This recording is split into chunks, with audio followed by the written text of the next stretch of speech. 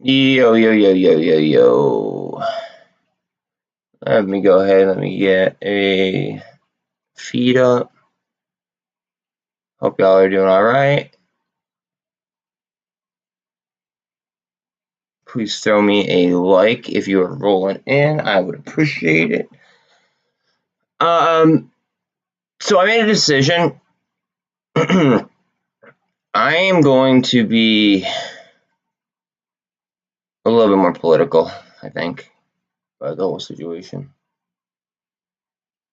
I think it's fair for me to be a little bit more political with the situation, just because there's executive orders that come into play, and now remember T+2, guys. T+2, okay?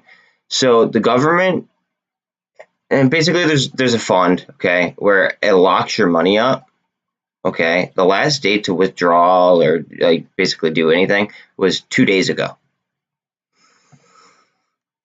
2 days ago. Now we know that also with the tied dividend on BBIG, okay,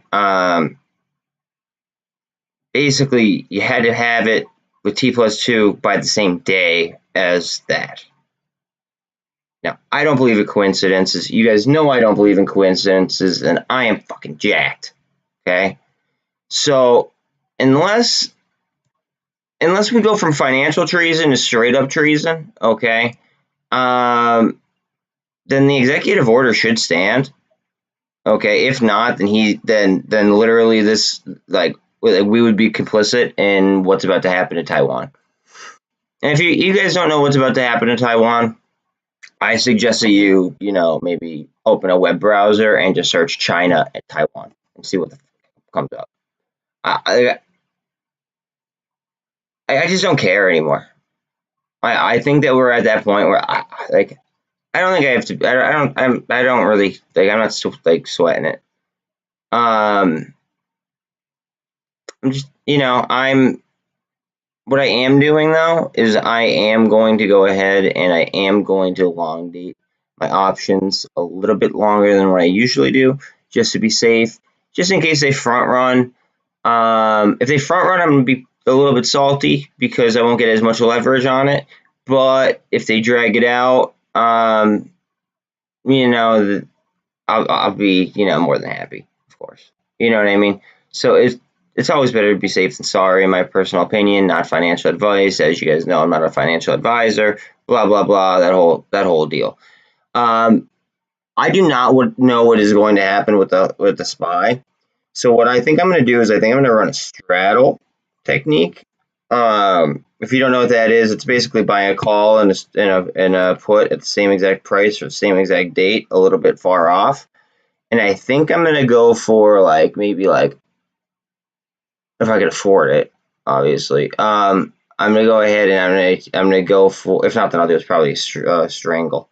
I'm going to go out probably to August, because I feel like it's either going to go way the fuck up, it's going to go way the fuck down. Currently at this current time, I'm running week to week strangles at this point in time.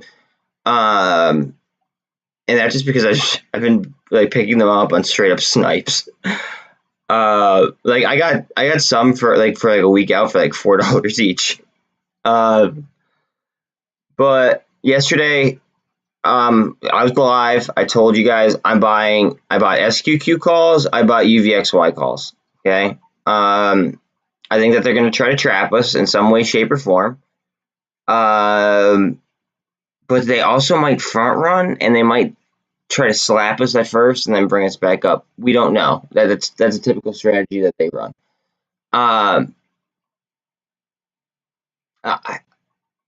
There's so much going on, guys, that I feel really bad for the average person. I was watching a YouTube video pretty recently, and they were talking about the scene in Margin Call where they're driving in the car and looking at people, and it's they don't even know.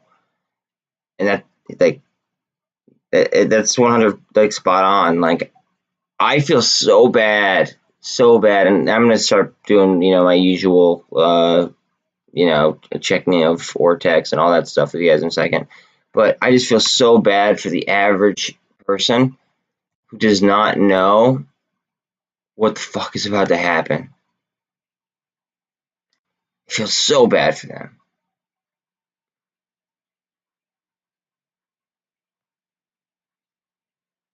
So bad for those fuckers. But all right, so look at where is it? Where is it? G7 meetings. Bang. So there's G7 meetings going on this week. Look at next week. Because this is important, guys. This is very, very, very important. Very, very, very important.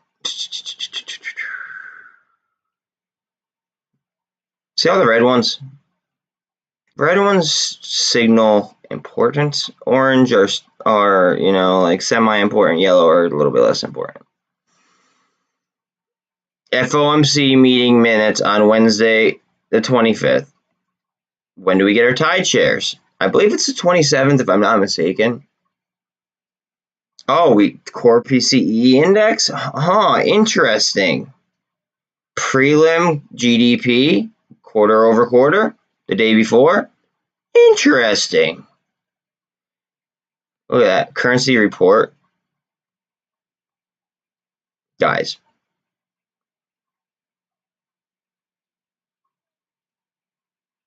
It doesn't look good. It doesn't look good for the government. And I feel really, like I said, I don't want there to be a crash. Like, I don't want there to be one. Like, it's going to hurt a lot of people, especially those that,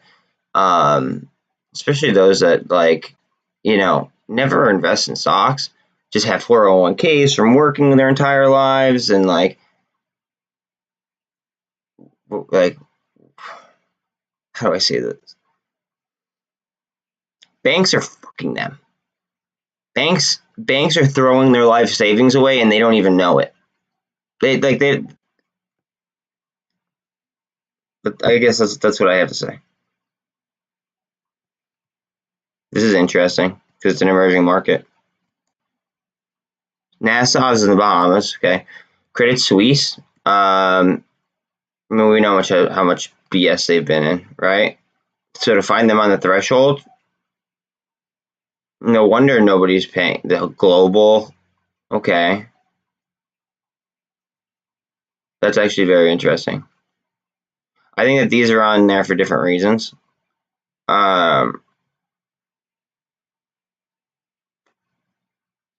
Because I haven't seen this on here before as of yet.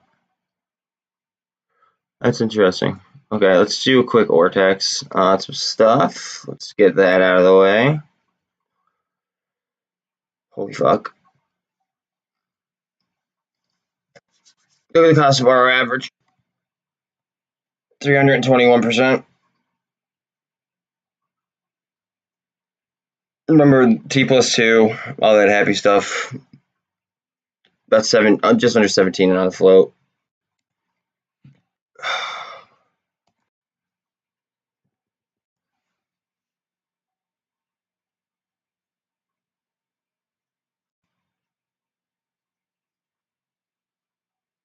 Slowly rising, slowly rising. We know that the cost of our average has not been where we anticipated for quite a long time on AMC. The float is just under 22%. It's 21.88% projected short interest. Let's do GME.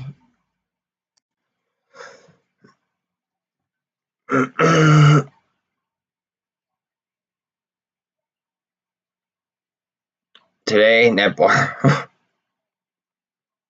They already borrowed 1.32%.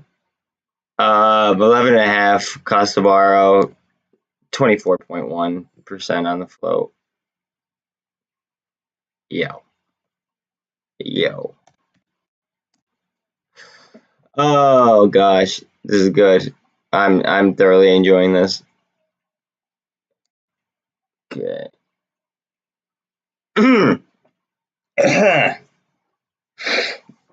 Wow. Guys, look at MULN. Look at MULN. Threshold. Borrow 4.37% net borrow today. Cost of our average just under 6%.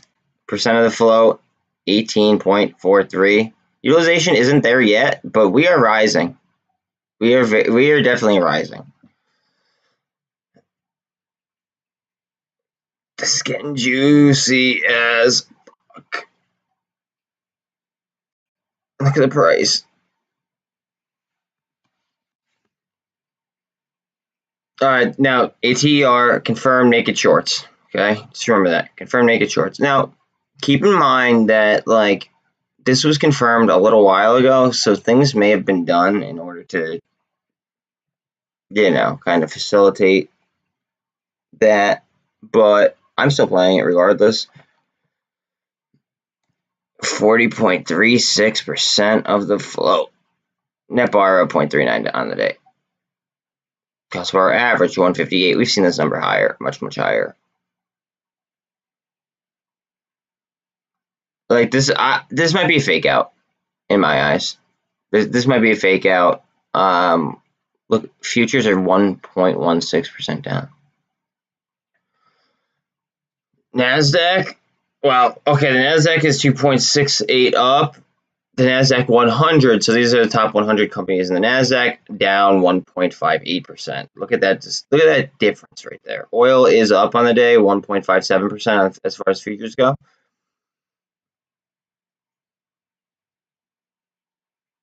I'm just sick of pretending. I might go in the money on my call that I bought yesterday. Holy shit. All right, my put, excuse me, on my call. Anyways,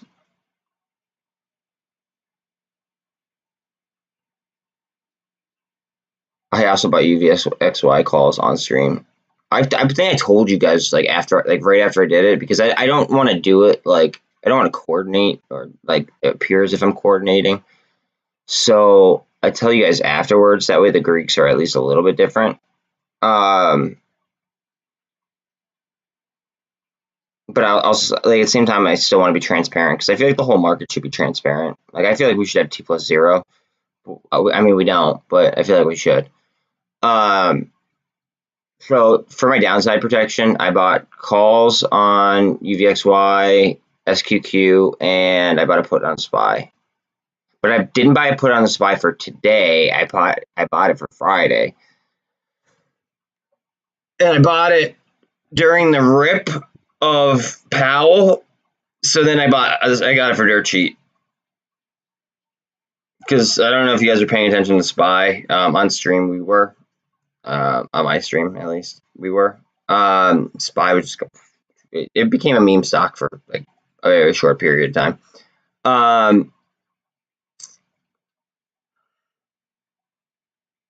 So I wanted a long day. I wanted to at least give myself like until Friday on on some hedges, okay? Because I don't want to be too pressed. I don't want to run it too close. I might not get as much leverage like I usually do, okay? But I'm trying to keep my eyes like laser focused. I'm trying to make it so it's like almost impossible for me to fuck up. Does that make sense? I mean, you guys trade how you guys are going to trade. I don't want you guys to trade like me. I'd like to think that I'm a good trader, but I'm not a perfect trader by any means. Like I make mistakes all the time. I make mistakes every day. I have losing trades every day. I have winning trades every day, but I have losing trades every day. The key is having more winning trades than losing trades. That's what it breaks down to. Okay, and higher percentage, and that's why I focus on percentages so much. It's higher percentages, and more money behind that, the ones that have the higher percentages. But that's why on my channel we focus on higher percentages.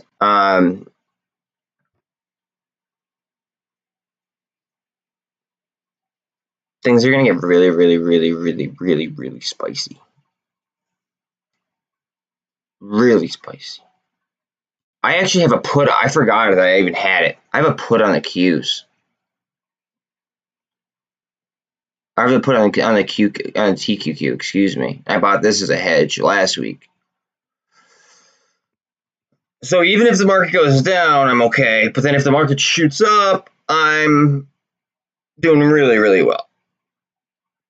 And it's hedging and keeping yourself in the game until this happens realistically, and being able to lever up when the time is right.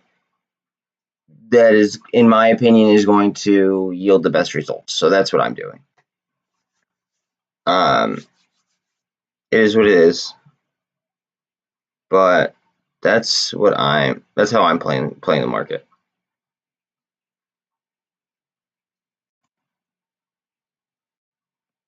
I kind of like, I want this to turn up because I know that if this turns up, the rest will turn up. I wouldn't mind hitting on some SPY calls and long dating some GME options. And I'm not even talking about the June 3rd thing, because they might try to like screw with us with like T+2 and I'm talking about the executive order, not thing. I should be more clear. The next witching day is on June 17th. I'm buying options for the week after, just because after the one law that they passed and was in the Federal Register, and we saw results from it on the last witching day, it basically forces them not to screw with us anymore on witching days with credit default swaps and all that happy stuff. So even if like something doesn't happen with the dividend, or the dividend takes longer than we expect, like to root out any kind of naked shares, or like a T+2 situation, like I don't want to be on the witching day. I want to be right after the witching day, just to be safe. You guys do whatever the fuck you guys want with your money, but I've learned to kind of be more safe than sorry, and to be humble. You just stay humble. Don't I wouldn't over leverage myself, and I wouldn't start fucking with options unless you are an experienced options trader, or you study up on them like crazy. Oh god, this thing keeps popping up. Like, I love options, so like, but I've been playing options for quite a long time, so I can't tell you not to screw with options, but like, if you're going to, make sure you know what the fuck you're doing. Make sure you know what you're doing. Make sure you know the risks involved. Make sure that you know absolutely everything. Like, we might get a front run right now, to be quite honest. Like, straight up, not even joking. Like, we might get a front run because of the military stuff, okay, in Taiwan and China and Taiwan. Like the military funds, or and the government personnel being tied, like that, the funding for that being tied up as of the 16th, and then T+2 will bring it to today, right? We might see companies start front running as early as today. Please think about that. We might see it in price action. Or we might have to wait for the exchange report data, and again, T+2, which would suck. But that would be Friday, which is why I hedge. That's why most of my hedges are for Friday.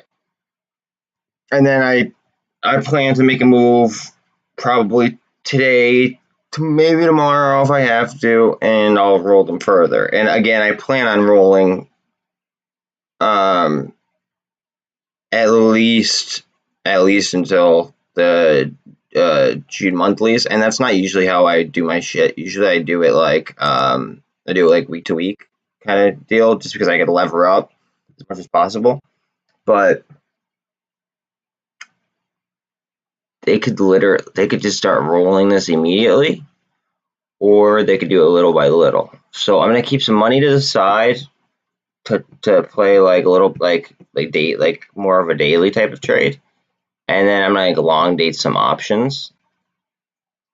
That way I'm protected by the witching day, and I'm protected by the dividends.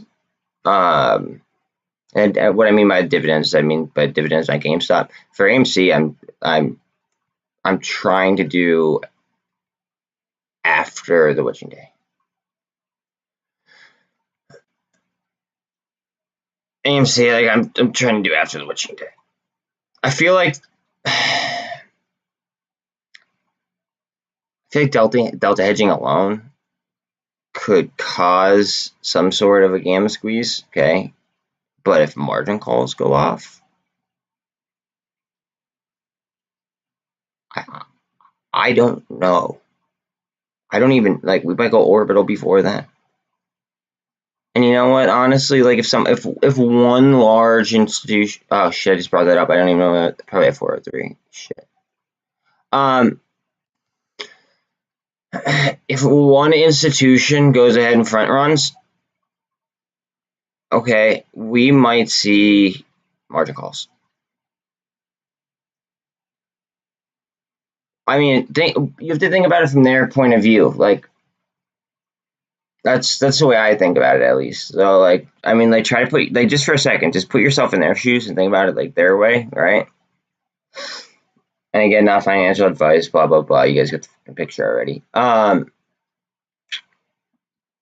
we have a date on the executive order, June 3rd. We have the law about credit default swaps. That witching day is June 17th. T+2. So I don't want to be on the witching day. I want to be right after the witching day. Just be safe. Just like as an insurance policy. If we know all that, right? It'd be better for them to lever up and front run, in theory, which could then just cause a fall of dominoes. That could be ever so beautiful.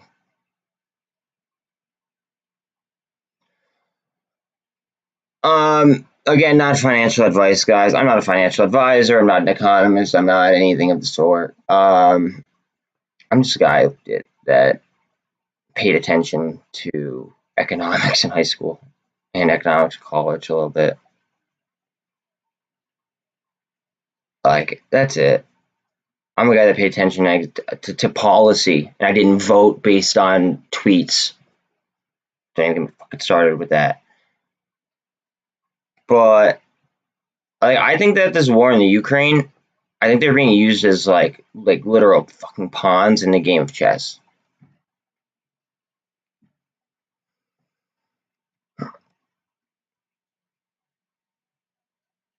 Like, China's readying for a war. Why is that not why is that not pushed on the news?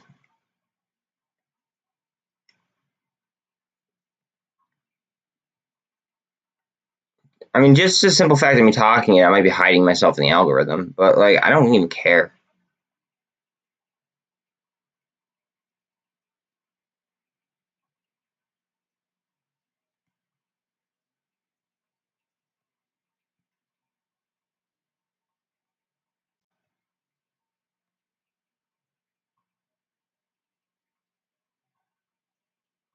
It's so funny how this is like moving as much as it is, and the tide was 2 days ago. Like the tide dividend, like with the T+2 was 2 days ago.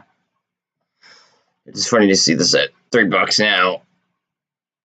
It was even higher earlier. I wasn't paying attention to it at that time. I think I was probably still sleeping at that point, but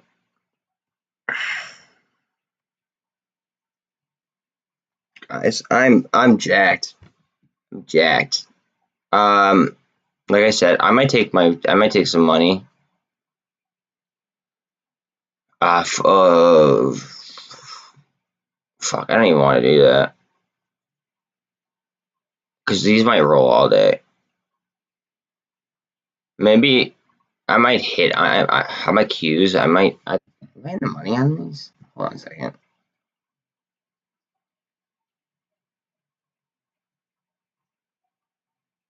No, I'm a smidge off the money on these. I might take, if this rolls and just rips, I might roll them up price wise, and then I might buy some GameStop calls dated out, or some AMC calls dated out. I want to warn you guys, like at the monies though, like for especially GameStop, at the money's far, like if you go decently far out, we'll just do it.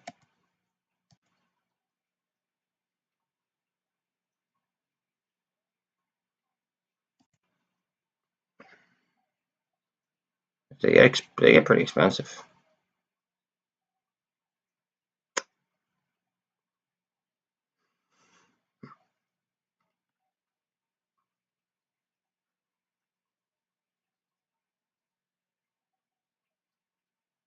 But we know how much stock can move in a day. It all comes down to it all comes down to your in my opinion at least, it comes down to your conviction in a trade. How convicted are you? And look at this barcoding here in GameStop. We haven't seen that in a while. I wonder if any of this military like this military stuff, like the money being locked in, I wonder if that's going to have any kind of effect on the market today. Very well could, because of the T+2.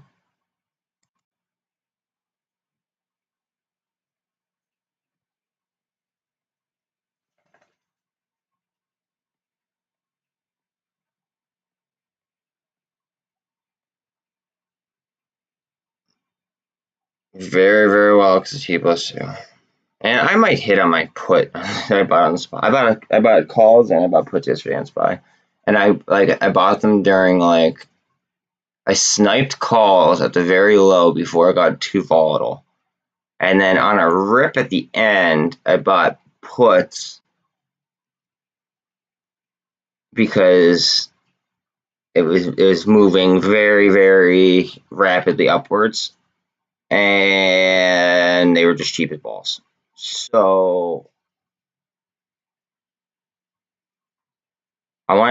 it's going to be really hard to time both. I mean, timing the market's like, anybody will tell you, timing the market's like one of the hardest things you could possibly do. But it'd be ideal if I could time it on the bottom side as well. But if I could time it on the upswing, I'd be balling, to be quite honest with you, just because like I have a good amount of calls. If it does rip, I think I have five that I got for like literally like anywhere between $4 to $8 each, just from sniping, and they're at like 420. They started 420. Now remember, last week, I think it was last week. Last week when we had those big negative days, okay, SPY dropped $11 and I dropped $12 each in one day. And I have 2 days until those options expire. So asking for a $12, well, now that would be a little bit more, but you know, from close yesterday, asking for a $12 a day, it's not really a crazy request, I don't think. You know, however, I do have a put to the downside. I think I have like a 390.99 or something like that. That's protection. So I'm much closer to the money on the put. But that's my hedge. That's my hedge. Like, just to make sure that I could stay above water. And like, will it work? I don't know. Don't take anything I say as financial advice. Blah blah blah blah blah. You guys already know I'm not a financial advisor. I have to keep saying it, but it is what it is. God damn it. See, if I grab one of these lines, I have to delete it because I don't want to have a miss. I don't want to have like a screwed up. What's it called? I do not want to have a screwed up chart. Like I don't want to have like a missing missing support resistance line. I just don't. Like, I don't want it to be in the wrong place. I already had a delete 2 this morning, right in this area somewhere.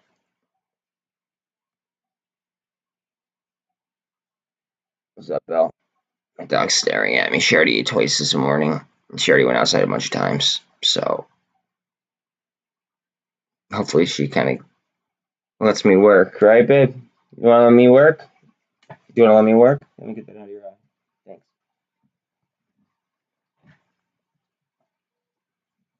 One second, guys. I got to figure out what she wants. 10 minutes will open.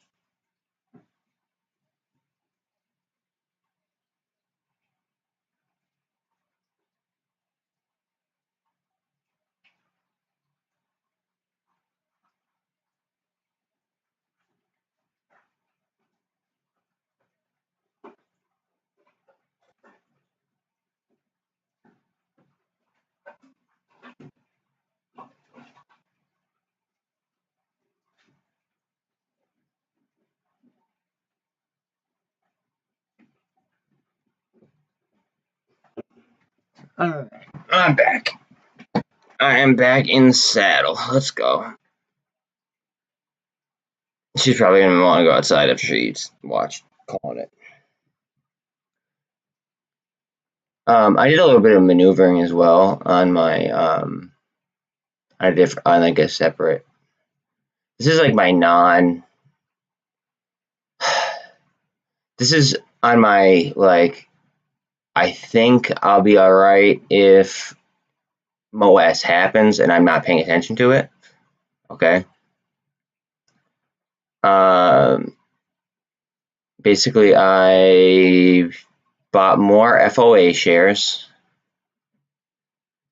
I bought USEG. And what else did I buy?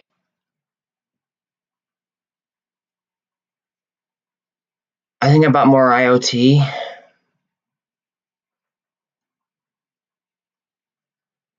That's a different portfolio that. Oh, I bought more Rival as well. Even though they've been ripping the last few days, I just, I had some.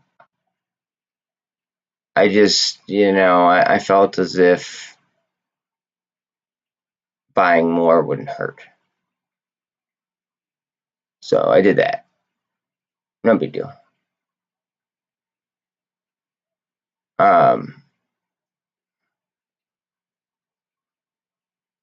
And I'm just gonna like literally. This is a portfolio that like I don't even look at throughout the day. Like I have CEI, I have BBIG on here. I don't even look at this one. I have MULN on this one. I do not have AMC or GME on this one. I don't think. No, I don't have AMC or GME on this one. I don't want there to be absolute chaos and me not be looking at it. So you have to keep in mind that I keep my straight stock also separated on a different account. I'm willing to let my straight stock go to 0 in hopes that they do like a lockup. Well, that's not true. I mean, like if I see the price is soaring, I'll open the account and then like I will make a move, right? But potentially, I might like leave like a few just in case. But most of my trading is it's gonna be in between like calls, and that's where most of my money is gonna be made. I know it. I don't. I'm not. I don't hide that. Like I'm a derivatives trader. I trade derivatives.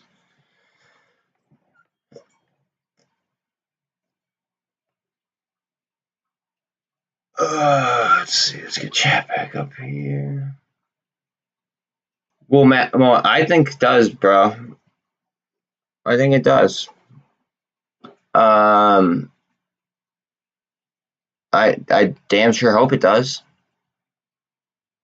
You know, I mean, they literally went ahead and they have an executive order on June 3rd, right? So they have an executive order now. Let's say that they go ahead and let's say that he extends the executive order, okay, with China, and everybody knows that, you know, China's talking about war with Taiwan, right? Let's say he goes ahead and extends that and gives the market makers and banks and all you know, those guys the what's called the collateral from those companies. That should be treason. I'm sorry, it should be. I know that, you know, powerful people get away with just about fucking anything, but that at that point in time, I feel like there's already like financial treason going on.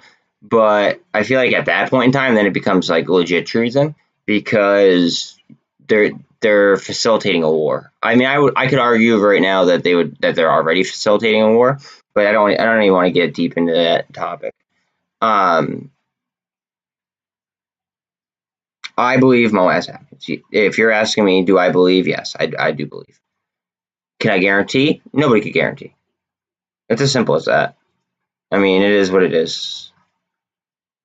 It is what it is. If you're in here for the first time, please slap the like and the sub button. It doesn't hurt you, helps me more than you guys could even fathom.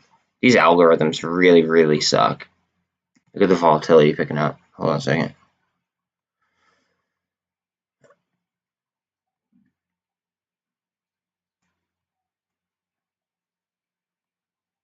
Remember on stream yesterday, I bought calls on UVXY as a hedge. I bought SQQs and I bought puts on the SPY as it was ripping with Powell. I might, if we come down on the SPY and we look like we're bottoming out, I might take profit on my put,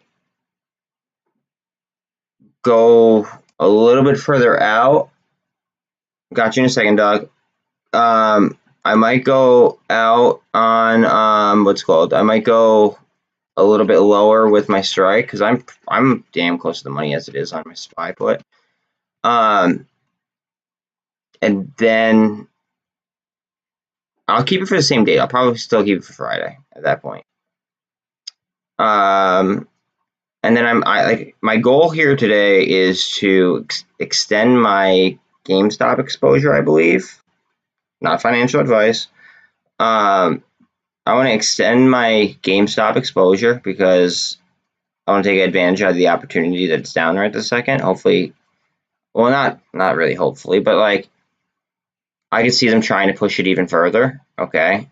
I would like to snipe options on AMC or on GameStop for after the witching date. So if the witching date is June 17th, I'm trying to snipe options that are at or close to the money, which are pretty expensive. I don't want to say very expensive, but pretty expensive. Yeah, they're like, you know, like $1,200. Okay, so they're not the cheapest option. Okay. So I'm trying to buy something like in here, I guess, for after the witching date because of T+2. And then the witching date rate is right here. It's in 30 days. See, this goes all the way up to 680. People are going to be, this is what pisses me off, guys. Look how much gamma is being applied. Right? You're not even applying any fucking gamma at that price tag. Barely. Like, look at the difference in gamma that you could be applying. I know it's much more expensive. I get that. But look how far out you're. I feel like people are buying lottery tickets. Hold on a second. Somebody just messaged me on Facebook real quick.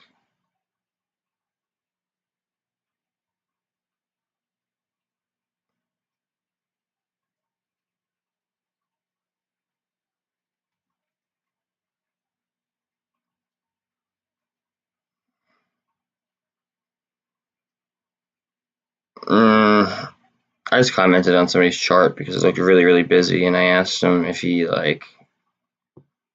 I was like, you could probably get like relatively the same. What's it called? I was like, you could probably get relatively the same exposure. We have a minute till open. You could probably get like relatively the same entry price with a much less busy looking chart. I mean, like whatever works for that guy. But anyways, somebody commented on that. It's no big deal. Let's see. Let's see what happens here at open. I want to see what.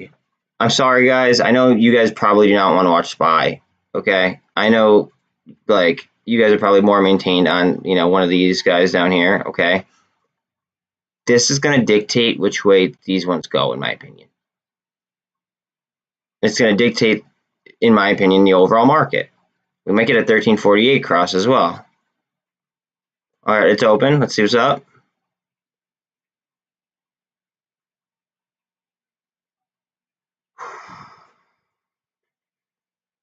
Push up, push up, push up, push up, push up, push up.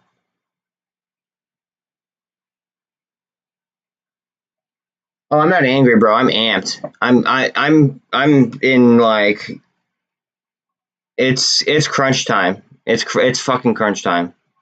It is what it is. Like I realize that like me like trying to be like not political on here, like that's not me. It's not me as a person. I'm very interested in politics and policies in general. Um, I shouldn't have to. I shouldn't have to sugarcoat shit. I shouldn't have to like, you know, not. I don't know, not speak my mind on it. So that I mean, like I've made the executive decision to go ahead and and change the channel up in that aspect a little bit. So I'm going to be a little bit more free to speak my mind on certain like policies, politics, etc. I'm not sponsored by anybody, but if anybody's watching and feels like they want to sponsor me, let me know. But if I'm not sponsored by AMP, but I am amped. If that's what you're asking, like I'm absolutely jacked to the tits. But I feel like they might try to, because everybody knows about the executive order stuff by now, and they know that we know, right? So I feel like they might try to do like a pseudo squeeze. If you guys don't know what a pseudo squeeze, please like look it up. It's basically like a fake short squeeze in essence, okay? But that's why I'm dating my stuff after the credit default swaps, and all the basically everything that happens on a witching day, um, just to make sure that like I'm not missing out on anything that I shouldn't be missing out on. Now, don't get me wrong, I might go ahead and roll up and do my typical options stuff, right? But candle here. What was it? Like I might do my my typical options playing, but I think like I want to be safe, not sorry here. So like usually I'm really aggressive. I might like tone it down to like pretty aggressive. Just because like if I'm pretty aggressive and I'm right, I'll still make a fuck ton of money. Like I will make more money than I've probably ever made. However, if I'm really aggressive and I'm too aggressive and I fuck up, I might lose more money than I've ever lost. And I've lost a lot of money before. I don't want to do that. I've been at both ends of the spectrum, and in crunch time, I want to give myself a little bit of a buffer, just because I've been there and done that. Oh.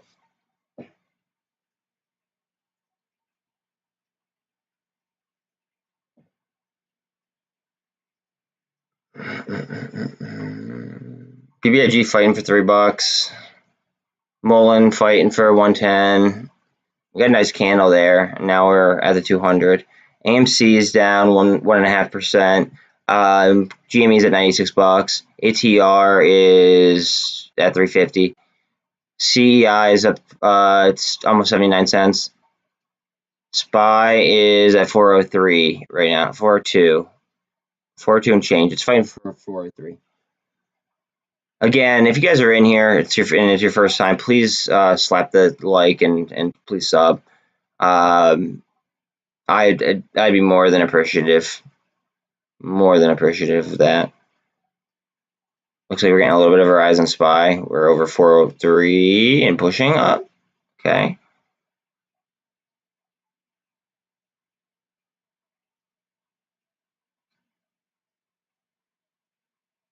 I'm like literally like, as far as like ETH and Bitcoin as a signal, I don't know how exactly I feel about it.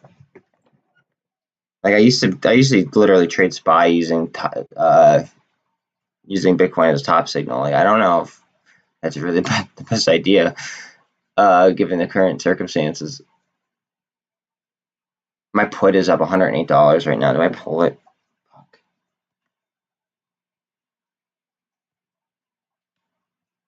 See, you know what? My one issue, and I'll openly admit this. My one issue is sometimes I pull my hedges midge too early. Just a smidge.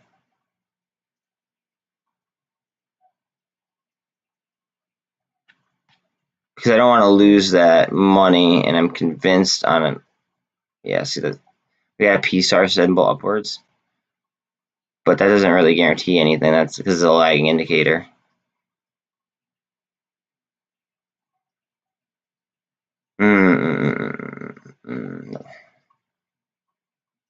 Because I could buy it, or I could sell it, and I could rebuy.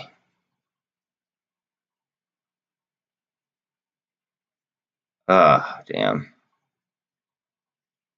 I might just leave it, just in case, just so I don't get screwed. Been there, done that. Don't want to do it again.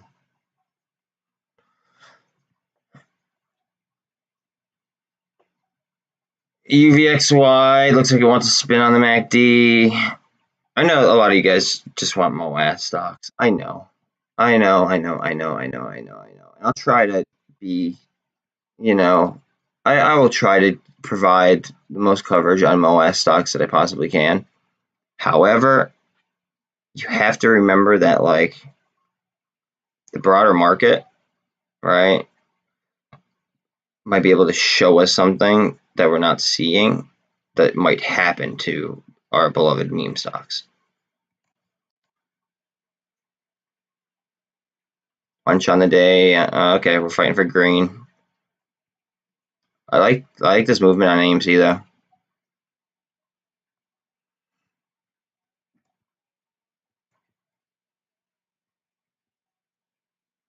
I'm happy I rolled at my 13s yesterday, to be quite honest. Okay, let's see. Because I didn't need the theta on 13s. And I was able to roll out. Yeah, let's get some bread, bro. Let's get it. That's the kind of energy I need. I need people like Reynaldo. Like, are you guys ready to make some money or what? 80 cents on CEI. Look at AMC. Let's get some grown-up candles, guys. Get some grown-up candles.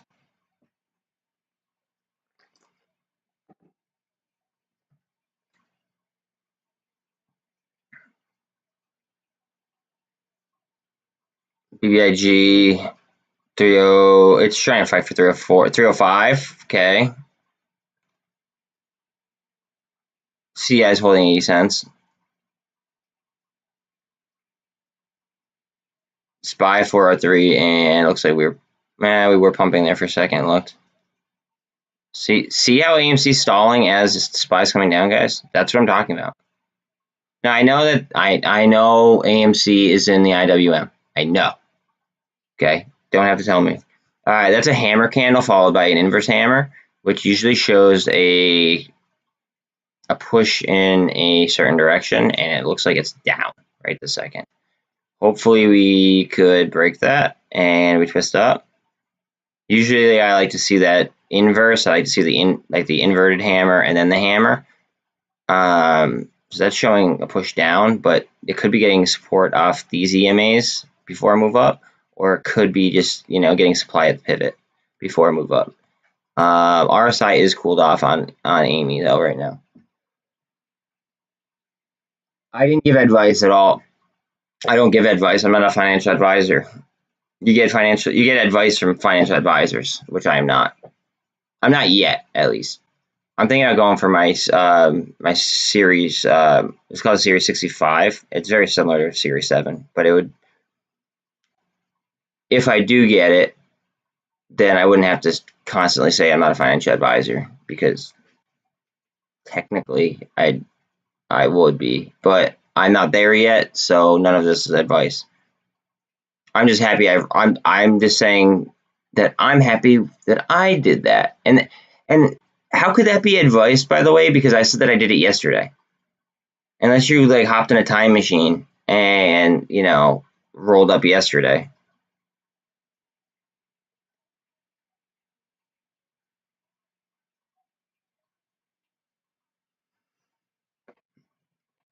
And if like buying a 13, like this isn't advice either. Buying a $13 call right now in my eyes would be stupid.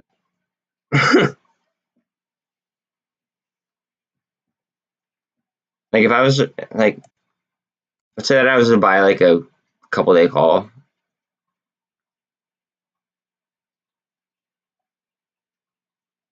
Not financial advice whatsoever, but I'd probably be like,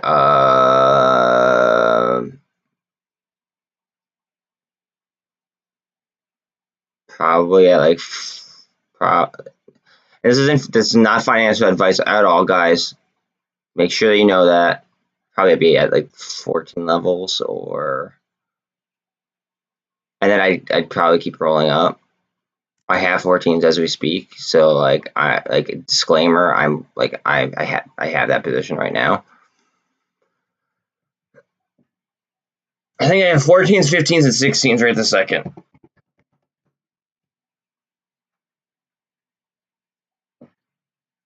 If I'm not, I could be wrong. I don't know right now, actually. Like I'd have to look. But that's what I think I have.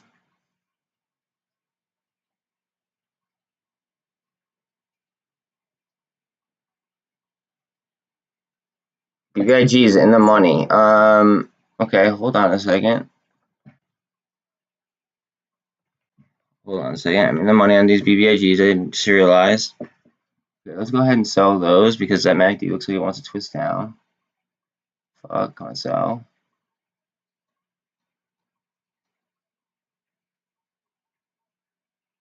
Okay.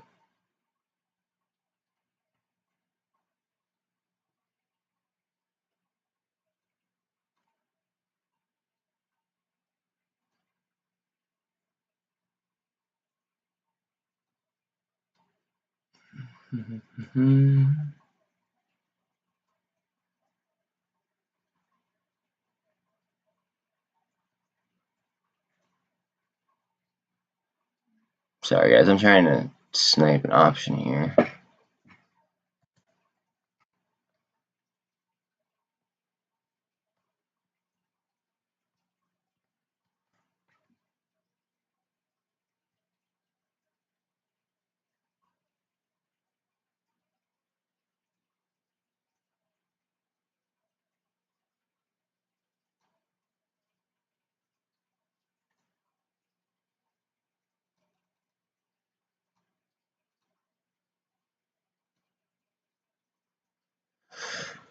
Okay. Nice. I was just able to buy with my BBIG option money. I was able to buy a GME option on the looks like that could be a potential double bottom. I'm not gonna give you guys the time or the strike price or the date just yet. just because the Greeks are going to be way too similar. Not many people play options on GME.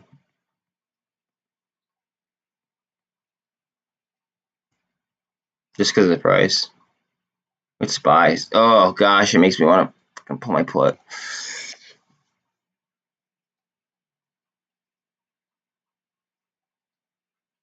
Oh, it's almost like an inverse hand. Oh shit.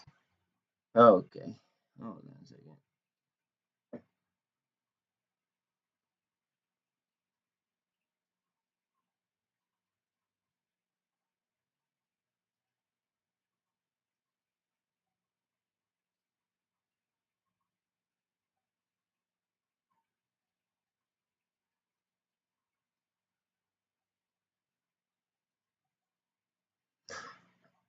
Okay, I just pulled my put real quick, and I think I'm gonna move it to.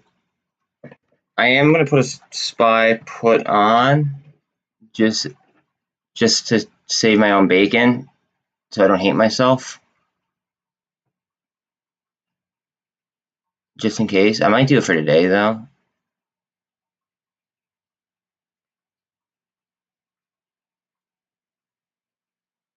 And because of Shiva's balls, for an instant.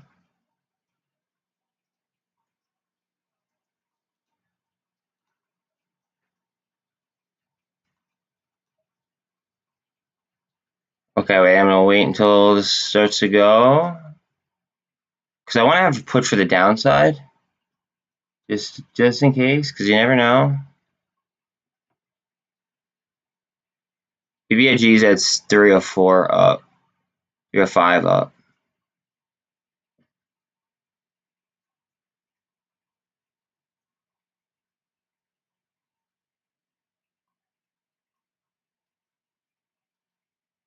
Okay. Oh wait, shit. You know what? Cancelled.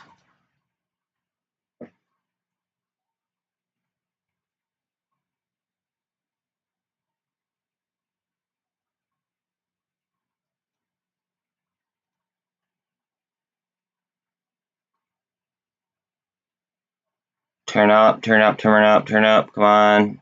I don't want to pay as much as what you want me to pay. Keep going.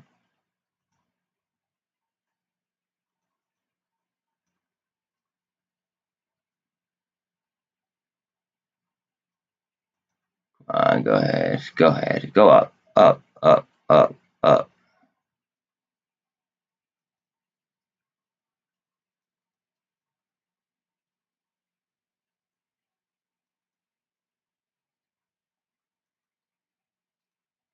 Alright, screw it.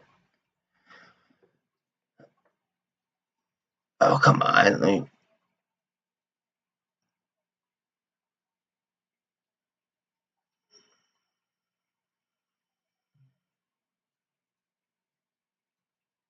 Alright, whatever. Alright. So I went ahead and I got myself another put here on SPY just in case. But I did secure some profits, and I just moved my price down a smidge because I was like really close to the money. Now I'm freed up a little bit. See, AMC's moving, which means that I want to take the rest of this money. I might buy like a YOLO on GME for 77 bucks.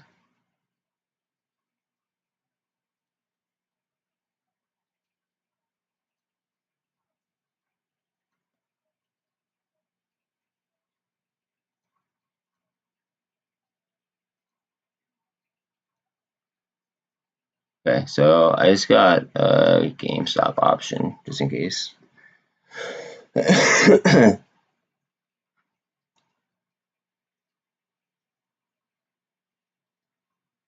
Might cost me 70 bucks, but it is what it is. I'm a little bit off the money, but we know how this thing moves, and it's 2 days. That's in case anybody front runs. All right, now it might be time to start considering rolling my AMC option. I'm gonna wait until it starts to roll or starts to go up, though. on options, you want to sell them while they're ripping, basically, and then like see how this like cooled off. Not financial advice, but that's when they're cheaper. It's like when you get that. We might not be close enough to the $14 price tag though for me to start rolling my 14s.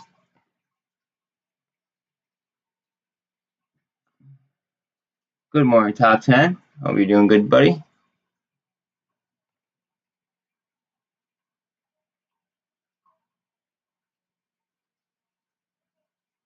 Okay. So you guys were able to watch me basically take hedge money, buy a little bit further down of head, like a, like a little bit further down of a put strike, right? And then take that money and buy a GameStop call. Like that's if you hedge yourself properly, you could keep yourself in the game for a long time with a lot of leverage by doing it right. Not financial advice in any way, shape, or form. I'm literally just making a comment. This looks like it could be a head and shoulders. So I'm not trying to get too excited. It might come right down here to the 200 though, and it might get some supply, and we might shoot up as well. I don't want to be like a pessimist. I just want to be a realist here. And I just want to constantly keep. I know that I have a lot of calls on the SPY. I have more calls than I do put, but my put is it's closer to the money. And it's like think of it like a life preserver, and you can't swim, right? Everything is sinking, everything is sinking, everything is sinking. Like I want to make sure that I am protected to stay afloat, essentially. So with MULN, barcoding, okay. A TER, flat, CEI, barcoding since open.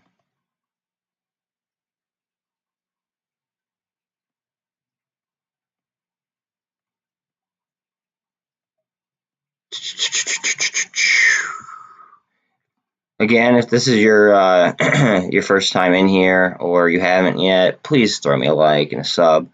I would greatly appreciate it. It takes you guys like 10 seconds to do that. I'm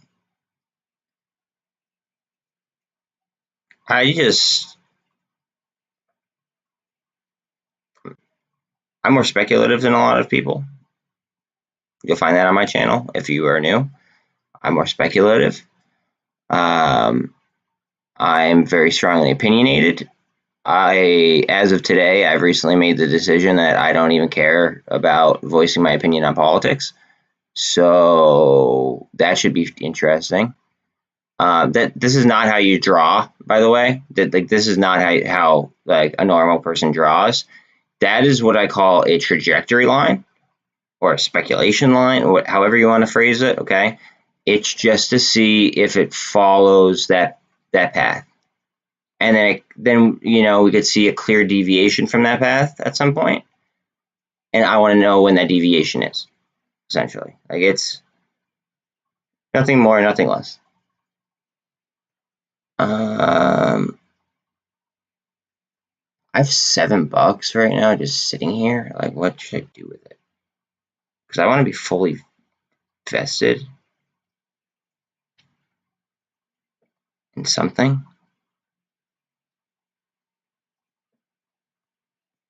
I might hedge myself like deep with like maybe SQQ, but like, can I get far out at a super high price tag just for like no? And like these are like this is like the lottery kind of shit that like I don't like, but I'm literally doing myself right now. I know, call me hypocrite. I don't give a fuck, right? But I'm hedging. I'm just buying things that are like just in case, I might as well be safe type of situation. That's exactly what I'm doing right now.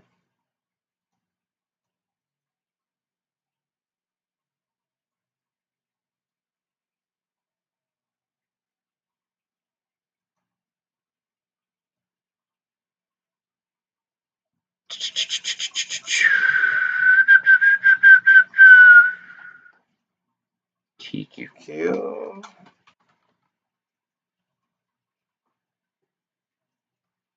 Puts.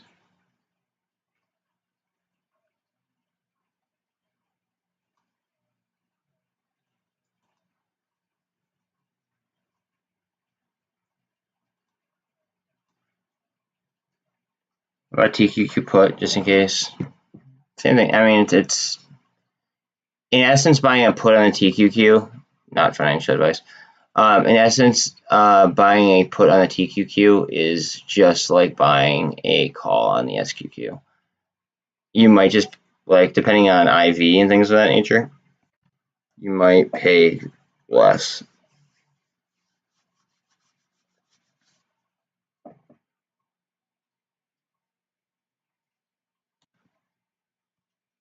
Like, I was able to, like,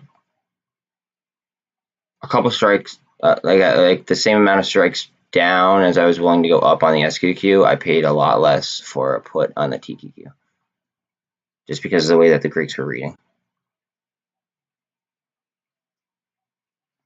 Very important to know your Greeks, guys, if you're going to trade options. Please do not trade options without knowing your Greeks. That's not advice. That's just like a request. Like, please. If retail knew about options before, like, I could tell that people started to learn options very heavily, compared to like prior.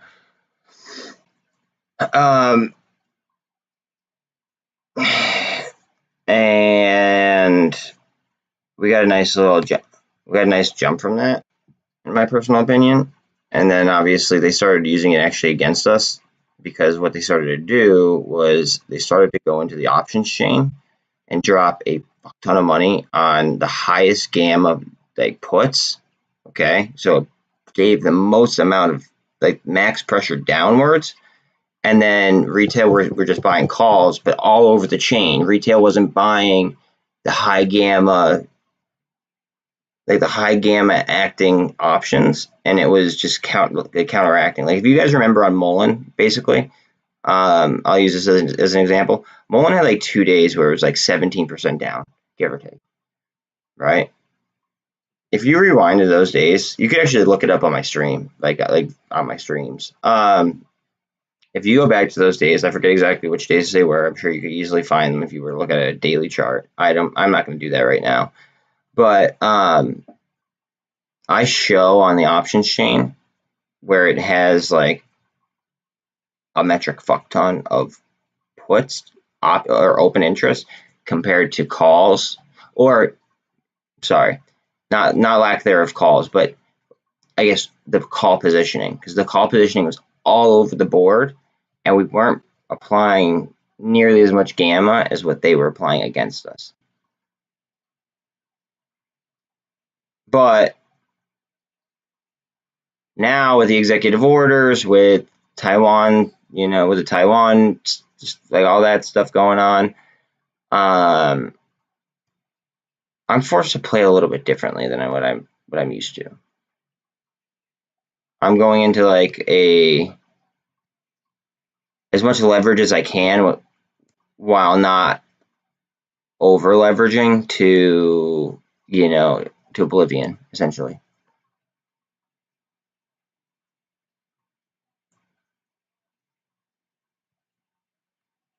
Because at any point in time, somebody could get margin called. There's like, or they could start delta hedging.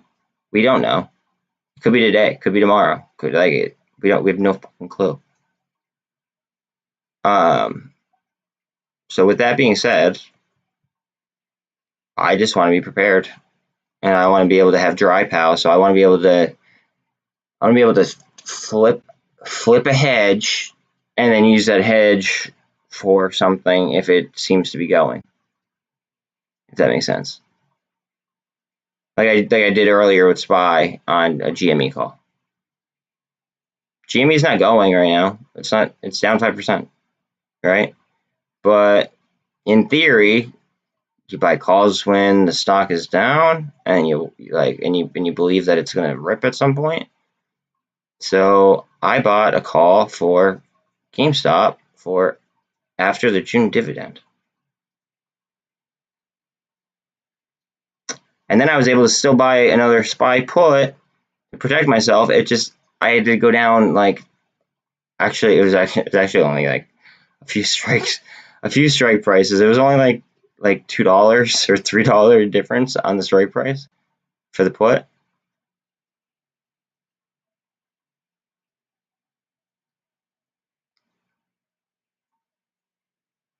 The name of the game is staying in the game, in my eyes.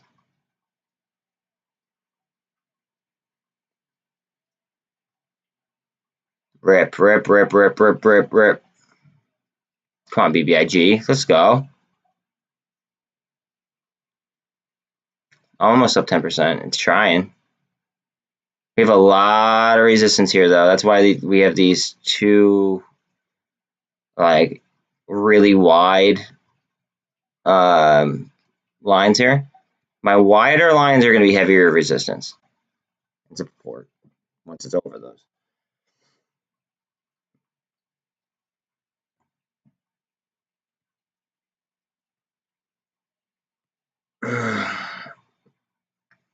If you guys see red lines, like I have red lines on some stuff, like this already passed a red line actually. Yeah. So red lines are like, if we're above that, it's like, oh fuck, we don't want to hit those and go below. And then if you see a green line, like I believe MULN has a green line. If you see like a greenish line, usually that's like yes, please let's clear that, because then we have the potential to rip. That's kind of how I gauge them.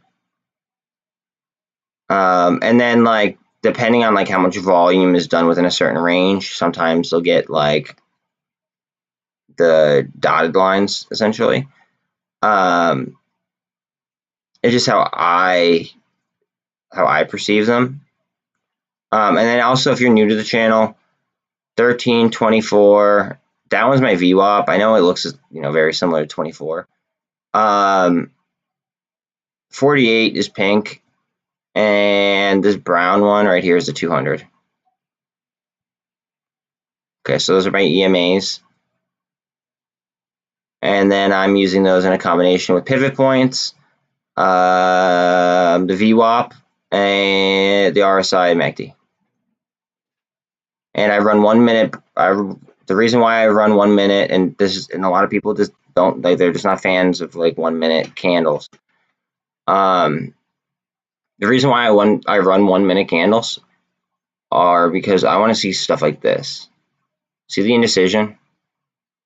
If you look at the wicks, right, you could tell how much strength a candle has, or if it's being pushed down at the end of that minute. Because I'm looking to snipe options. That's what I try to snipe as much as I can.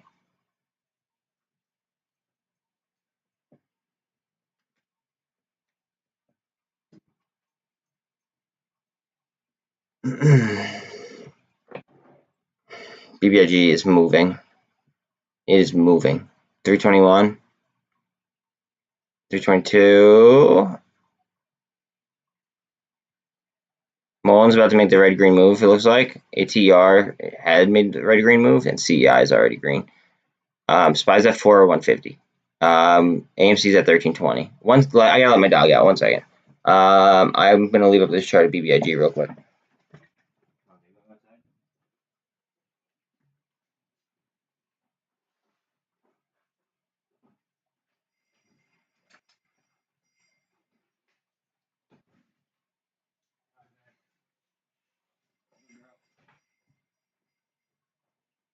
Sorry about that, guys.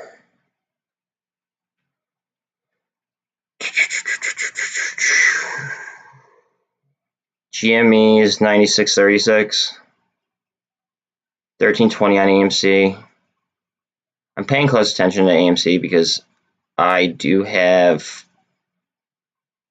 decent amount of options, and I'm going to want to roll at some point if we continue with the uptrend.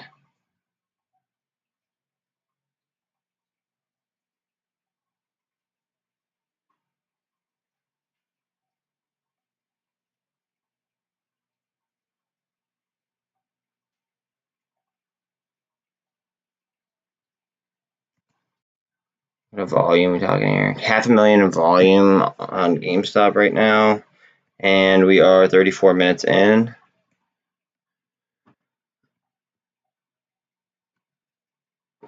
I just see consolidation on in between the 48 and the 200. That's all I see right now. Consolidation down. Like, look at the bull. All right, so picture a bull flag right here. Okay, I'm not going to draw it because it's already late. Picture a bull flag right here. Okay. Then it twists up. You see the EMAs twist up. Okay. Now we're going for 200 already. It's a trend change. Lucky. Hold on a second. My dog's doing some. No.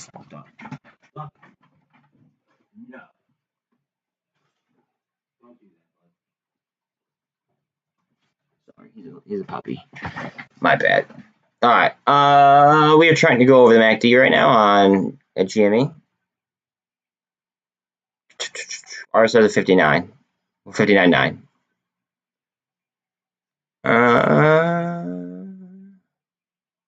SPY's 402. We just cleared the 200. Let's see if we can keep it. Going towards the pivot. And we do have a lot of resistance at the psychological level of 100. Keep in mind, I also do have a resistance line drawn right pretty much where the pivot is. So it might have like a little bit extra resistance on it today. Oh, right up to it. It got some support off the 200. Drive, drive, drive, drive, drive, drive.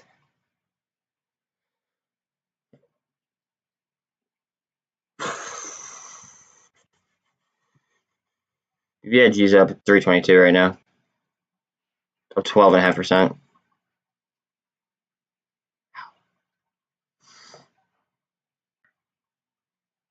Push, you motherfucker, push. Push, push, push, push, push, push, push. Let's go. Let's go. AMC's at 1347.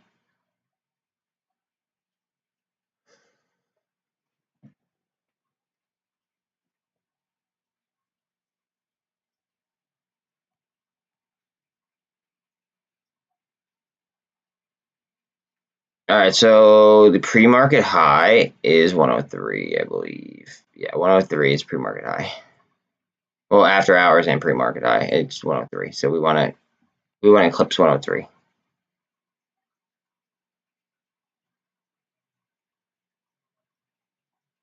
But you see what I'm talking about? Like,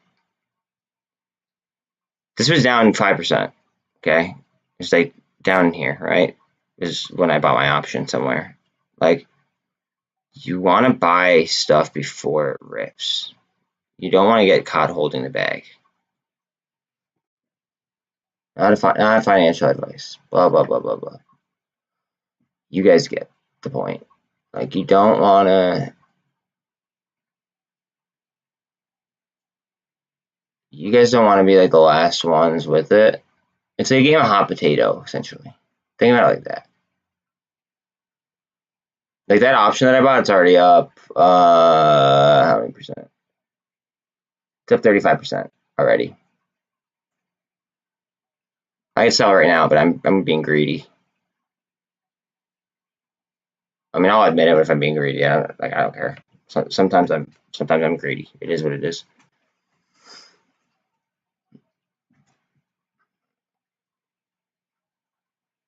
Greed sucks. Greed is a terrible thing sometimes. Sometimes greed is good, though.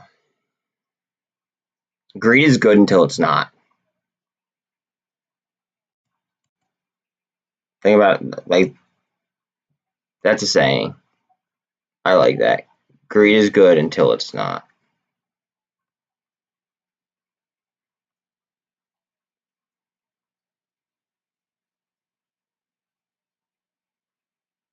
Remember, I drew this line when this candle was going off.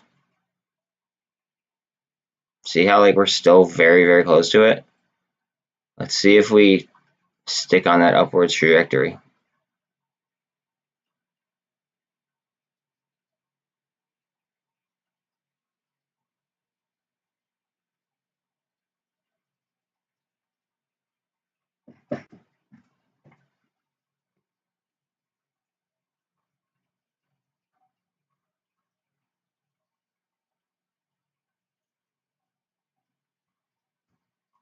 RSI is 61 on AMC.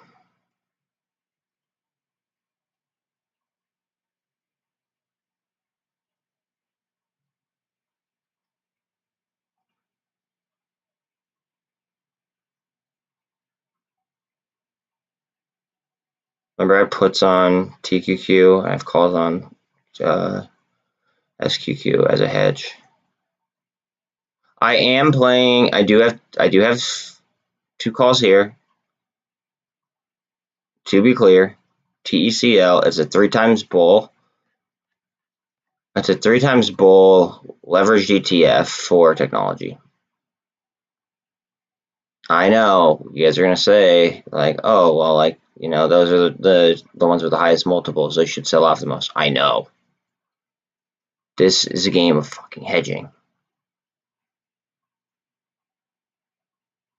And that's not financial advice. Do not go ahead and don't buy that because I have it. Like don't do that, please.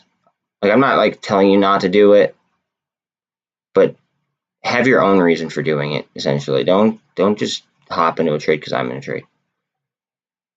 But like all of those, like all of these up here, except for these, from like here down, these are all like leverage and inverse ETFs. These are like volatilities up until Coinbase. These are all like leverage and inverse ETFs. You guys could like look into them if you guys are options traders. BBIG is at 14.5.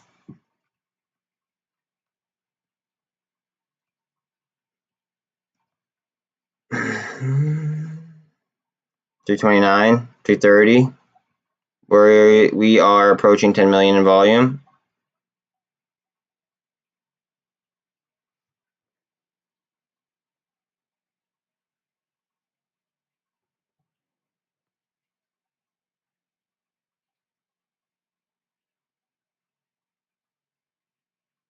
I've had a lot of fucking calls on BBIG. That's why I didn't care about selling like 5 calls in order to get one GameStop call for after the June dividend date. I didn't like. I have so many BBIG calls and I have so many shares that I just it is what it is.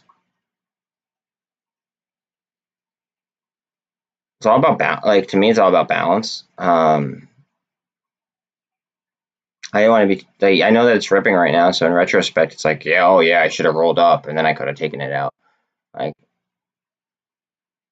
I don't know. I don't want to live like that.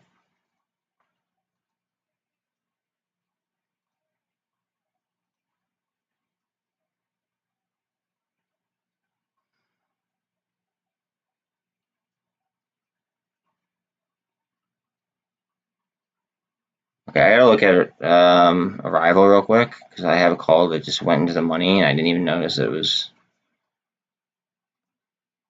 like what was happening with it. Let's see.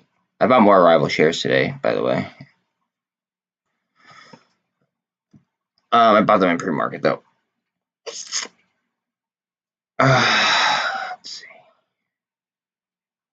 I think my buy-in price this morning is like 190 something. 190. I think it was like 195 ish.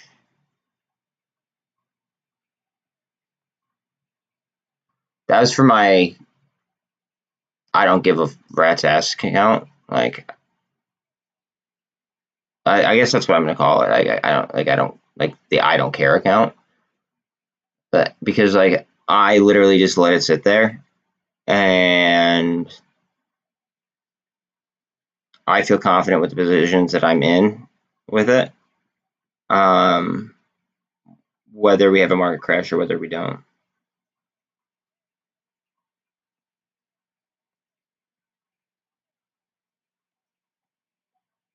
Look at that, going right up to the trend line. Or speculation line. Go ahead, baby, go ahead.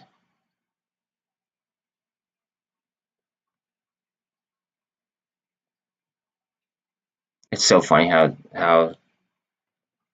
like it acts with like with these speculation lines that I draw. Like it shouldn't work. Okay, that rival call filled.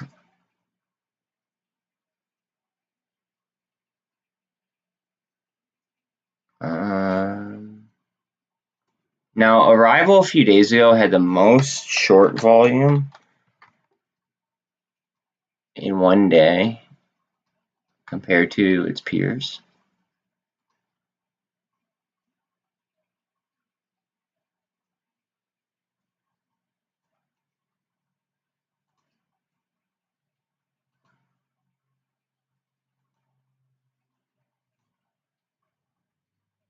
Oh, you fucking.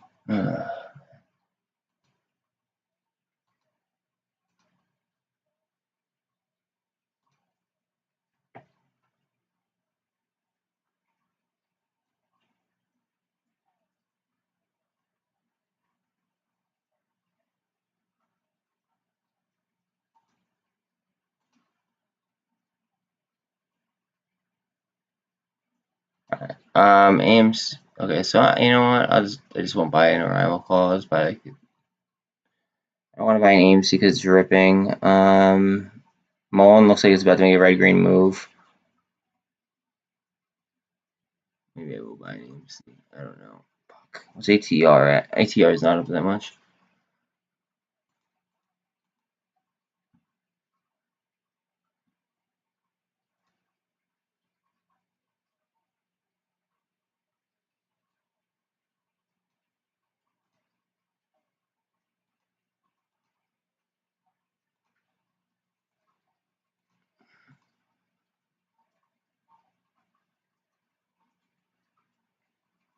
Come on. Fill.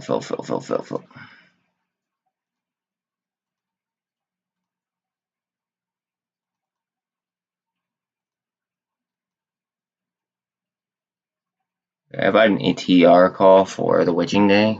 Unfortunately, I wasn't able to go a week past it like I wanted to. My AMC calls are absolutely tearing faces off, as are my BBIGs. I'm sorry, I'm not looking at chat right this second, guys. I'm literally just like a madman right now, flipping calls and stuff. So just bear with me. Bear with me. Alright, gotta get ready to move this. My AMC 14s are up 308%. I love options.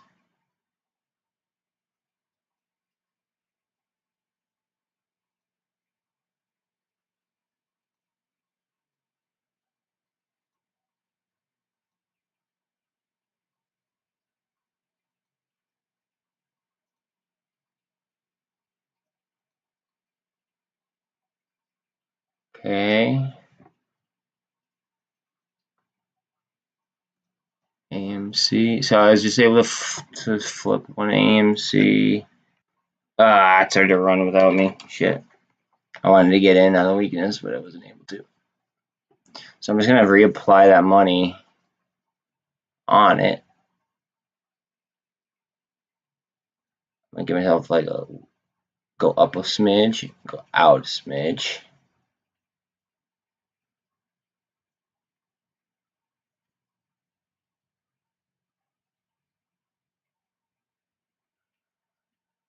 I want to wait for it to cool down. It's at 77 on the RSI. I want to wait for a little bit of it. Here we go. Some weakness.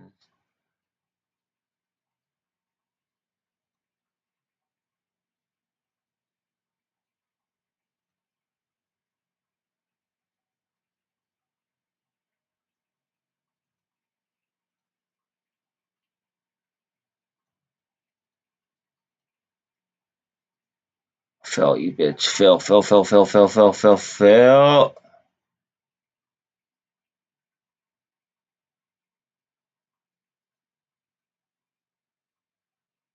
of a bitch.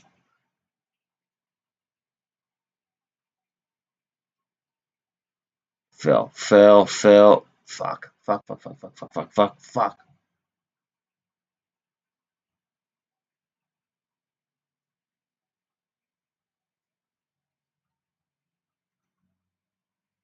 That's bullshit. That one, Phil.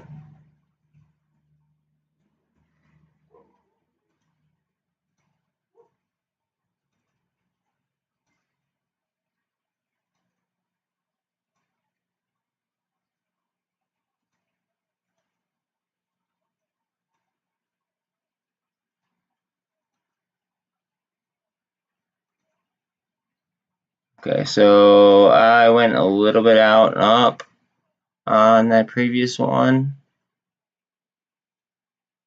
And by doing so, I freed up some extra cash.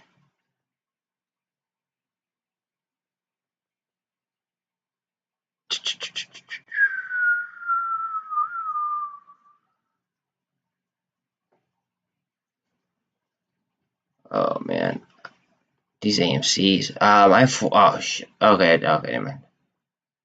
I hope you guys are like killing it like I am right this second.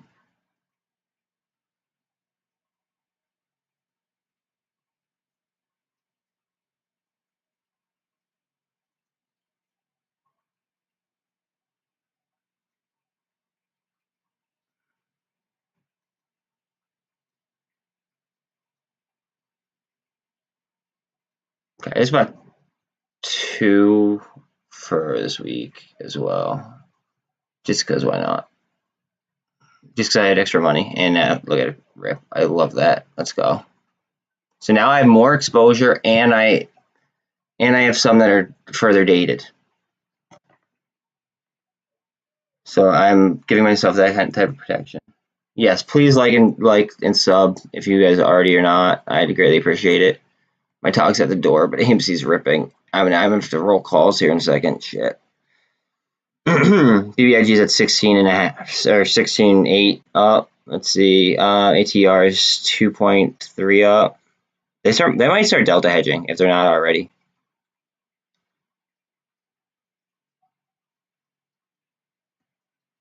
Like it's a real possibility because that government thing that I was referring to, I forgot, is it called thrift?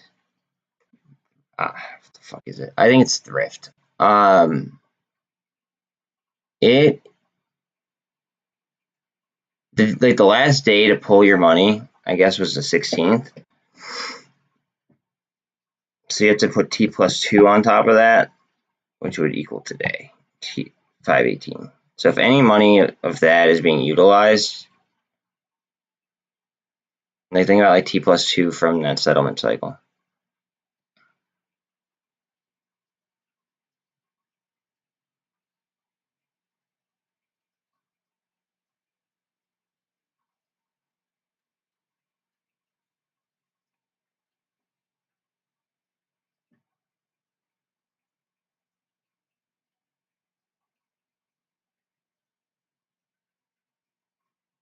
My SQQ call from yesterday is up 60%, 94% today. Love it. All right.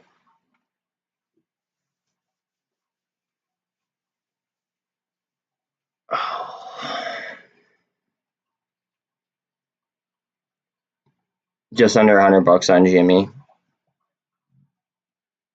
BBIG is at 341 right now. And BBIG is just a head case. It's just gonna rip. I don't know if there's any stopping BBIG right now.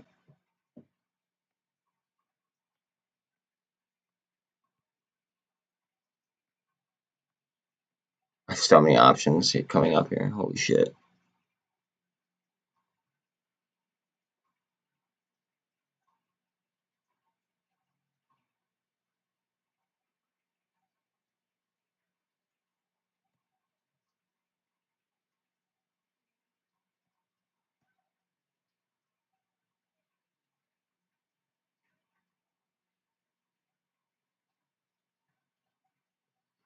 Look at this thing just go.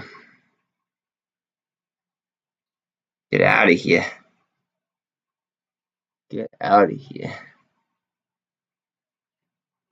Alright, let me grab the dog real quick.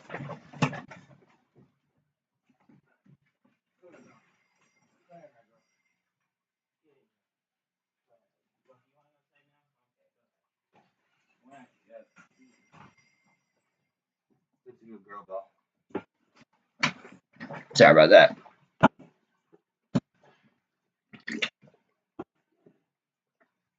Alright, so okay, that's not a full engulf. Never mind.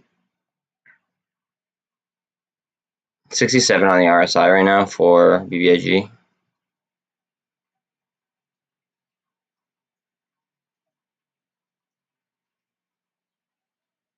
What did I tell you guys yesterday on stream? Like,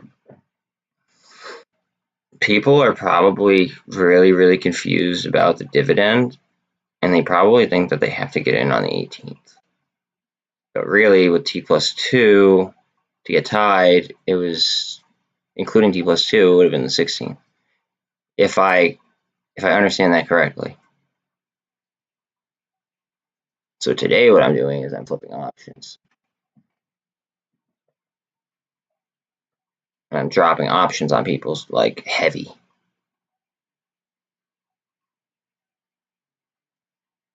I'm selling these calls, and I'm going to wait because I feel like it might come down real quick, and then I'll probably buy more calls to the upside. But I might regret that because I might just keep ripping. But I just have so many fucking calls. I have so many fucking calls on BBIG. They're like, I want to like lighten up the load, get some dry powder like I was talking about, and then hopefully on a cool down. I have straight shares that I don't intend on selling, so I'll be protected either way. But then hopefully on a cool down, then I could throw the money I made onto BBIG to go back up. And I could further date them if I really want to. But I like to work with max leverage. I might also I've also been considering selling calls too. But I don't think I'm ready to sell calls yet. I want to wait until the dividend is here.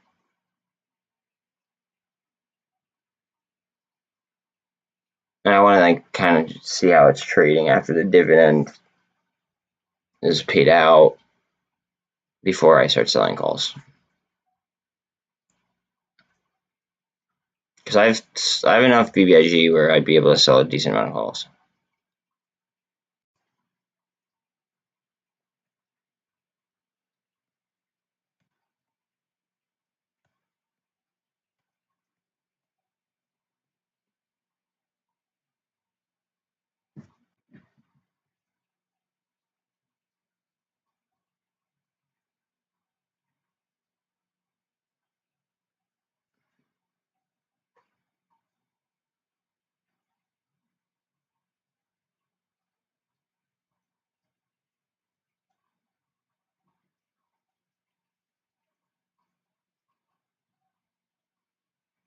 I sold an SQQ call.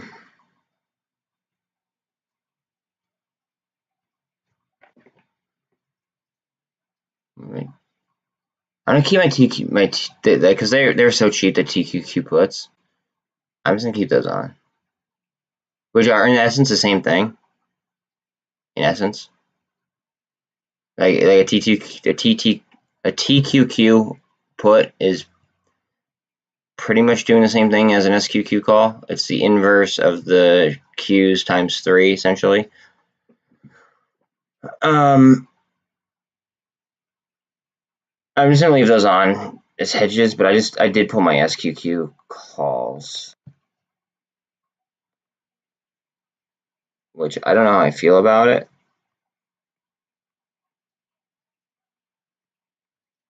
But I feel like I could use the money for like a MOASS stock instead.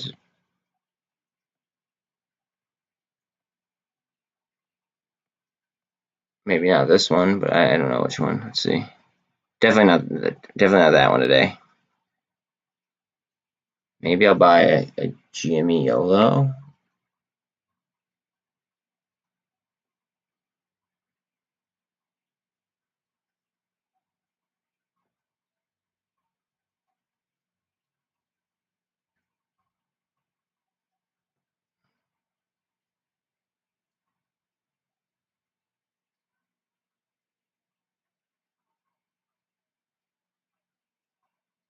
And I hate when people do this too. I can't believe I'm doing this. I literally like bitch about people doing this all the time. So sorry for being a hypocrite right this second, but I mean, what else am I gonna do with $30? I can say buy AMC ones, but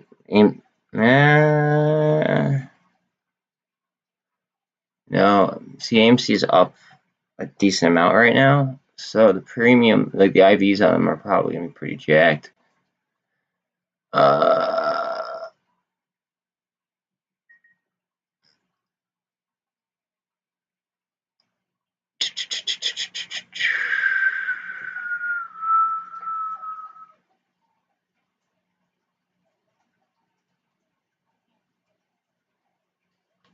Okay. I hate when you go to order something and then immediately as soon as you go to order it, it's like, no, we're more expensive than what we said we were going to be.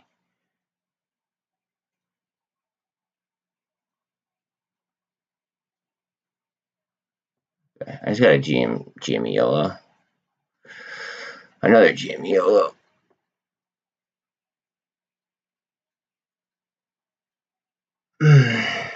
Yeah, BBIG. There you are, Zip. I knew you would be in here, dude.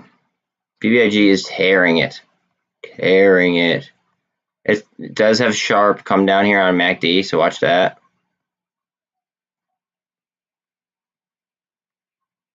It could turn right back up though, very, very, very, very quickly.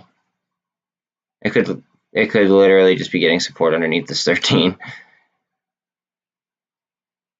Although don't be surprised if it comes down to resistance here, or well now hopefully access support before I jump up.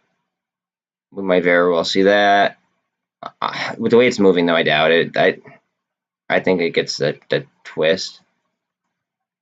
I really think that I think it's thrift.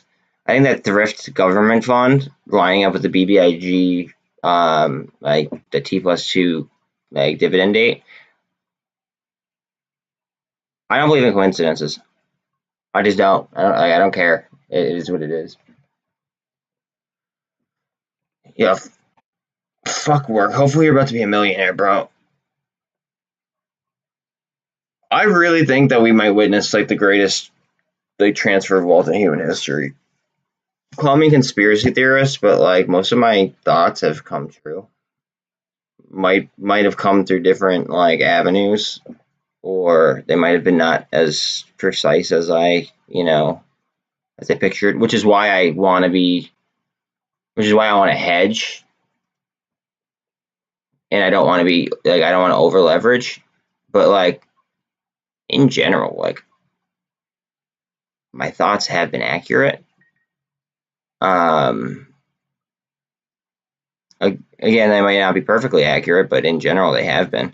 So I just want to make sure that like I'm not over leveraged in one direction, and I'm keeping myself in the game for when the time comes. And that's why you guys see me like, well, you guys don't see it because I'm doing it on a different screen, but I'm buying calls that are further dated than that executive order and the witching date. I am buying some YOLOs just because like I have like if I have a couple extra bucks, like what else am I gonna do? I can't afford if I have like I had $30, right? On AMC after it's ripping like this and the IVs like jacked, okay? Maybe on this turn down I would have been able to afford something nice. But like how do I phrase this? It in essence even though the price is going to be more because of like the price of the equity, right? Because this is down what it is and this is up what it is, okay, you're going to see a large difference in the price, like dollar for dollar, let's say. It would be cheaper to buy GameStop calls as opposed to AMC calls, because AMC calls in theory would be like the prices would be jacked. Again, not financial advice, not a financial advisor, blah blah blah. You guys know the story. Let me let the other dog in real quick. I'll leave the AMC chart up again.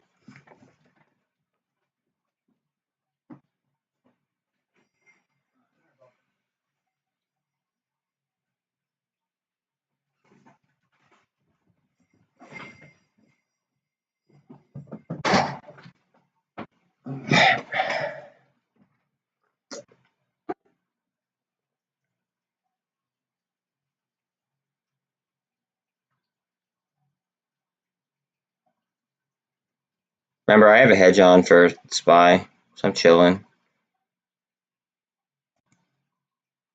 Shit, we lost 300. I didn't think we were going to lose 300. I have UVXY on as well. I have UVXY calls. So if that starts to run, not scared.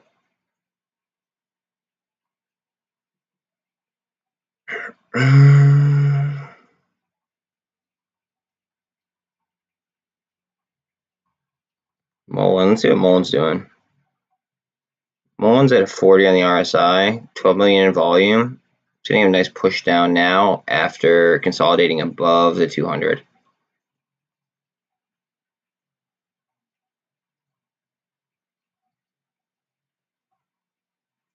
Remember, the numbers on this were getting much, much better on Ortex. We could look at it again real quick. If anyone wants any Ortex, let me know. Just say it. I got you guys. I got you guys. Look at the borrow on it. 6.5% net change. 18.82 is the projected short interest on the float. Just over 6% on cost of borrow average. That is on MULN. MULN.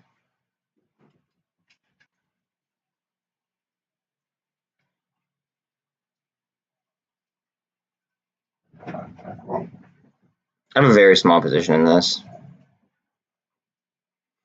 I don't know why, but like I was doing an after hour stream, which I usually like. You'll catch me doing it every now and then.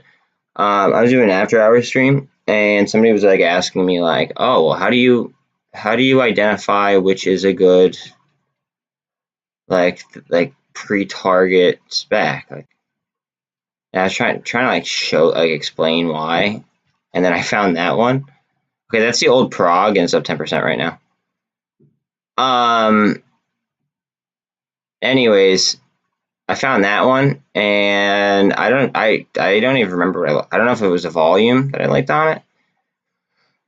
It just looked like somebody knew something. So with warrants, like the cool thing about warrants is you get a lot of exposure for very, very cheap.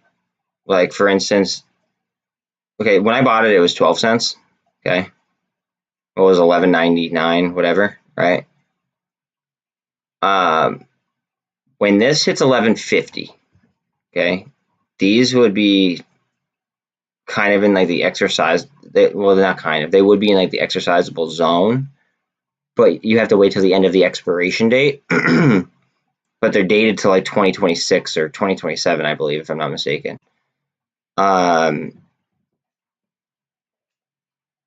Is it a little bit gambly?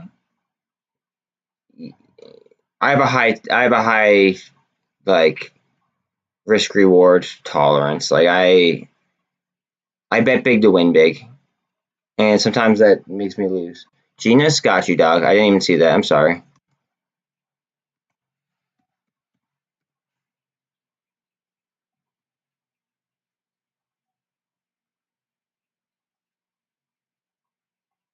Cost to borrow average 13. Utilization 100. Float just under 17. Net bar of 0.24. Short score total 85.20. I'll be honest, I don't really pay attention to this, but it is higher. It is of the higher variety, I would say, but that's not usually something that I do pay attention to. BBIG, let's see what's up here. BBIG 333, almost 334, 335. Okay, come on, push. This is like showing like a V-shaped recovery right here. I like that. Or like forming a cup. People have all different names for different technicals.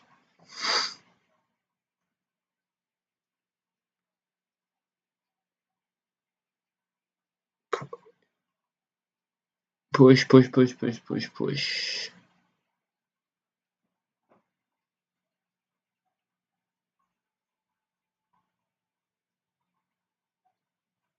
So BBIG is up 16.5% today.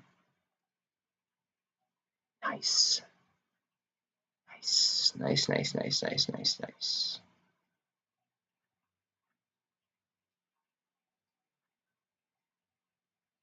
We are about to lose 400, looks like, on SPY. We are fighting to keep it. VIX is elevated to a 27.6. TLT is up to 115.5. Don't be surprised if we lose 400 on SPY.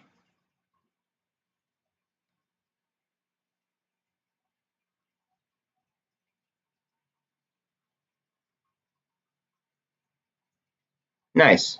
Good. Yeah, I mean, like, I follow the big money as well. But they also just throwing it out there. I don't know if you're even in the play, but they also what's called, they increased their position heavily on MULN as well, if I'm not mistaken, as did Vanguard. Just throwing that out there.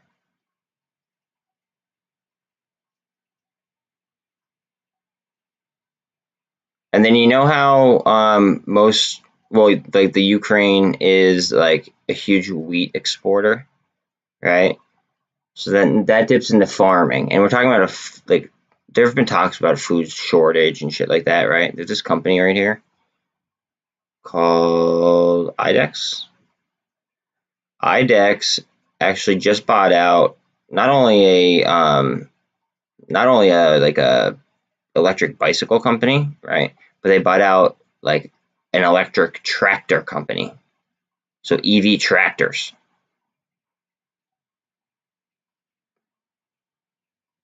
61 cents. Then they just bought out two companies. Two EV companies. And not car makers where they're gonna have a lot of competition. A tractor company and a bicycle company. Like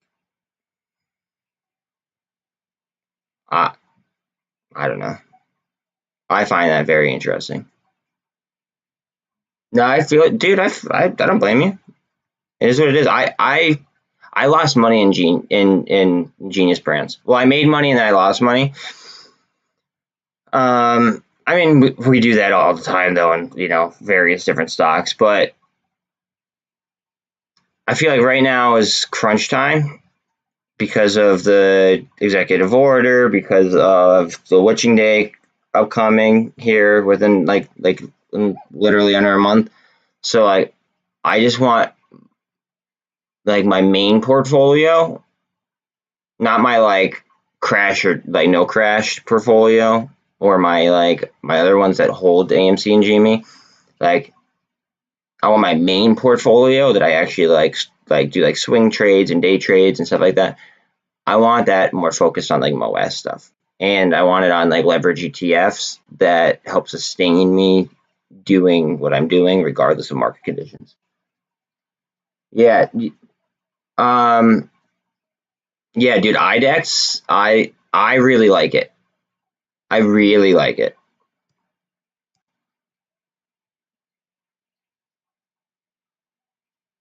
Like, I really like it.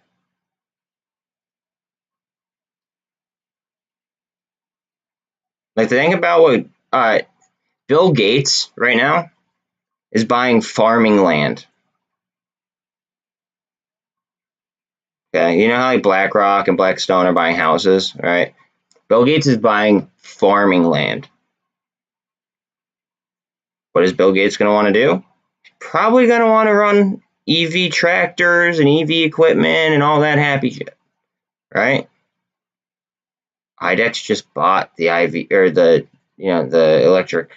Like I said, he bought the electric tractor company. So that's something to be aware of, in my opinion. All right, if this is your first time following my channel, I draw body to body. I do not draw wig to wig. So just be prepared for that. And remember, when I was showing this off earlier, I accidentally deleted a line. It's probably like in this area, so I'm just going to redraw it. You can see bottomed out, bottomed out. I know I deleted 2 lines in here. Once I drag them, I don't want them to be in the wrong places, so I'll just delete them. So they were in here, so I'm just going to like redraw and hope that I'm accurate with that. Alright, so did we fall off speculation? It looks like we did. Yeah.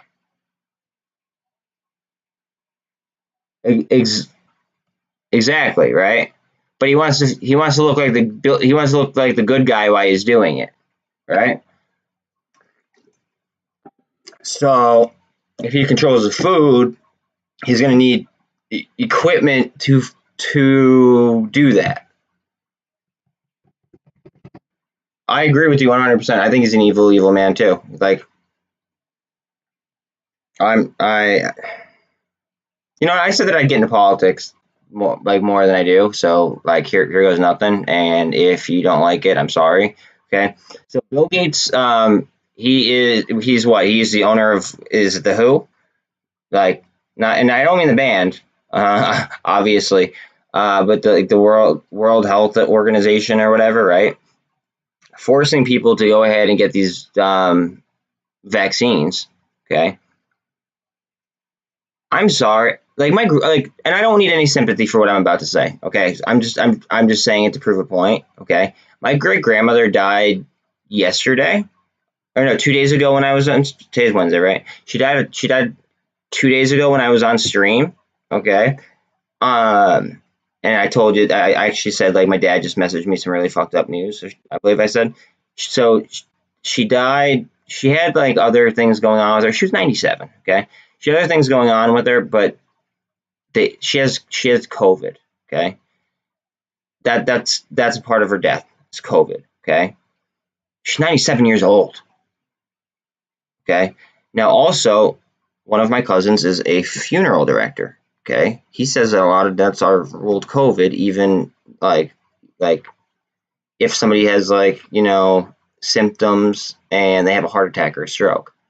Okay, because the government, like each municipality or whoever, they get money for COVID deaths. It's fucked up, but it's true. Okay. Anyways, Bill Gates runs the World Health Organization, who they're suggesting all of these shots and this, that, and the third, right?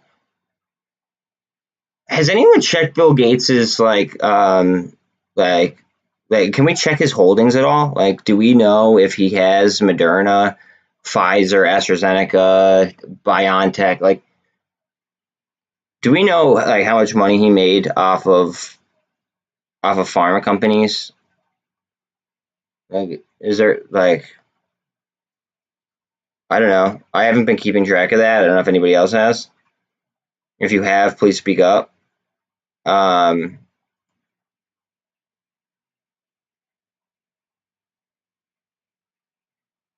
But yeah. So again, I don't need any sympathy for that. It is what it is. It sucks, but she was older. She lived a long life.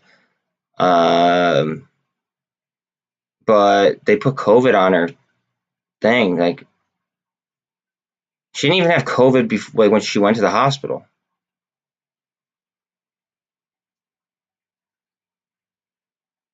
Like, why is like that on her, like why is that on her death certificate? Like, she's just old. That's it. So Bill Gates is behind that bullshit, essentially. And if Bill Gates is going to control, as Bill said, so he can, he, in order to control the what's it called, in order to control the population, you have to control the food. It just is what it is. Oh, I forgot to do something this morning. Hold on 1 second. No, never mind. I did do it. Okay. I mean, just something to keep in mind, guys. Just laying it out there for y'all.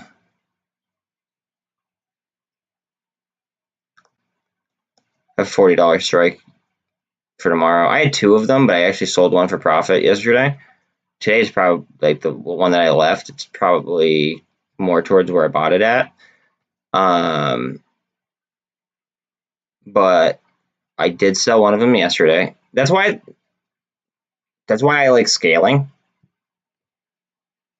because if I took both of them out and it ran today, I would have been pissed. Okay. But I was able to take one out for profit yesterday, right? Leave myself some exposure to it today. I mean, it's not going well for me today, but I made enough money yesterday off the one that I sold, that it paid for both of them. Like, it was as much as I paid for both of them. So then I went ahead and I applied that in a different play.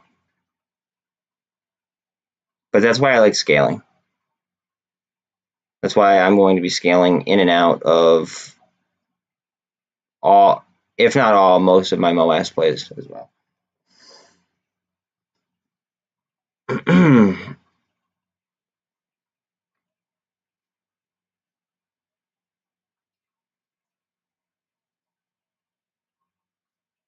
I can't wait until they're delta hedging. I feel like they're not going to be able to stop it, like stop whatever they're delta hedging. And then if they're delta hedging in one thing and then it gets a bank over leverage, it could force a margin call. Or it might then force delta hedging in a different area as well. It could get very ugly very quickly. Very, very ugly, very, very quickly. And then just like that, like a set of dominoes, the whole fucking stack could fall. That's it. It will be a beautiful, beautiful site, and I do believe, not financial advice, obviously. I do believe it will be the largest transfer of wealth in human history. Like, this is like the .com bubble meets like the Great Depression, in my opinion. Not financial advice, but I think the only thing that keeps us out of Great Depression territory is technology. I think technology is way too strong right now, in order to bring us back to that type of pain that they felt. But I feel like there will be that big of a swing, percentage wise, in different areas. And I feel like, and I'm sure that I've actually seen other people state this as well, that they think that it'll be like the ugliest bubble popping, like a very ugly bubble popping. I actually agree with that, like, heavily. I think it's not going to be pretty, and I think a lot of people are going to feel it. As I mentioned earlier, I just feel bad. Like, I think that we need to do it already, and it just needs to get over with. Okay, but I feel really, really bad for the people who are clueless and have no idea what the hell is going on, and just literally have money parked in their 401ks, and don't follow finance like we do.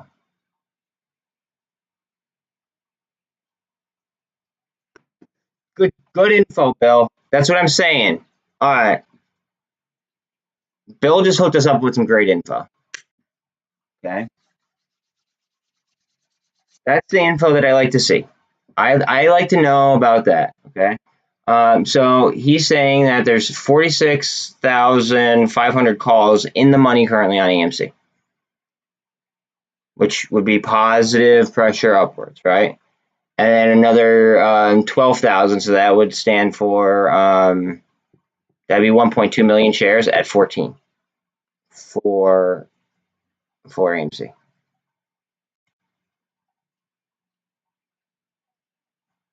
That's what I'm talking about. Good DD, Bill. Good DD. I'm gonna have to roll my 14s at some point. Oh no, I already did. I think. Yeah, now I have 15s. Okay.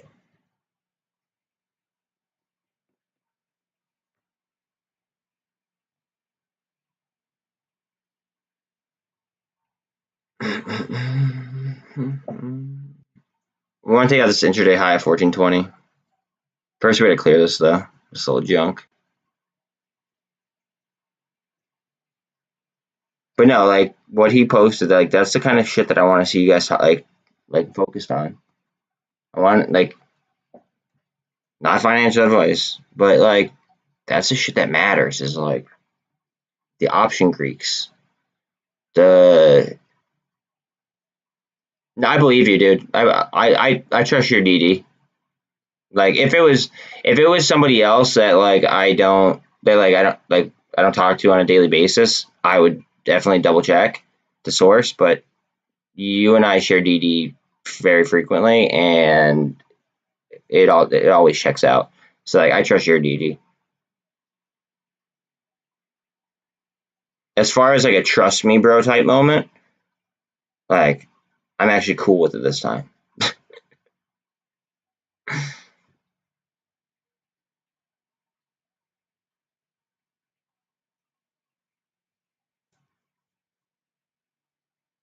I appreciate the sourcing though. I actually like that. I do want people to source their shit, so I do appreciate the sourcing.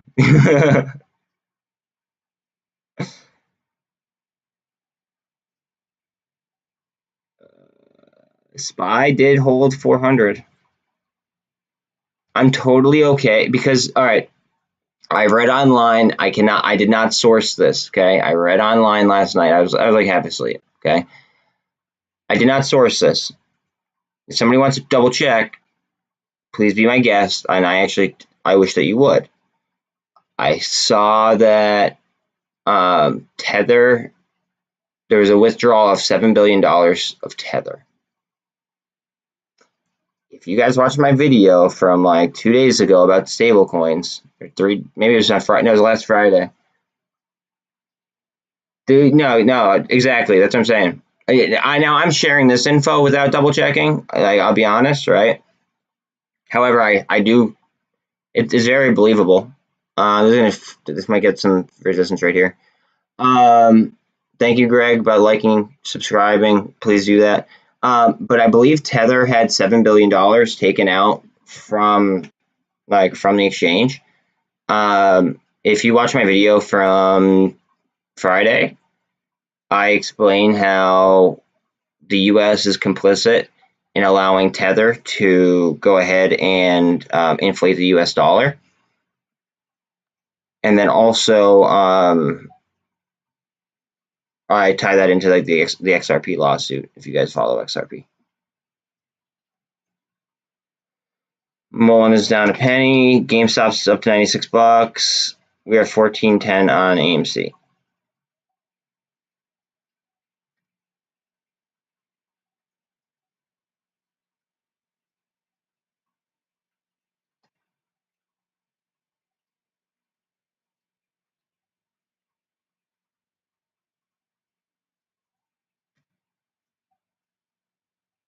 This just looks like a big cup to me.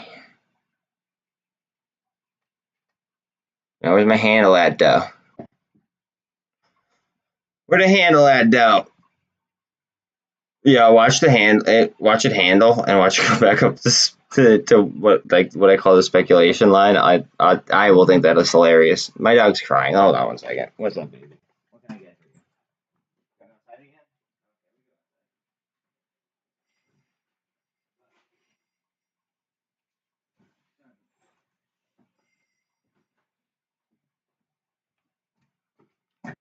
again? Very, very needy dog. Very, very needy dog. Love her to death. She is needy. GameStop under 96. MULN's flat. Red green move maybe.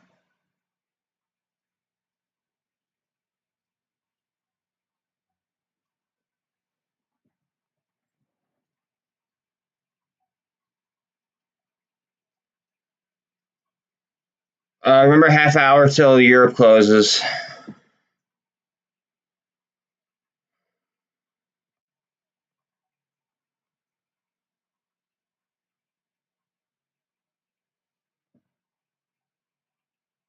Half hour till Europe closes.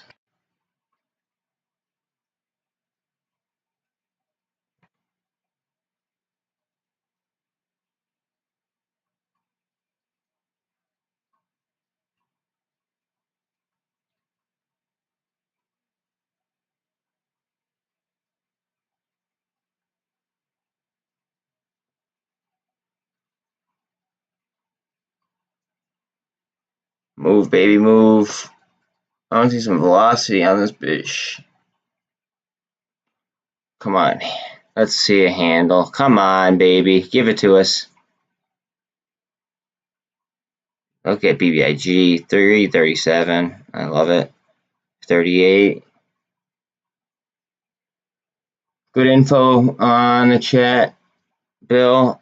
Yo, if you guys want to join our Facebook group, anybody watching,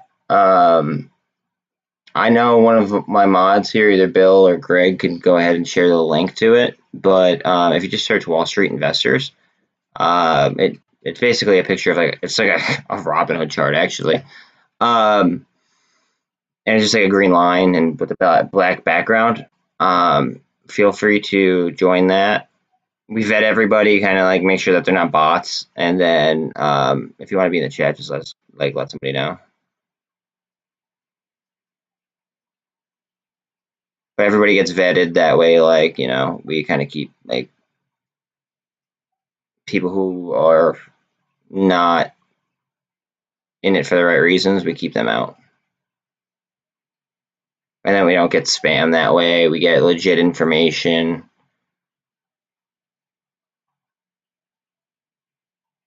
Typically very, very quickly as well.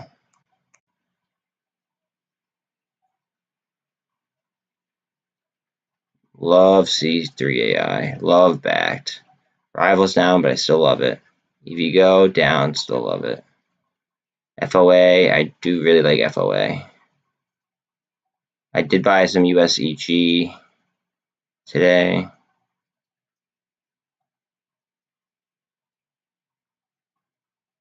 Prague is going up. Like the old Prague is going up. BWAC-W. DWAC, my DWAC-W position is down a little bit. That's how my exposure through DWAC is up. Or in, like I have it through the warrants. It's a lot cheaper. BBIG is up 18% right now. Fucking love it. Come on, AMC. What are we doing? All right, so Bill mentioned something in chat.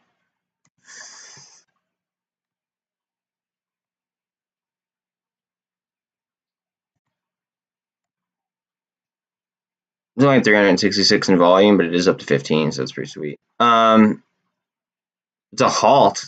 Oh, interesting. We'll have to add that to the list just for shits and gigs. I'm not going to participate in it just because I'm getting Cryptide, like a lot of Cryptide. But I do want to see which way it's going to go, etc.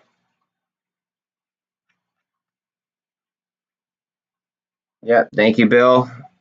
So Bill's on point. He just shared the group link if you guys are interested in joining our Facebook group.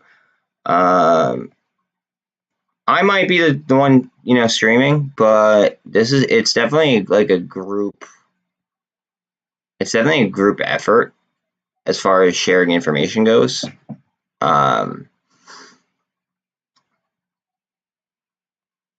So like I gotta give credit where credit's due. Like I get a lot of information from the homies. You know what I mean? So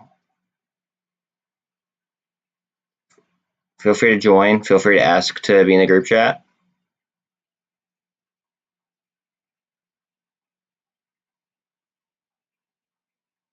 I no hate on other stream. I'm not hating on any other streamers here, but I'm not looking to make money on.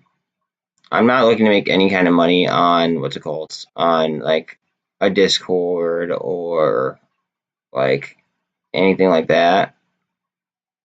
Again, no hate on anybody. Being very very serious about that. Because like I don't care. I just want to get monetized on YouTube. And then if anybody wants to tip me, they could tip me. Cool. You know what I mean? Like awesome. But like I don't want like sharing information is sharing information. I don't want to charge anybody for that. That's stupid in my personal opinion. But teach their own, and to maximize your streams of income. Yeah, I mean like it does make sense as to why people would. And that's their decision to make. However, I am not going to do that. I have no plans on doing that. I do not plan that's not how I am. I'm all about just sharing information and public knowledge. That's that. So please join. We'll vet you, obviously, make sure that like you're not a bot or anything. But once you're in, we'll go ahead and we'll add you to the group if you ask.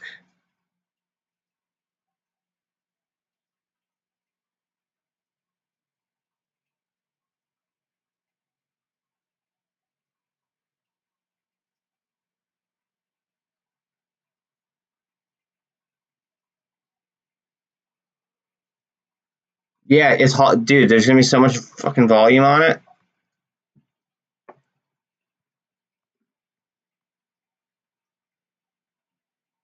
PSAR saying it's a buy signal. Look how much volume there is only. There's only 366 in volume. Like, I'm standing clear. Wait, are there options? No, fuck. There's no options on it right now. So although it's tied V right now, it's not tied, just straight tied. So really, I guess we won't know if there's going to be options on it until they make it just straight tied. Looks like the MACD on BBIG wants to swing here. Let's see what we get.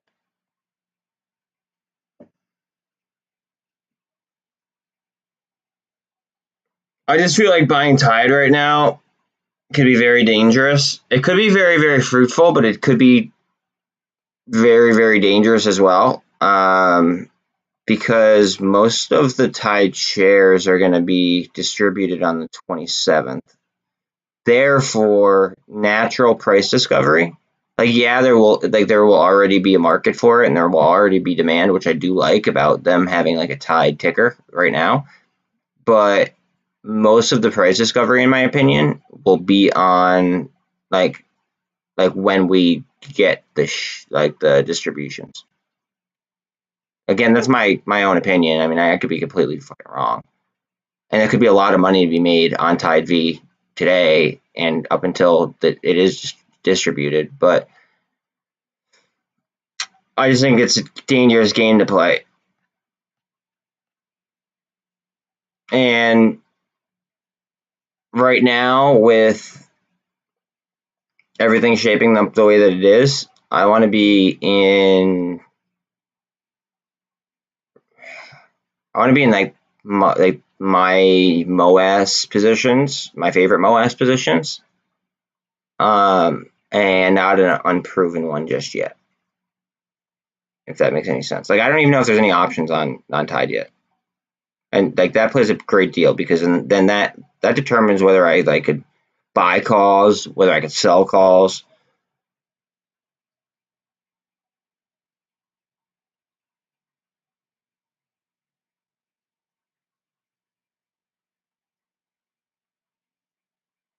Come on, BBIG, let's go. All right, you see this? Look at this. Inverse hammer. Okay, a little bit, broad base of a hammer. A doji candle. Indecision with a wick. Indecision right there. I think we're either going up on this candle or the next candle. I think we break this trend here. But that's from looking at the wicks. Like you could just kind of see what kind of. See, that looks like it wants to twist up too. See the wick? Wick came all the way down here, close to the VWAP. Right back up.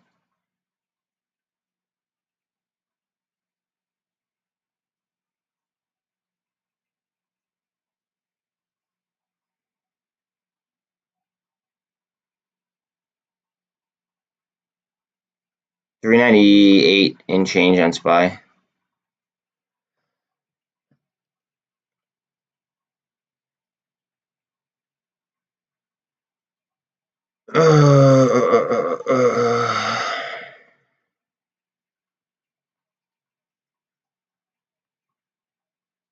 Remember, BBIG is in the NASDAQ as well. So the NASDAQ was dragging. Yeah, it's down like 2.5%, yet this is up 16.3 right now. Just keep that in mind. So the whole market it's in is dragging, but this is just outperforming like a mother. A little bit of, retrospect. We did just take back $3.99 on SPY. Okay, so Tide is halted still. No news on it, of course, yet. I want to see if it said like why, if there was a reason for the halt. Probably just price action, but there's just such low volume on it. I'm surprised that it halted so quickly. Although maybe like that, you know what? It's probably the ask bid spread was so wide on it. That's probably why. And then it probably jumped a huge percentage, and then it probably tripped it. Unless it got halted at open, which would have been a long time ago, and that wouldn't be normal. That's halted that long. Definitely worthy of consideration. 1 second, let me let the other dog in.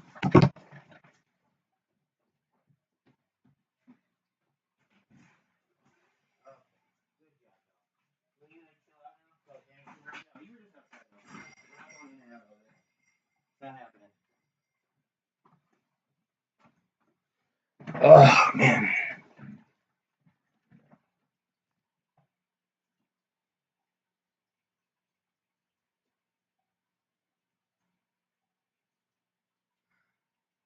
Still halted. Bill, if you see it on halt, let me know.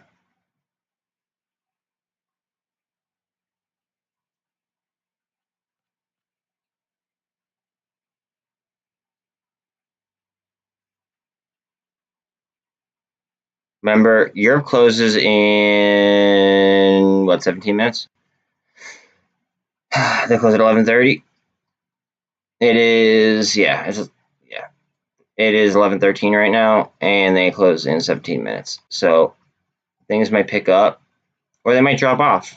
I mean, it could go either way. It's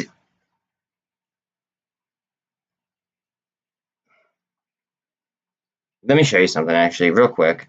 I know this is bad timing, but all right. So G7 meetings. Okay, now the U.S. is included in the G7 meetings. Okay. Now look at this.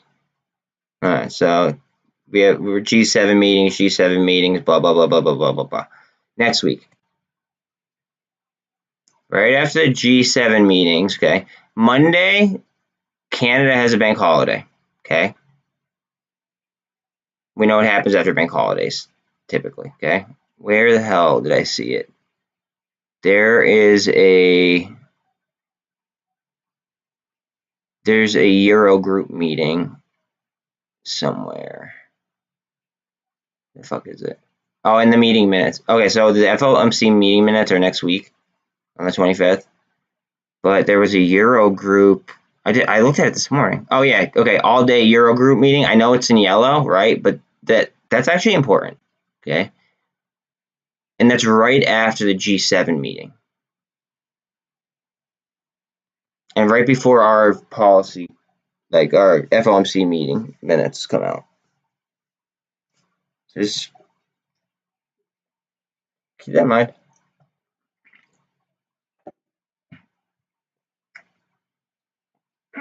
I like to trade with all of the possible knowledge that I could possibly that's like out there. So I figured you guys would want to see that if you weren't here for the whole stream. And if you are just in here, like getting in here now, please do like and sub. It would mean a lot. Trying to get over the hurdle here of the algorithms. It's a pain in the ass. We might just grind sideways until 11:30, which is in 14 minutes.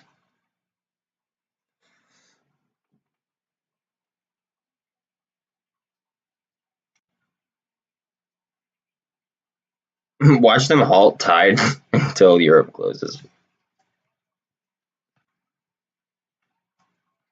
I really wouldn't doubt it.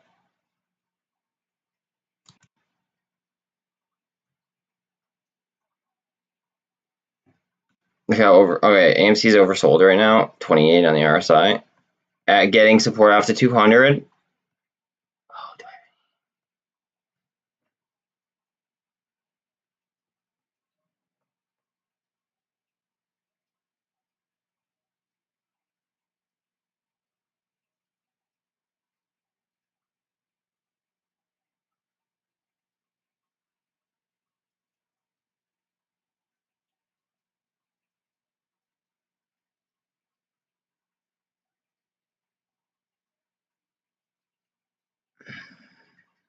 Oh, come on, Phil, you son of a bitch.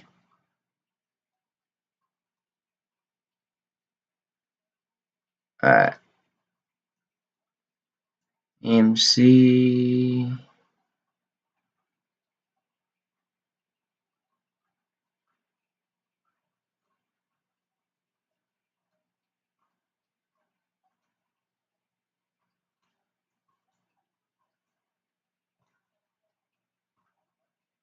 Okay, I just spotted an AMC option. But for next week. I'll buy mine for next week. It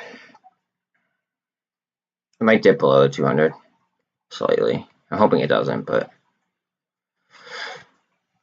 I figured why not. Let's see. I have a little bit extra. Maybe I could buy one for this week. Might be a little bit higher than I'd prefer, but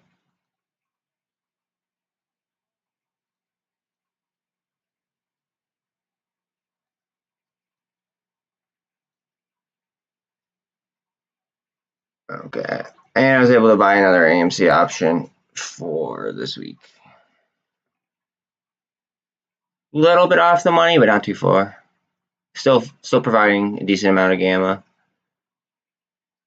for the amount that I had to throw at it. Plus, I want to increase. I want to have as many open. I want to have as much exposure while being safe. If that makes sense. I don't know if that makes any sense to you guys, but it's how I feel.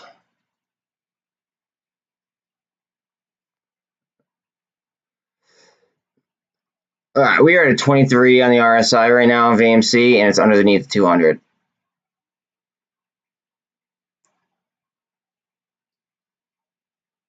check something, like moving something else. No, I'm not gonna go down on that.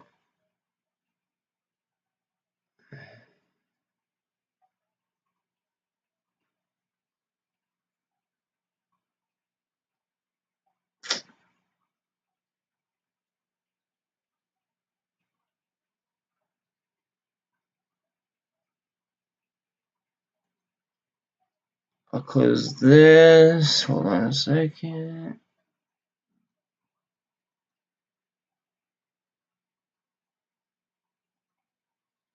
So I closed the CEI that was about to expire this week.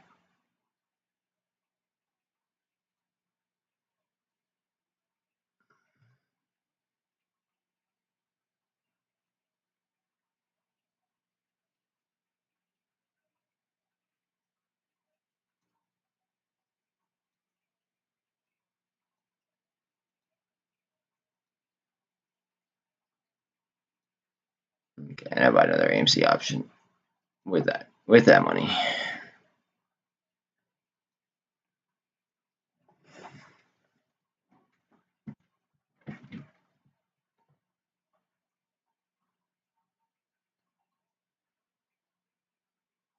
I was up over 100% on the CEI option that was going to expire this week. So I kept my CEIs that are for, like, I have CEIs for upcoming weeks, and those ones are up very heavily as well. But I mean, I was up over 100% on the CEIs that I just sold, and I bought AMC options with them because AMC was like a 23 on the RSI. The name of the game to me is exposure. I want max exposure. Max exposure.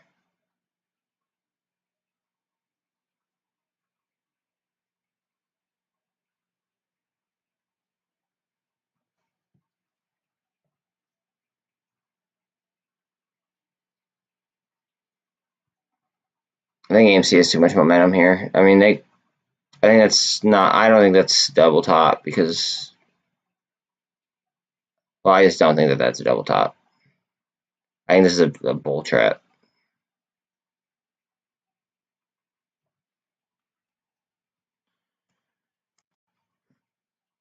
Now, what I think and what is actually happening are two totally different things.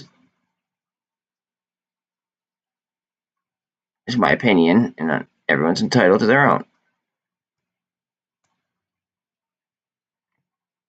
So I do that from the top there, off that, and let's see if we pop. I'm trying to think if they do in some aspects.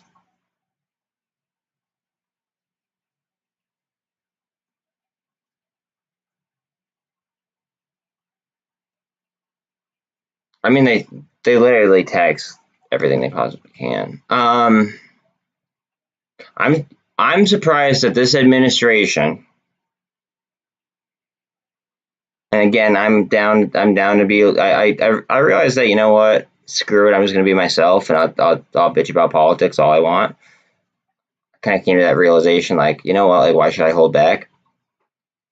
So, like, under this administration, why the fuck did they not legalize pot yet and start taxing pot?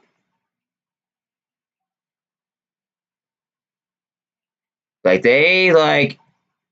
they're literally printing money and sending it overseas, inflating the US dollar, and keeping people locked up for pot, okay? Not selling like a drug that's gonna kill people. I'm not talking about like DUIs or anything like that. I'm talking about like ODs. But like, not like just legalize the shit and tax. It's like prohibition with booze. Think about it. They just made drug dealers Like they're making people that sell pot like make money instead of the government. Yeah, but well, okay, you should do. I'm gonna delete that for you. I'm gonna delete that for you.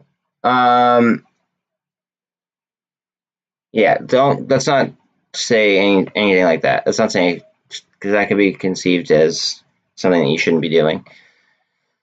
I mean, of course, like everybody does. You know what I mean? It's pot, right? But why are they not tax? Like, why is it not legalized? But I know why it's not legalized, and I'll get into that in a minute. But why are they not taxing it? Okay, Colorado brings in billions of dollars every single year on taxes because of pot. Think about that, right? And I believe the reason why they don't tax or why they don't legalize pot is because it could replace most prescribed medications. Well, not most, but a lot of medicines. And with that being said, the pharma companies have something to say about that.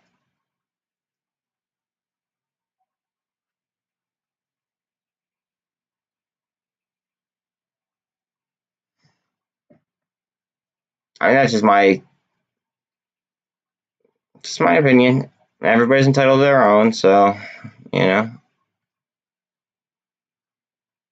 4 more minutes till Europe stops trading.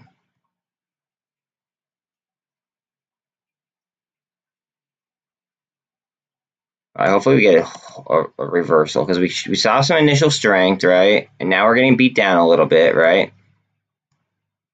Let's see if we get some strength off Europe and them stop trading, and if they stop trading. MULN net borrow 5.13, 18.5 on the float. BBIG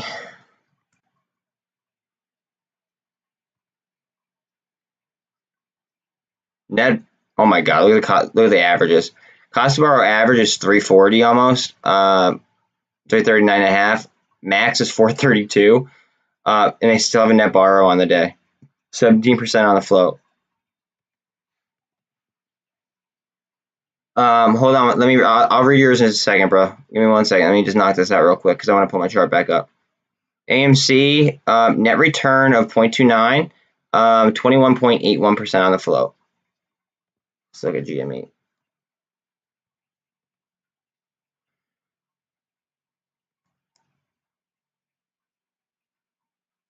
GME, net borrow of 2.4%.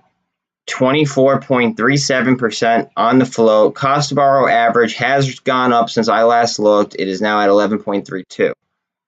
Interesting. One more.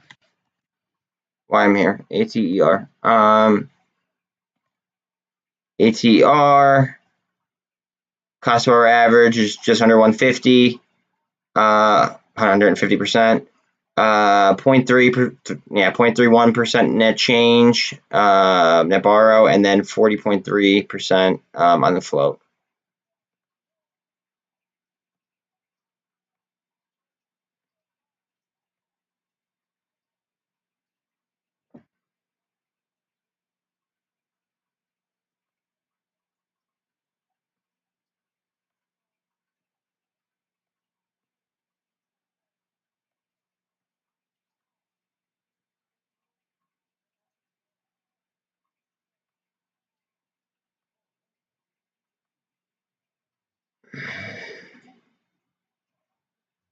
I almost want to pull my put that I replaced. Fuck.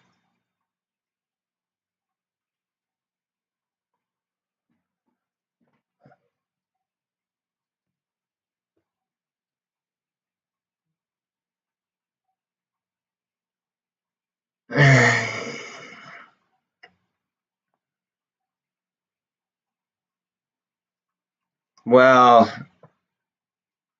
yeah, you're right. I mean, they could have.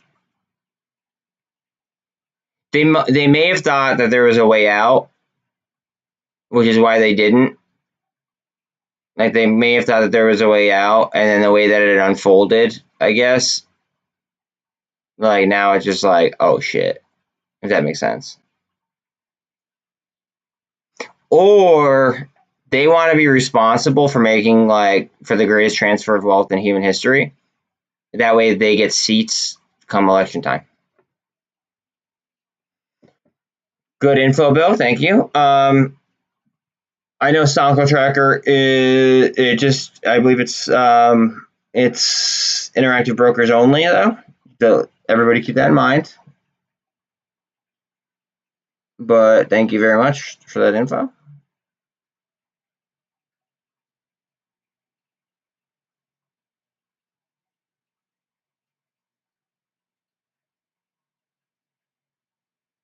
Oh fuck! Do I cut my put right now? I might just keep slipping. I can't.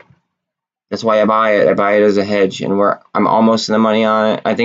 I changed it to like a 395. I had a 398, no 399, and I sold that earlier, and then used profits from that to buy GME twice. I bought 2 calls on it. I bought one YOLO and then one further out, and then I bought also another SPY, and that's the one I'm referring to. And I'm about to go in the money on the second SPY one.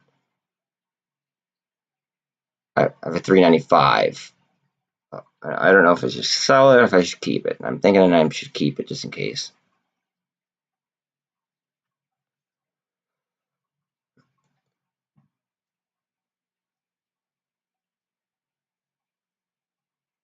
I have more calls on SPY than I do puts.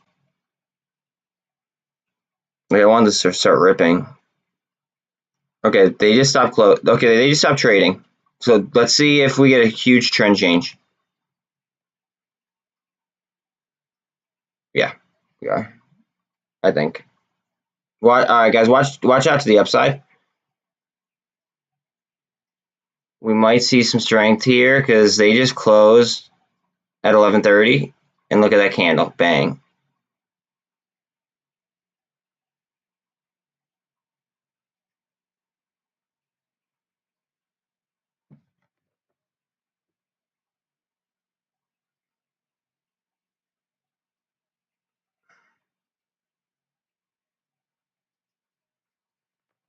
Oh, they might try to trap us. So just be weary. I don't like.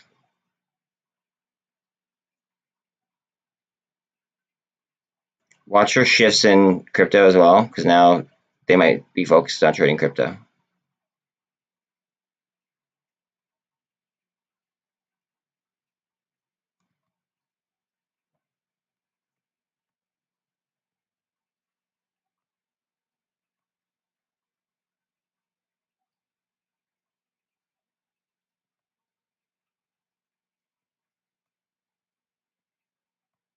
I have UVXY calls. I kind of want to look at them real quick.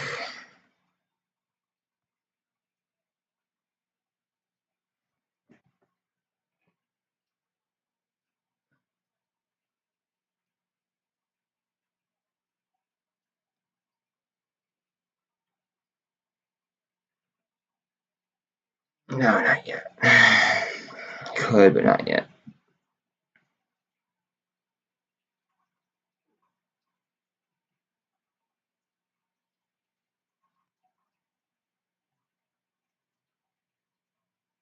We're going to curl up here. Now we're seeing it.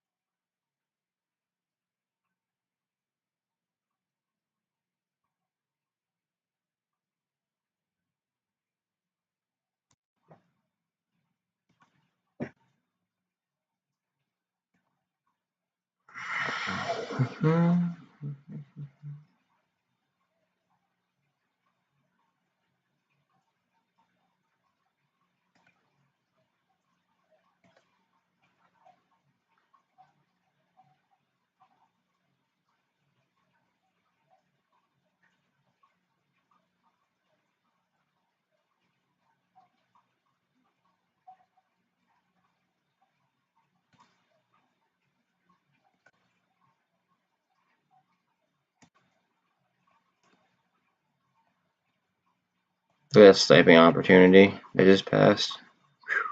Look, see, hammer or inverse hammer, hammer. And then if we get a green right here breaking this, that would be 3 little soldiers, which is another technical indicator. Just saying.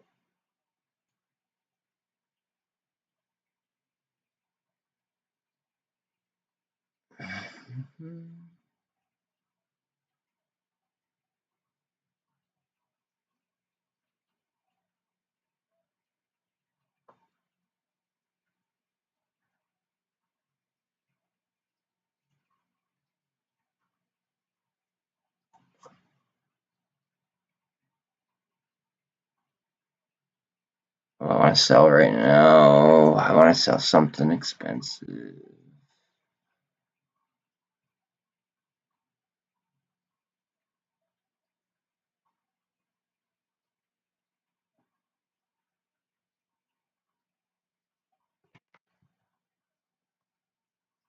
How should I say that these were?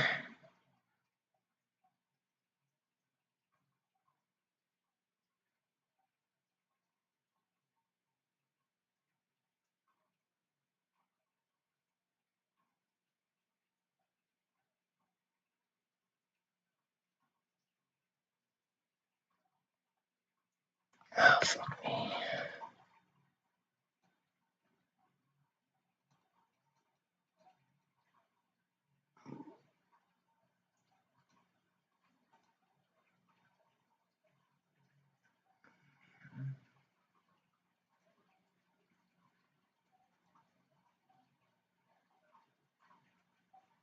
Come on, sell you, bitch. Come on.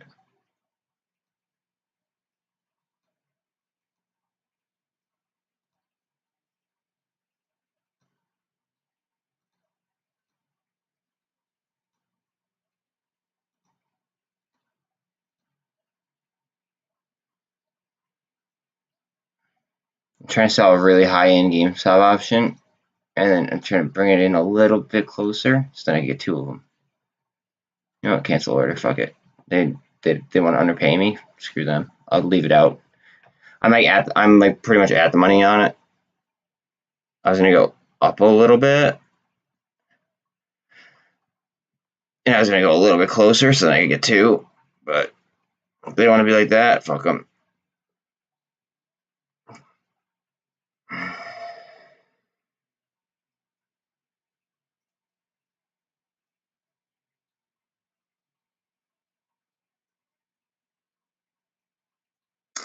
See, I caught my SQQ a little bit too early. I still have the puts on the TQQ though.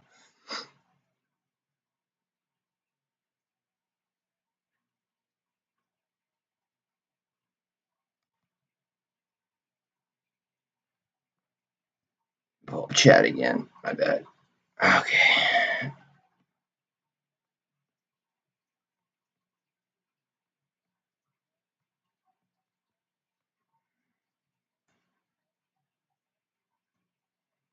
Here we go.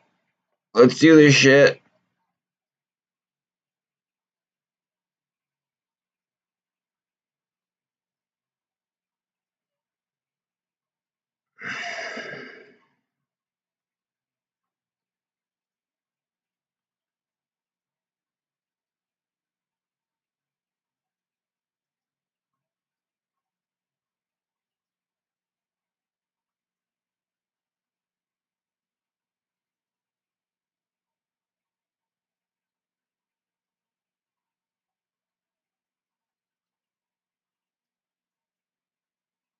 I see BBIG pump again.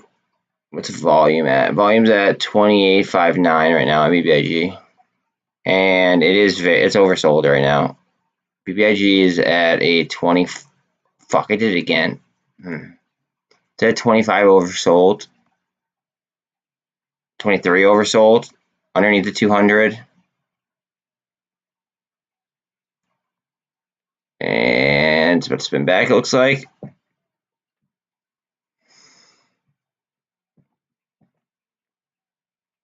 Not financial advice, could be a good snipe.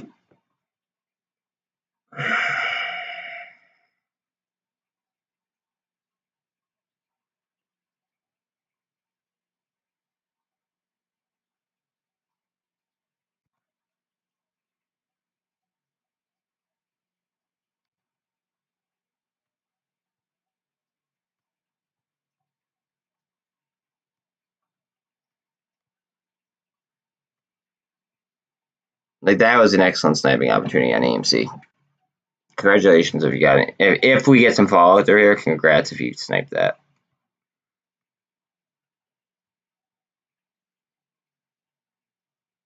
We could be looking at like an inverse head and shoulders as well. So if we go sideways here, don't be surprised. EMAs might want to stack up here on the 200. Might trade around the 200, then we might go. Or we might trade in between the 200 and the view up for a second.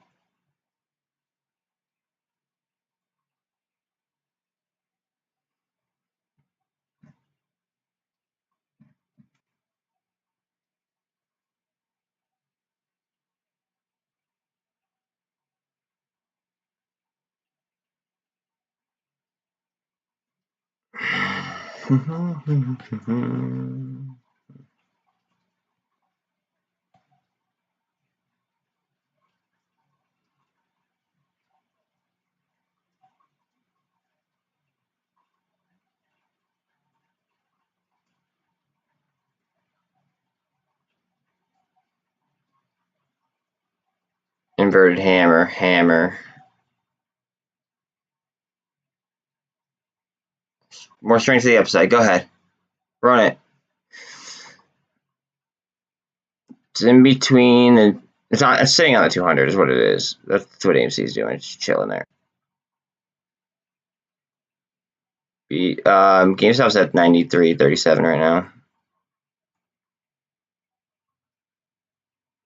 10.5% up on BBIG. Almost 11. 4% down on MULN.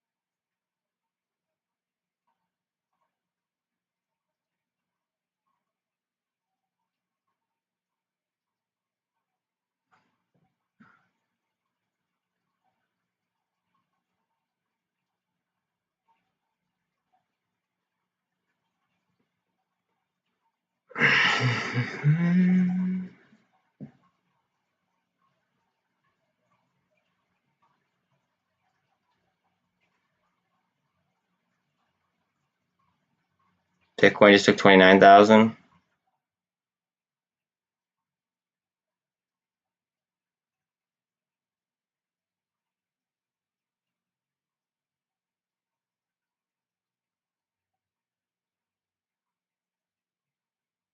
SPY is trying to take 398.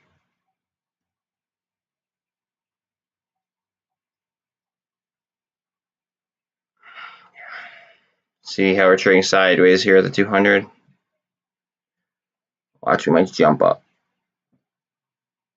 See how like this was a big shot down? We might just see an inverse, like an inverse head and shoulders here.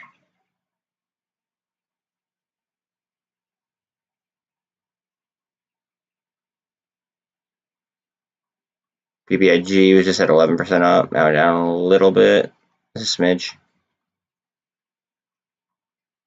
ATR is down 9 cents. MULN's down 4 cents. Not a big. I'm not even sweating it.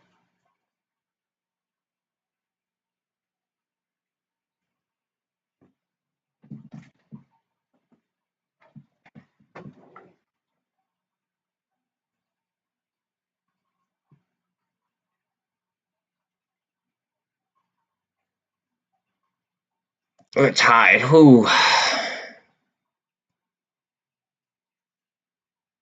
Extremely late volume, but it's at least showing that there's going to be a demand for Tide when it does start trading, like after distribution. It's got to find itself in price discovery, obviously, but that's a damn good sign. My grandmother's calling me, and I told you about the deaths in the family, so I got to take this 1 second. Hold on.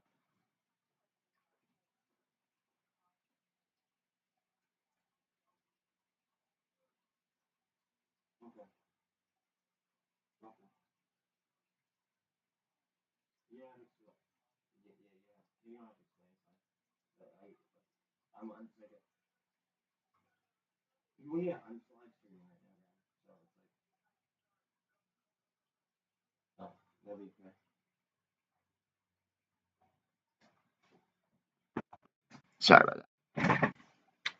Let's see.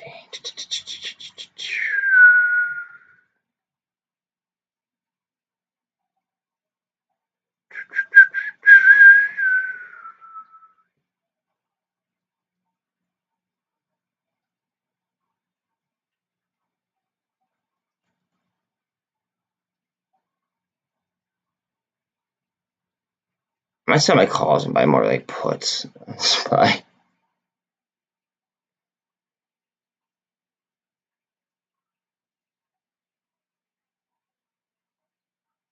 Maybe because they're so cheap, maybe I'll buy puts on TQQ. Well, now they're probably expensive, but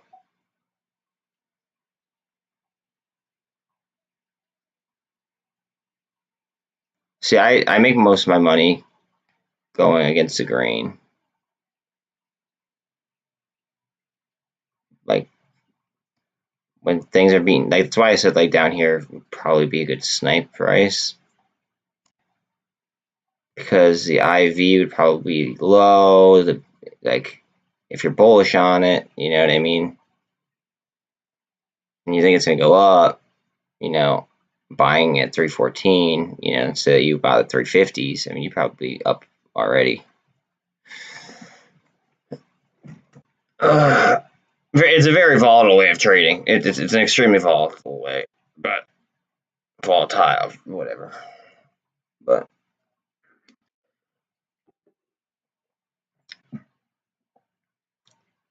it is what it is.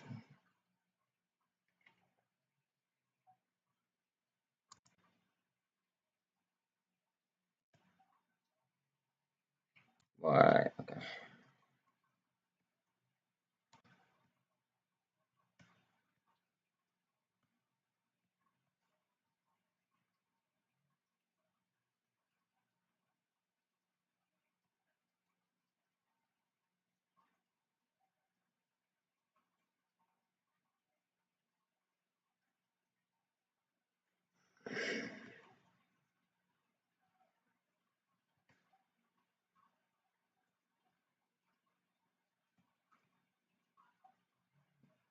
Wait for MACD to curl up. We might come down here and hit this 1320 mark. On the 5-minute, it's just kind of right around the 48. In between the 48 and the 200. We might come down and get some support right there before we move at 1320 though. 1320-ish.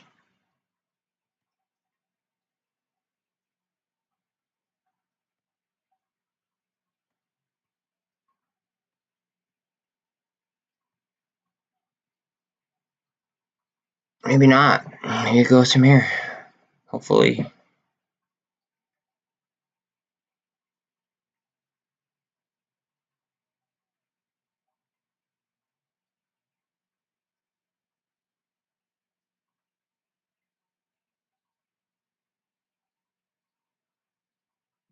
Oh, I didn't even see your. I didn't see your thing of BBIG volume spy down. So what I think it is, I think a lot of people thought that BBIG, like, they had to buy it by today, or like institutions are trying to bait people into it today, which is why I'm selling options that I have on it, some options. Oh, I sold them earlier when they was up 17 and ripping. And I bought GameStop options, or a GameStop option with it. Because they might, I feel like they might beat it down tomorrow. I don't know.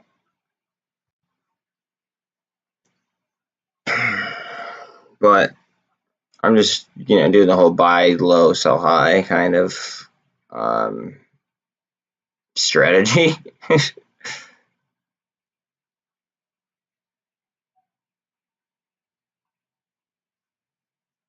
Yeah, unfortunately, you don't have the luxury because you told me about your portfolio. Gap up. It's gonna come. I bet you it comes down and hits that and gets that average in. So it gapped up above the 200, and then I think we're gonna go up. Let's see. What are we doing, AMC? Go ahead. Time to go.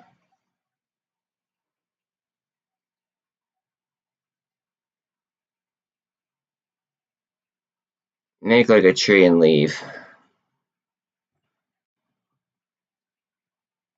Okay, again, do not draw like this ever.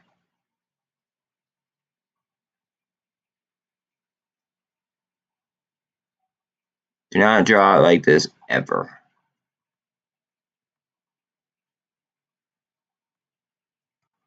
Ever. Ever, ever, ever, ever. Very, very, very speculative.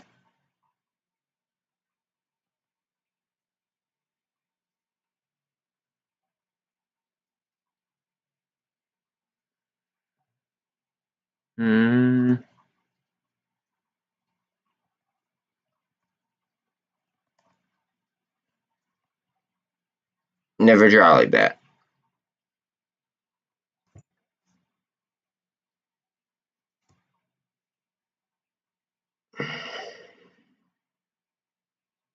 BBIG up 13.6. Just took back. Well, we're fighting around 29 on Bitcoin. AMC is getting a candle. Off the 200 to the 48, headed towards VWAP. We're in between the 48 and the VWAP right now.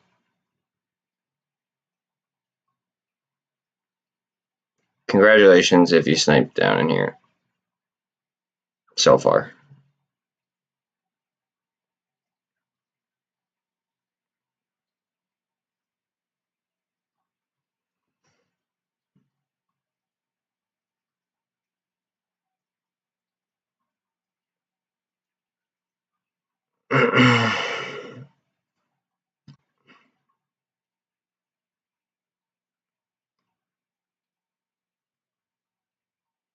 Almost a perfect inverse head and shoulders.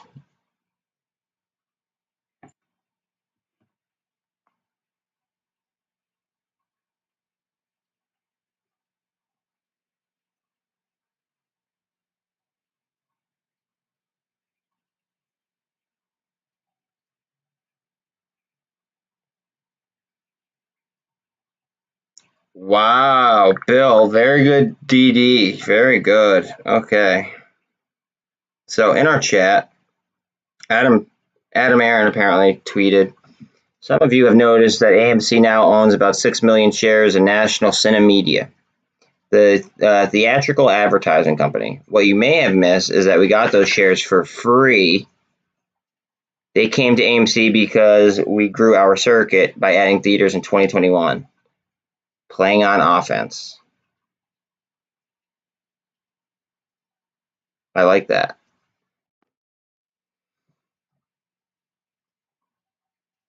"21 minutes ago would be what? Just after 11:30. So like right in here is where he would have tweeted that. Interesting.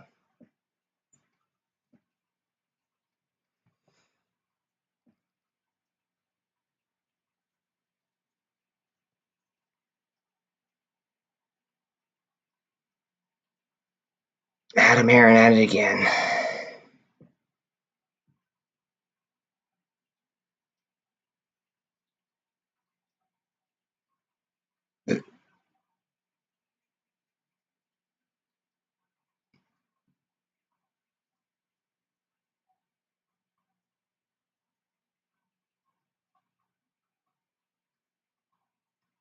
Yeah, this would be a lot easier if the SPY was headed upwards and the keys were headed upwards. Just saying.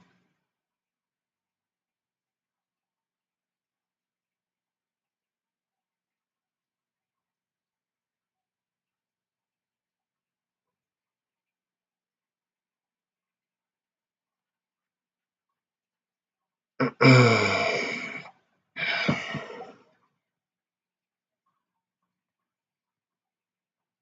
no BBIG is never like on any news outlet either. Like they never say BBIG. Like they call Robinhood more of a meme stock than I've ever heard BBIG mentioned.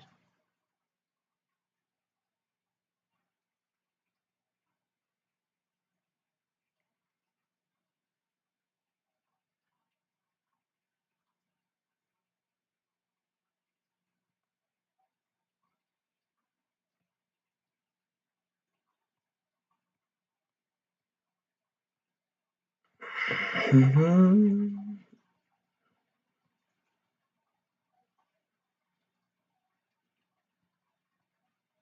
gonna do something here.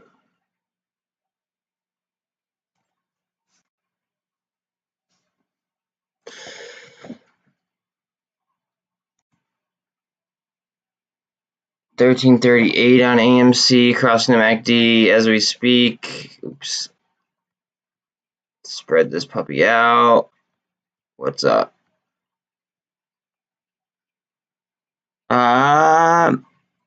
Literally like just trapped in between the 24, the 200, and the 48. 13 is twisting up though, so hopefully we get a push through the 48 here soon. We are gonna have to deal with the VWAP, but if we get a 13.48, we should get the momentum that we need to go right through it. We are crossing the MACD, as I said though. We're not fully crossed yet.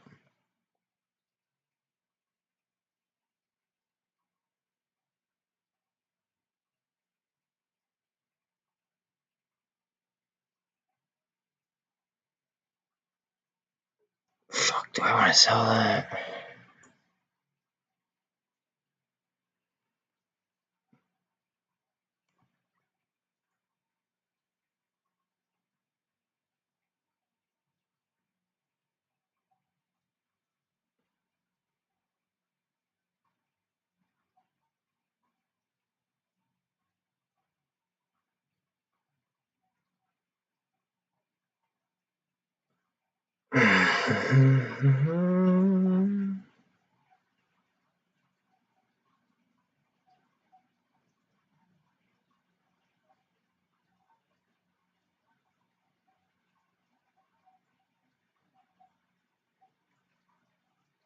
Yo, guys, I'm fucking amped. I just feel like the good things are about to happen. I think really like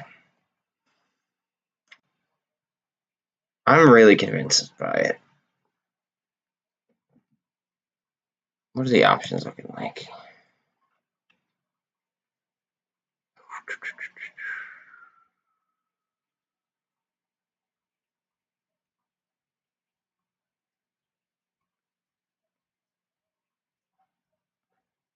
People gotta stop doing this shit. Like, it's literally cheaper to buy one under. Like, not financial advice. Like, there's no reason at all to pay more for higher strike price. No reason. Do you see this shit? You could get twice as many 50s as you could a 60. And you'd apply more gamma to the situation. That's what hurts us. Are the people that are just fucking like. I don't think that they know that they're doing it. So like, it's hard to be mad at them. But like, it's just like, I don't know. Like, if you have to be a little bit up on the option chain just because like it's spare change in your account, okay, cool, right? But like, why are you spending twice the amount that it costs for the max, right? When you could be at a lower strike price for half the price. It just doesn't make sense. It's like people need like a crash course on options or something.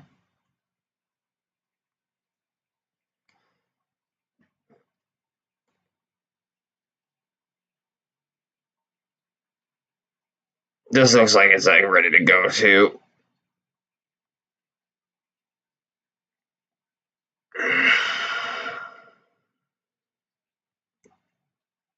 Coming out of that dip, back down to support. Nice candle, indecision, another indecision, nice wick. Coming back down, getting a little bit more supply.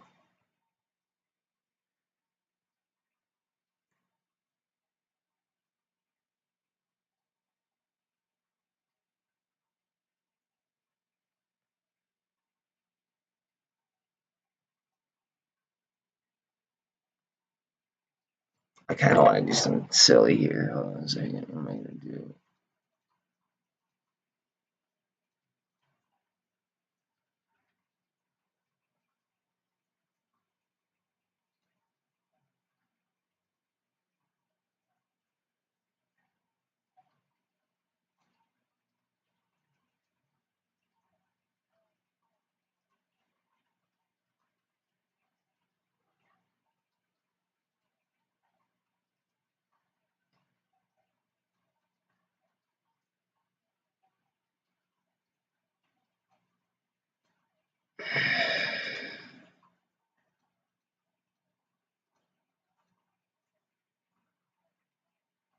Oh, come on, sell, you son of a bitch. Come on, sell.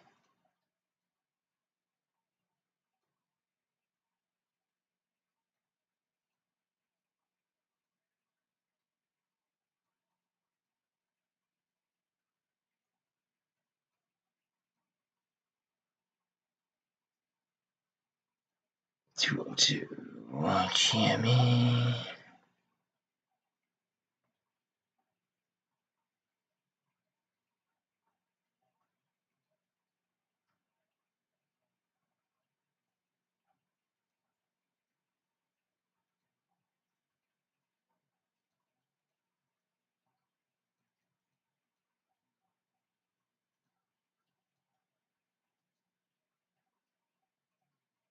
Okay.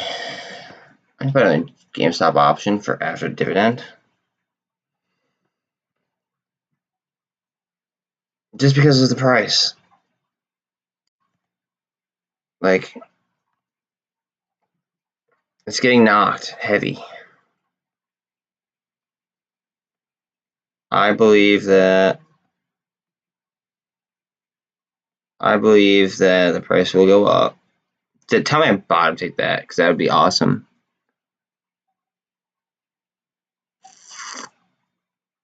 Go up, you son of a bitch. I'll be amped if I bottom ticked it.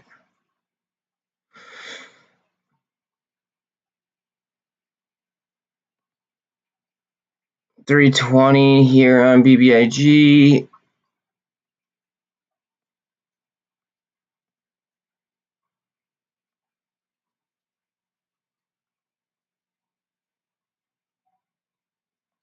AMC 1330.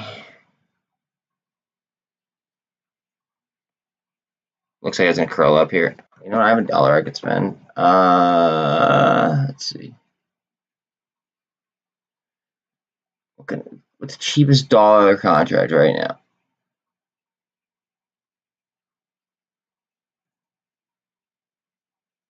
All right, the cheapest dollar contract right now is 41 bucks.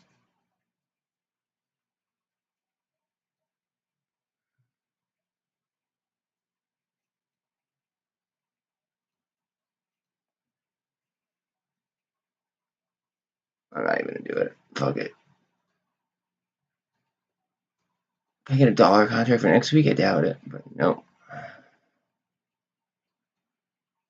What? Wait, what else is down? ATR. Oh, let's see what ATR is looking at. No. Yeah. Okay. You're so cheap. Oh Lord. I mean, this is just kind of gambling at this point. If I do this, what about MULN? MULN.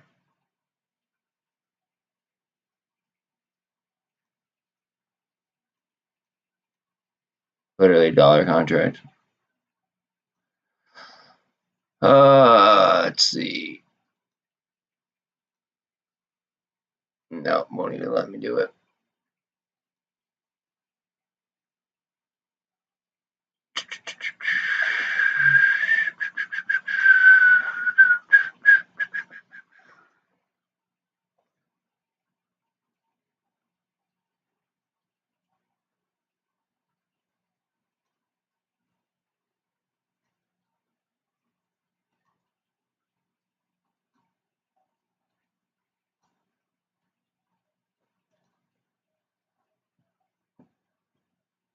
Okay.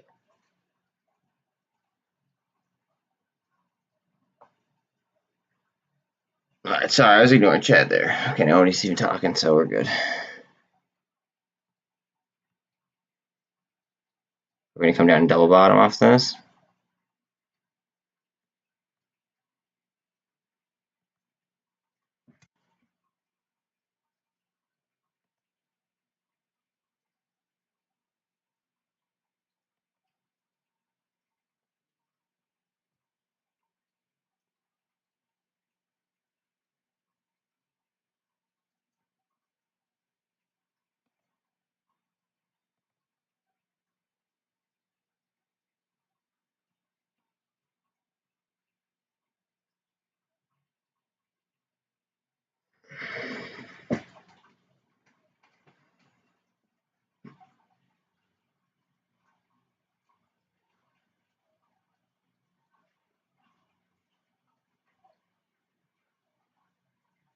Oh, shit.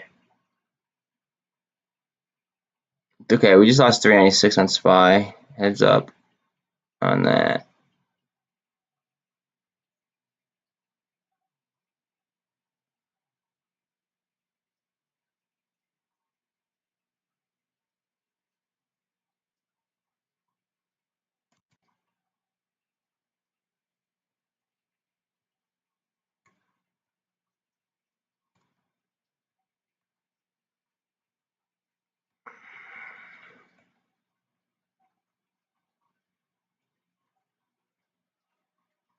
Oh god, I kind of want to fucking.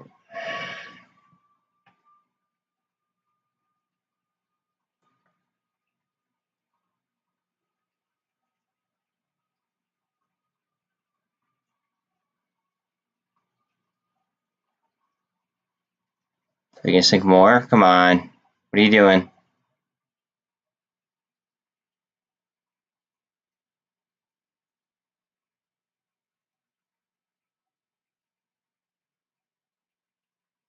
What are we doing here? What's Bitcoin doing? Bitcoin's climbing.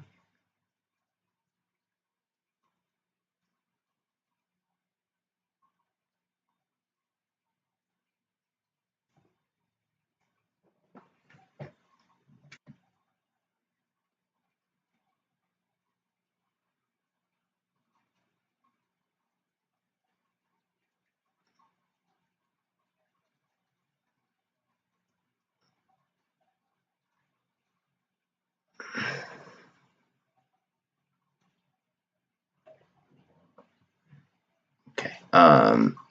So I just sold the put.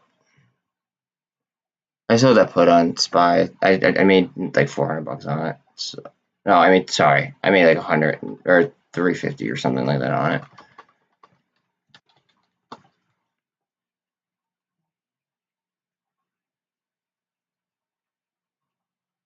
Let's see, call.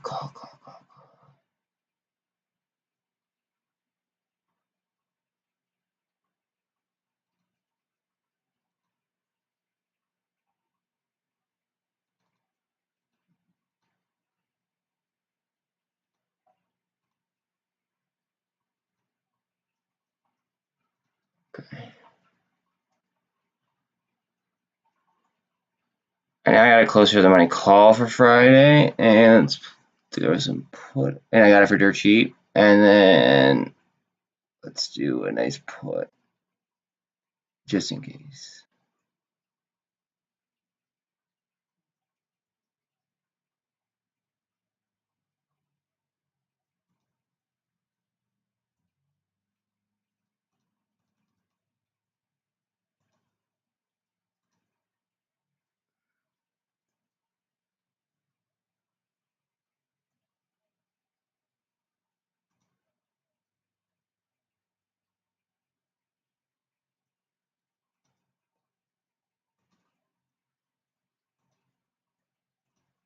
Wait, we're going up because I don't want to buy it while we're going up.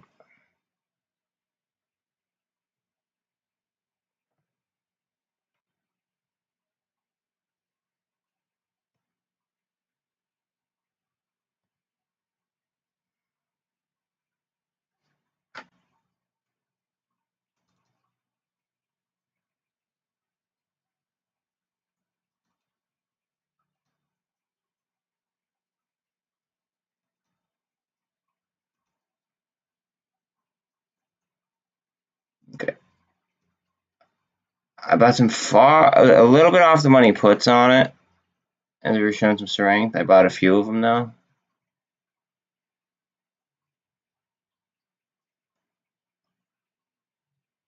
And that freed up some money as well.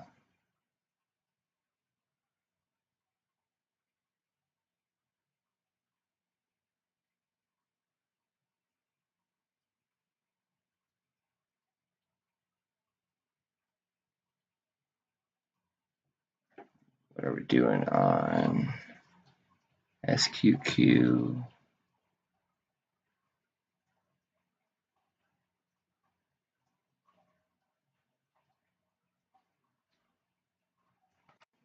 What's the SQQ looking like right now?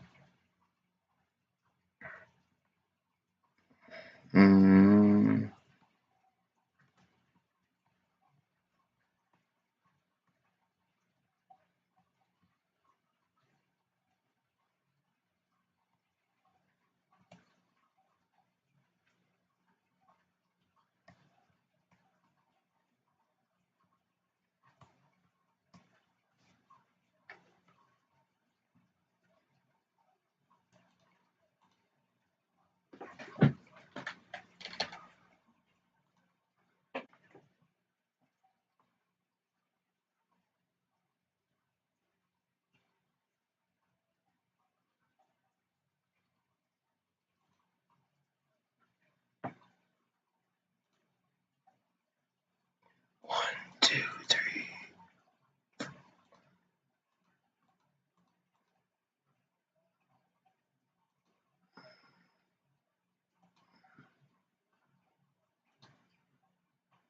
Okay, I just bought some TQQ calls. I already have puts on it, so I'm running a strangle on it at the current moment.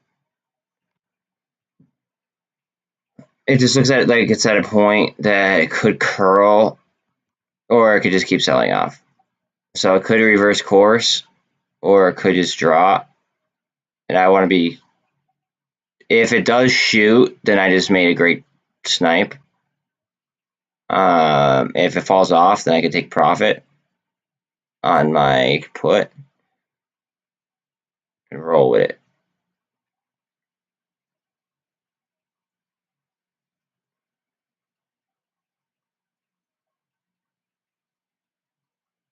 BBIG is headed down a little bit.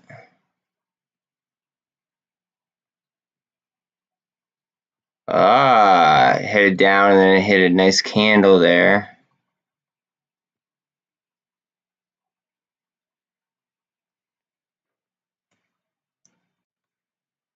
We're doing here on AMC.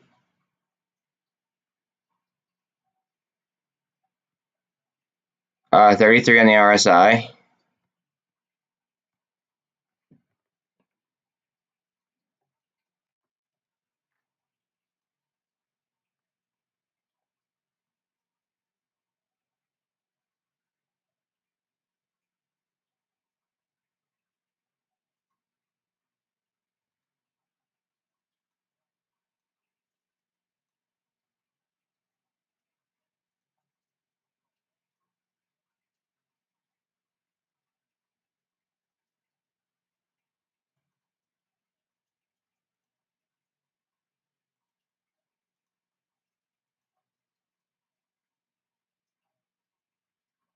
Okay. So I also just bought 2 AMC calls for this week. We'll see what happens.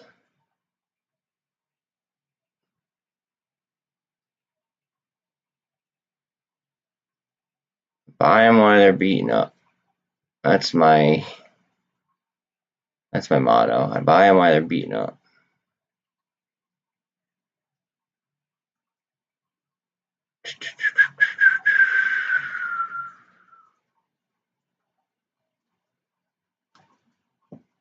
I mean, I made money on SPY puts twice today.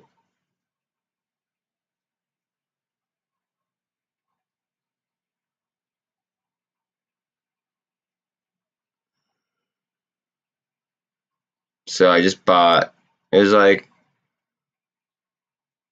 I bought when I was a little bit further off the money, and then I bought a closer call. My call's already up, but it expires in 2 days. So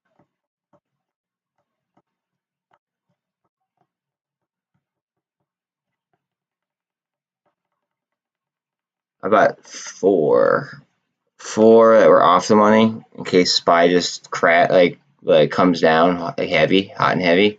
Then I have one really close to the money call, like basically like where pretty much where it started today. Like I have one that was like it's like a 404, 405. I think it's a 404. I like to be like in front of milestone number, so yeah, it's probably a 4. Yeah, it is a 404. Yeah. So I did that, but I also have because they were so cheap. If it falls heavy, right? I have 5 puts on it at 381.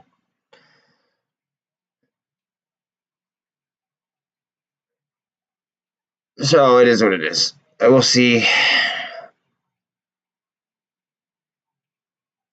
Basically, I'm just hoping it goes one way or the other within the next 2 days.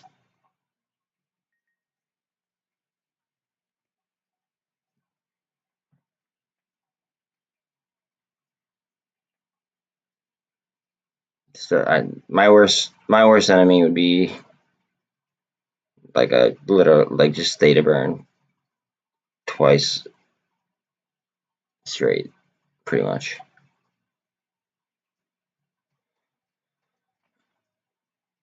Wow, tide is up to 25. Holy shit. Volume starting to increase a little bit, but not really.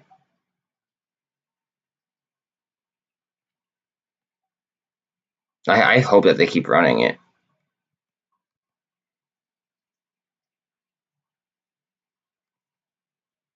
Because that would show heavy demand. Like it will help with price discovery. It won't completely like maintain price discovery once everybody gets their distributed shares. But I think it would definitely help.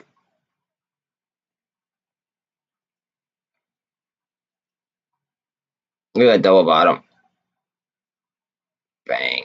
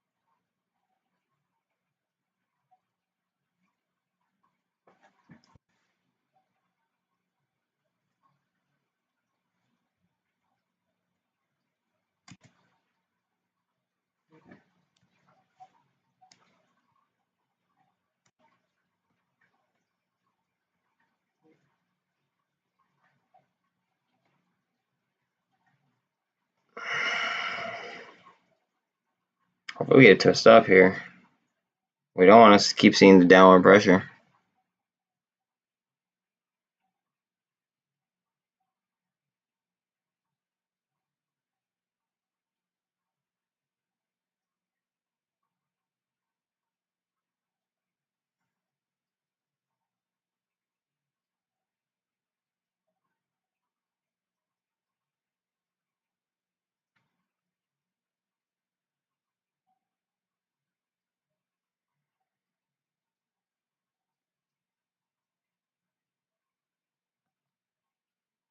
full transparency, because I'm kind of skittish with the whole Elon Twitter and like the DWAC situation. I did just sell my DWAC-W position at a little. Actually, it was a net gain, but today I was down on it. Obviously, it was a net gain, but then I just moved the profits over to a GameStop call for after the dividend. A little bit high, but it's after the dividend, so I feel like I sniped it at a low price.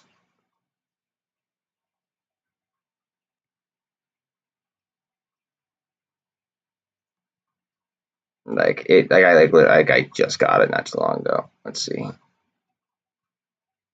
Like I got it in here, so pretty much where in this area where it's at now. I got it for after the dividend date. A little bit out of the money, not too far out of the money though.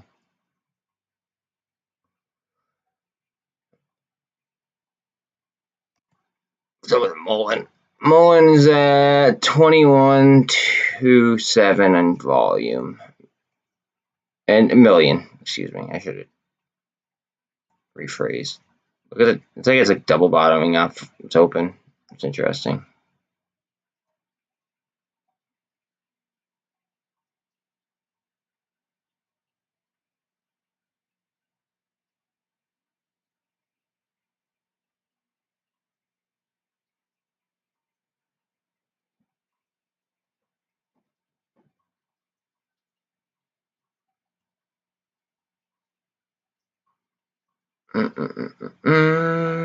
BBIG 308.5, 309-ish.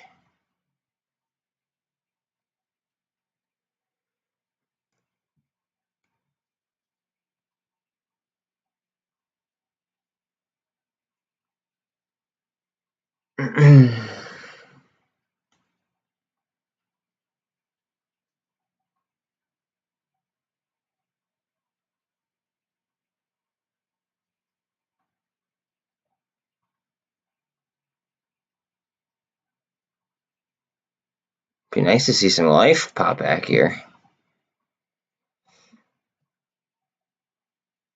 Let's look at SPY. What is going on with the SPY? Another hard twist down. Oversold. 29.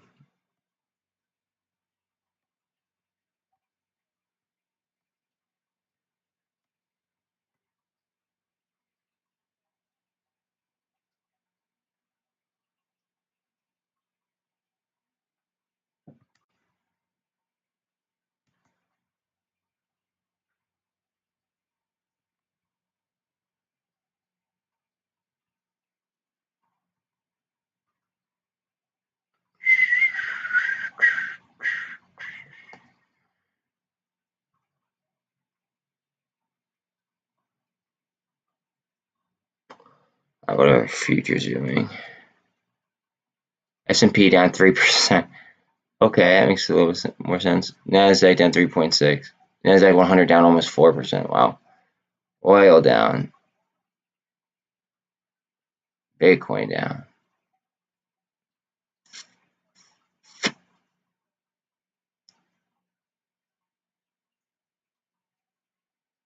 All right. The fact that I'm basically flat on the day, and then I'm as leveraged as I am. I mean, I'm technically still green if we want to count if we want to be specific. I'm still green, but it's just amazing how I'm still green right now with as much leverage as I have.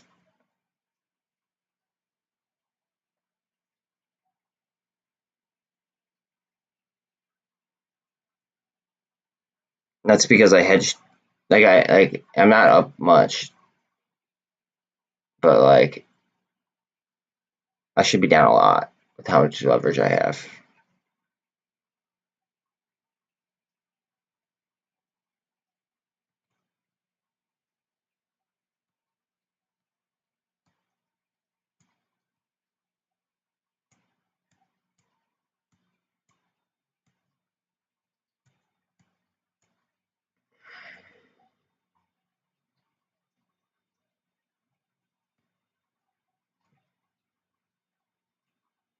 Okay, this is important actually, right here.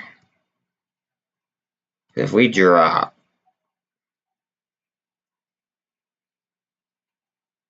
it could get pretty bad pretty quickly.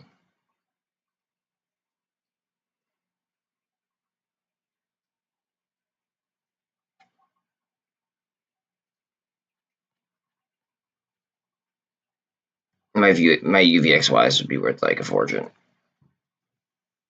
And my TQQs would be worth a pretty penny too.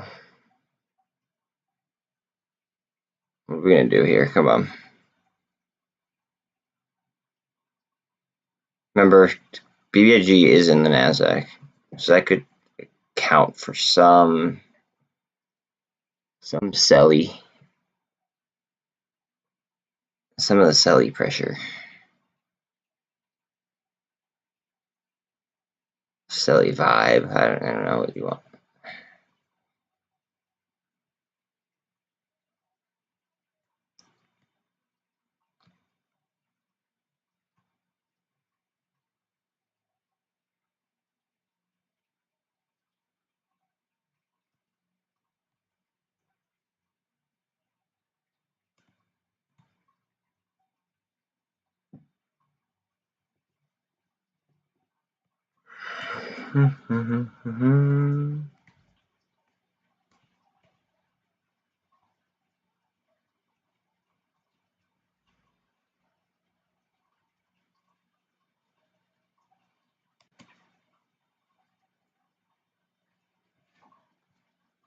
What is AMC doing?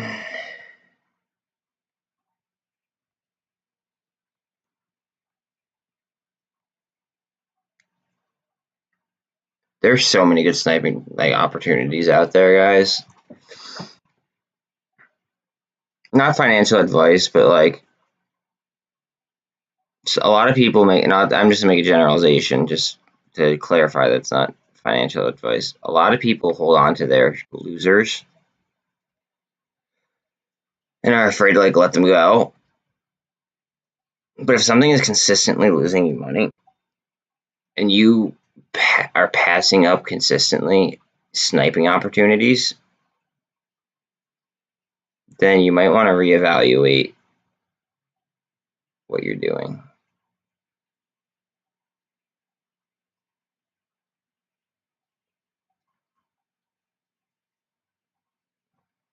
I mean, I just throwing that out there. Take it how you will.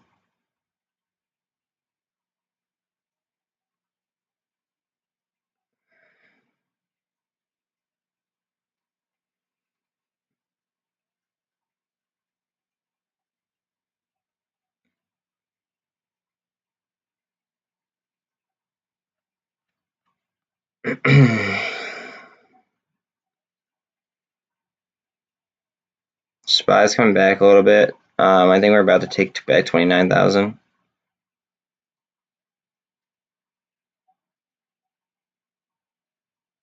$91.50 right now on GME.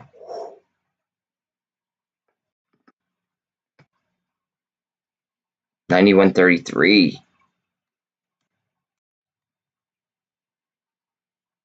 Oh man.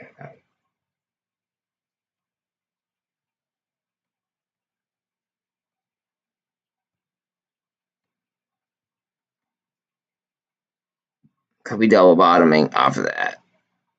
And the support line.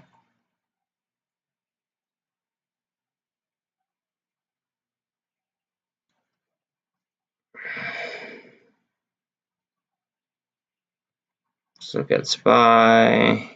Do we want to twist up yet? There's a lot of contracts at 395. Like a lot of puts.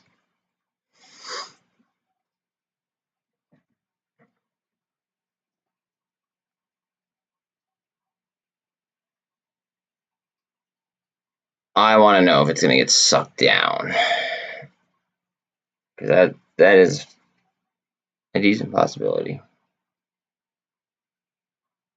If it gets sucked down, I mean, I'm prepared for that. Like I said, I have a bunch of puts much lower than what we're at. well, I wouldn't say much lower, but a decent amount lower than where we're at, just in case as protection. But then I also have a lot of calls for Friday on SPY, just in case we get a reversion.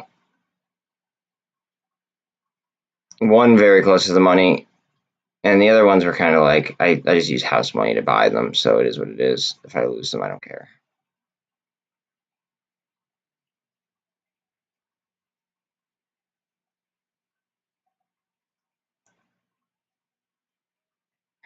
GME is now under $91. SPY is getting a candle, slightly under $91. We're getting a candle here on SPY.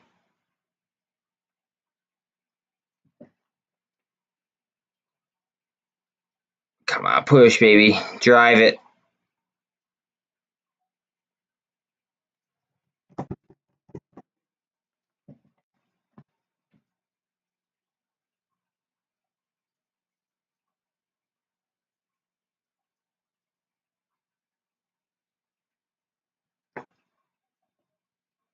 What are the Qs doing? Let's see. I'm back on the Qs.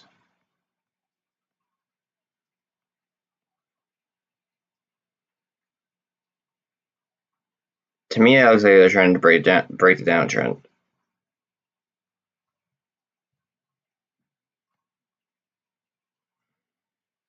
Where's the UVXY?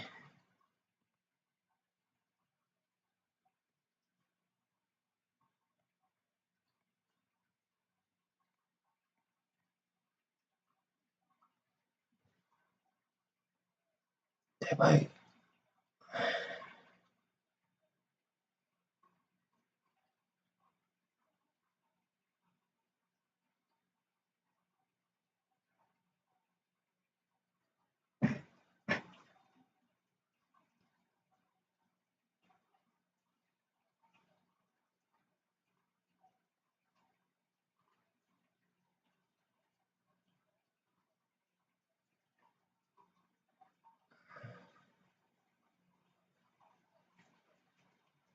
Well, 1 second, guys.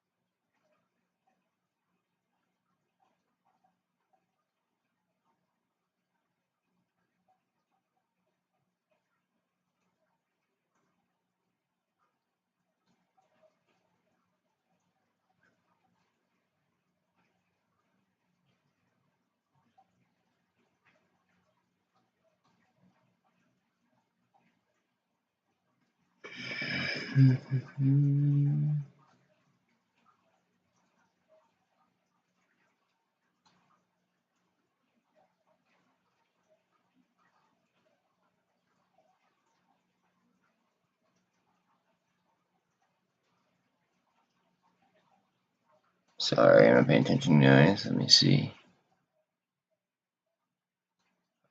Sorry, I had to do some shit.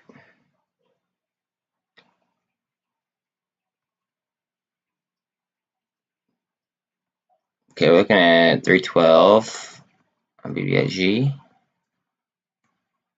312, 313. Come on. Let between the 24 and the 48. We're going to be testing the 48 here in a minute. We bounced off the 48 there in the previous candle.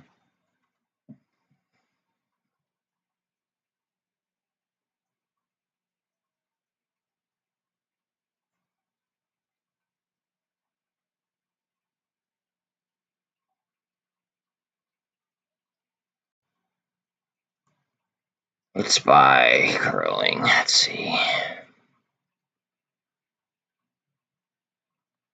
We took back 29,000 on Bitcoin. Looks like we're trying to get some life here in SPY. We are testing the 48.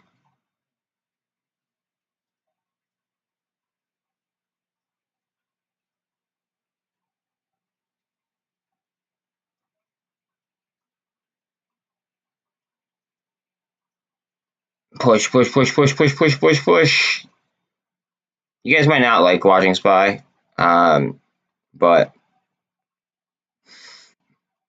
it's something that's going to control most of the equities in the market, which are in turn going to affect our MOASS stocks. So it's very important to kind of be able to judge that. Like, one could argue that that's a double bottom, a little bit off, but we could see a trend change right here to the upside. If we get 13 to the 48, maybe a little bit of a push with some demand, could change. Tide is showing like $25 right now. Yes. But this is what I would take from this, okay? Look at the volume, only 807 were traded. Look at all the orders, advancing versus declining. Look how many people are trying to sell right now at 25. They're literally trying to sell the shit out of it at that high price tag. So like, we're not going to really know the true price discovery until like everything's distributed, and then people start naturally trading it. Like, it's not going to be natural, I don't think. I mean, you could probably still scalp the shit out of it if people start with more volume, especially, but I feel like a lot of people are going to get caught with their pants down on that one.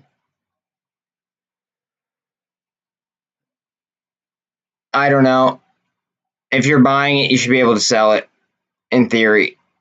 But you also, all right. So say that you own some Russian equities, right? You got locked in, I believe. Oh, the sell order is probably at 20. No, because the price is at 25. Here, hold on a second. It's Tide V. Hold on a second. Let's see. Let's see what the order book looks like.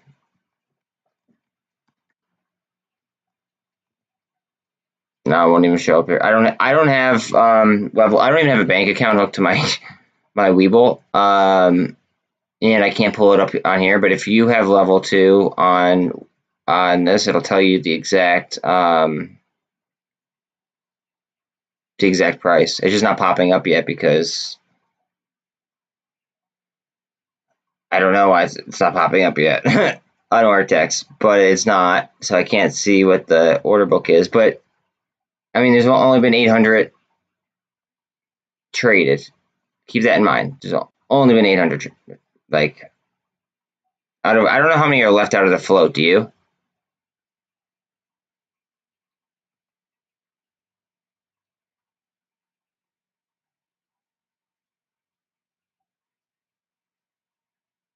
See, like, this is off. Look, 52-week high, it's saying 19, but it's saying right now that the price is 25.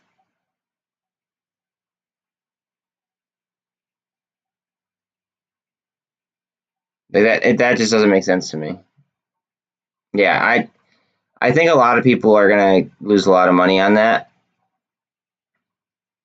until prices until the distribution naturally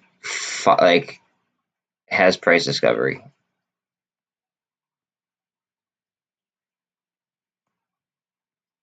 I mean, I didn't try to buy because I'm not going to buy. You might be able to buy. I mean, I'm unsure. I'm not going to buy though.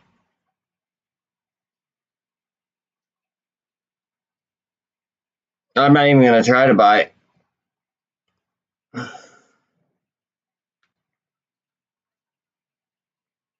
I'm like glued, like eyes on the prize right here. Like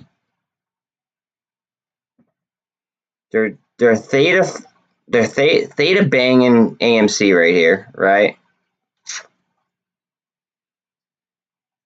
They're pounding GME down, as they are with MULN, CEI, or ATR, etc. Right? But I care more about GME right now at this current second. So what I'm doing is I'm using my hedges to further hedge, and then I'm buying options on AMC or on GME and AMC while they're down. If that makes sense.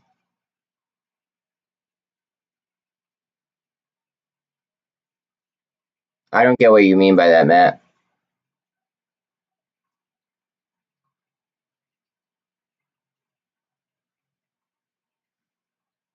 Like, what do you mean? You hope tide runs shorts not covering short.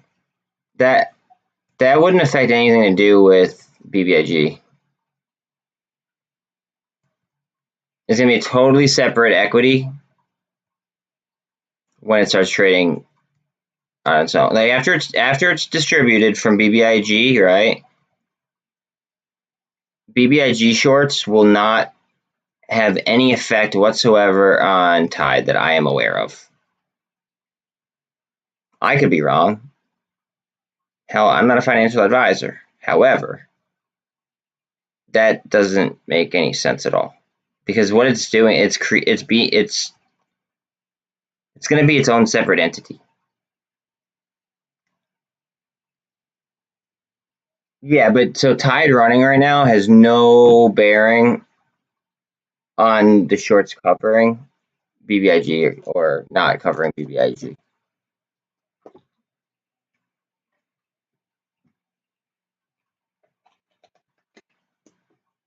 Literally no bearing at all. I wish it did, but it doesn't. Now, if today was what's it called? Let's say that today was the 16th, where you were able to buy. What's it called? Today you were able to buy buy BBIG in order to receive tide. Then, if you were able to trade tide already, that's when it would affect it. But right now, it has no. It's gonna have, like, the shorts on BBIG are gonna have no effect on tide, or tide running is gonna have no effect on the shorts of BBIG.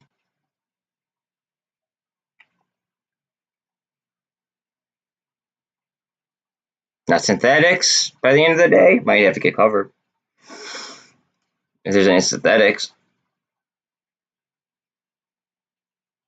but synthetics and I would argue that synthetics and legitimate shorts are two totally different things as well.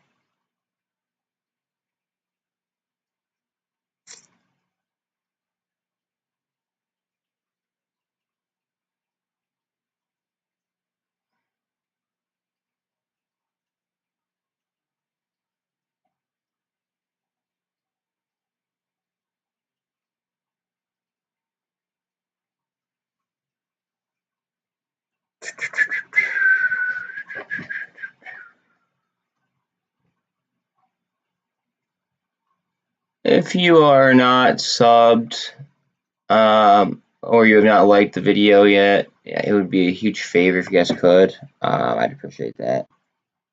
Big time. And if there's any kind of vortex you guys want to see or anything like that at any point in time, also feel free to give me a holler. Let me know, and I will handle that for you.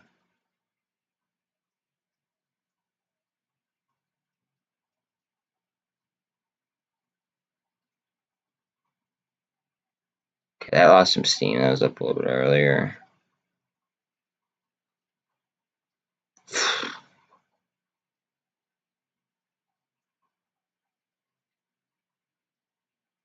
Because I should have profit took yesterday on my other position.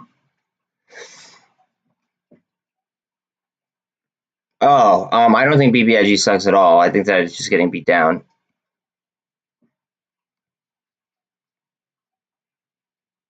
It's getting. I believe that it's just getting manipulated and held down. I don't believe it sucks at all. Actually, I actually really like it.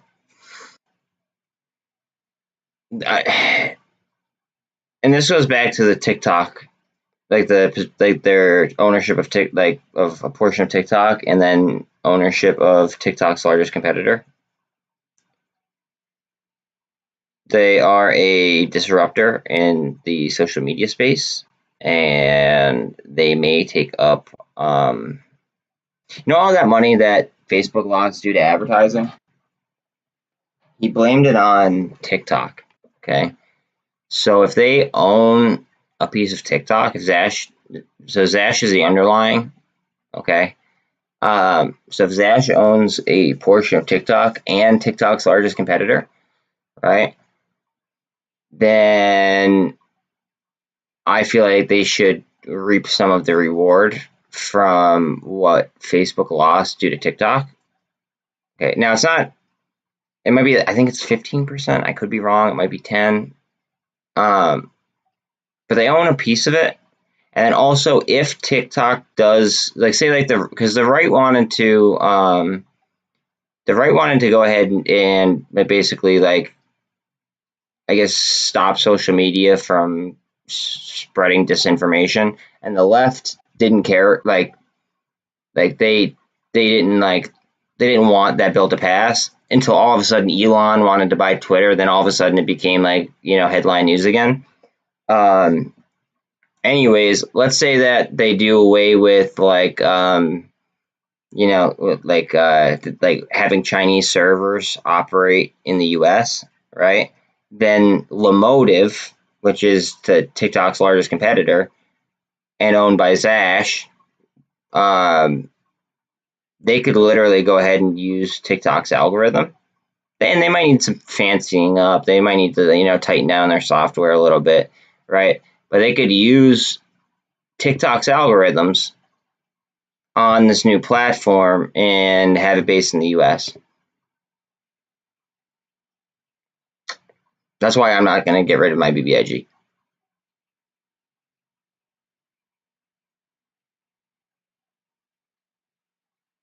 Rope. I have calls on. Do I have calls? Yeah, I have calls on UVXY. What is it, rope? Oh, you're talking about. Oh, dude. No, no, don't be saying that.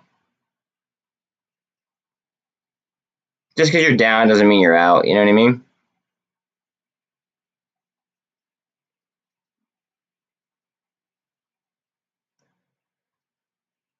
I thought you were serious for a second there, dude. I was like, what the fuck?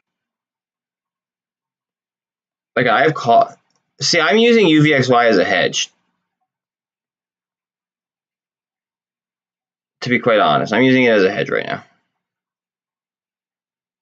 I have some SPY lotto puts out right now. I have one SPY close to the money here, and then I have a few lottos up as well that I got with house money. And then I think I puts on the TQQ. I pulled my SQQ call a little bit early. Unfortunately, it is what it is, though. I'm actually straddling right now.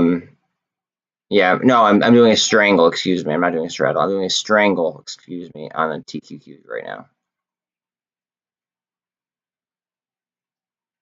So hopefully we either get a burst up or it just continues to fall.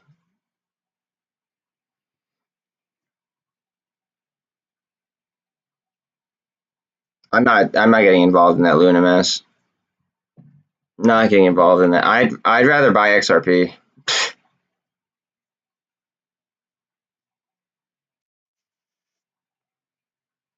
I would rather buy XRP at the prices that's at. Like, I know Luna, like, I get the whole premise behind it, but like that'd be like the start of a new lawsuit, essentially. And XRP is there's a reason why the SEC sued XRP.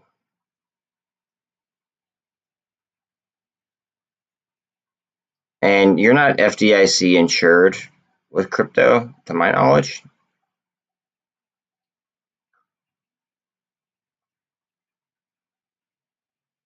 However, the SEC is trying to basically say that XRP should be like FDIC insured and it should be a security in this, that, and the third. So if they win, it's basically a hedge. Sorry, if it's basically, I see XRP as a win-win. As soon as that case is over, I see it as a win-win. Even if it's like, say that they have to do a coin buyback or a share buy, or it'd be similar to a share recall, right? There's no way in hell to tell who has XRP, who does not have XRP, anything like that. There's no way to tell, and that's something that the CEO actually brought up. And yeah, you're right. I mean, like it is like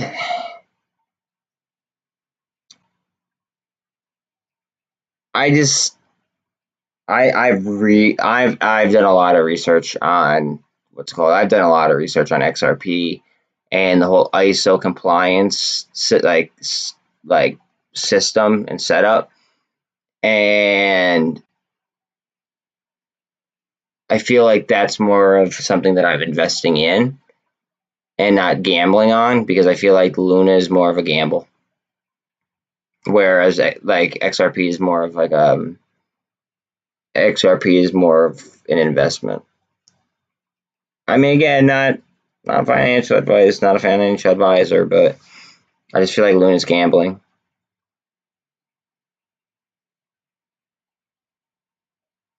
SHIB is, unless you were on the original ride for SHIB, it's just a scalp show. That's all it is.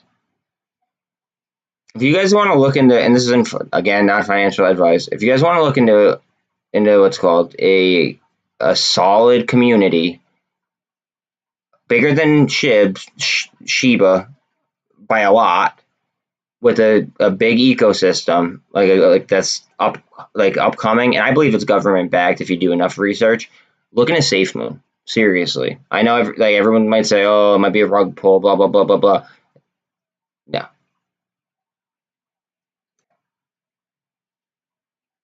I'm down on my position. I mean, I'm not afraid to admit it. I don't give a fuck. Like, I still believe in SafeMoon more, like more than a lot of high cap cryptos. Like, it has that kind of potential in my eyes. And it trades for like fractions of a penny. Even XDC, like XDC is 4 cents. Like, and it's ISO compliant. IOTA, like it was like under 50 cents, I believe. That's actually in the metaverse code, which you could find at learn.mvs.org. That's their GitHub. You can find it there. And it's ISO compliant as well. I would rather invest in something like that than gamble on a stablecoin.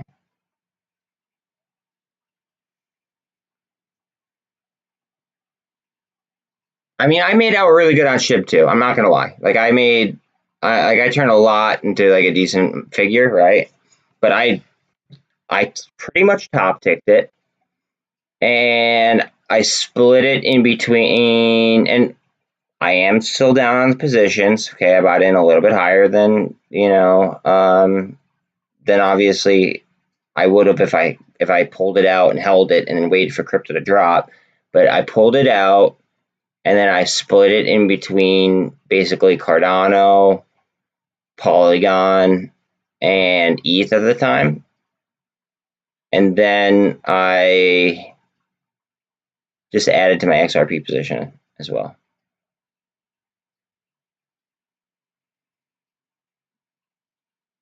Yeah, I mean, dude, like it.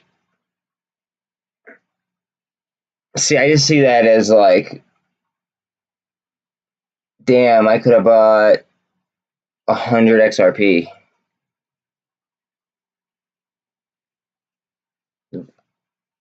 I mean, to each their own, you know what I mean? But instead of buying for the, for like the laughing purposes of like, hey, if I hit, I hit. I'm doing it, like I'm investing in what I'm investing on, like in based on research I've done, rather than just like hoping that it returns. It very well could, and yours could end up, going through the roof, and you could make an absolute fortune, and then I'm gonna be jealous. You know what I mean? Or it goes the other way around, and XRP lights up. I mean, like it just that's what it just comes down to that.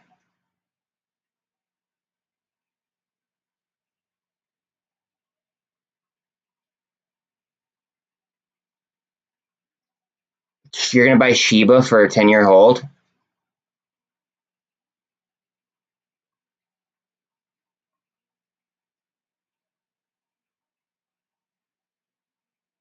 Okay.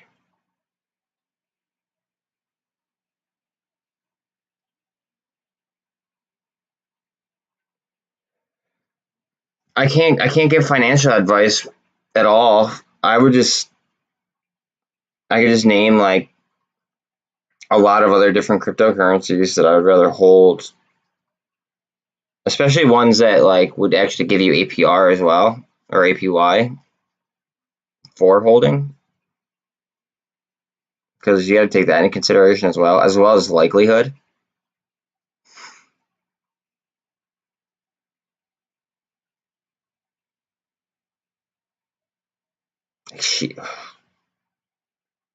Shiba Shiba's scalp tool like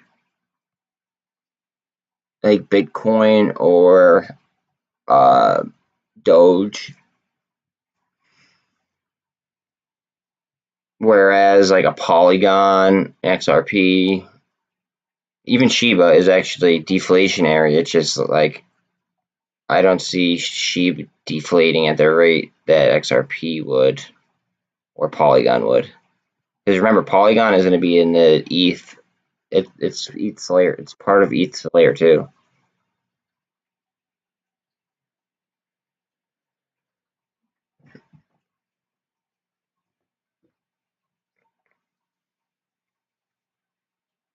I mean, dog, you do you.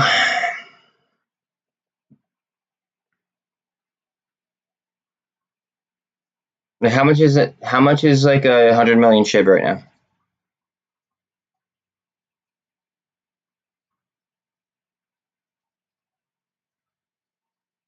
I guess that's my question. Like how much? I don't. I haven't been following SHIB because I don't like their ecosystem.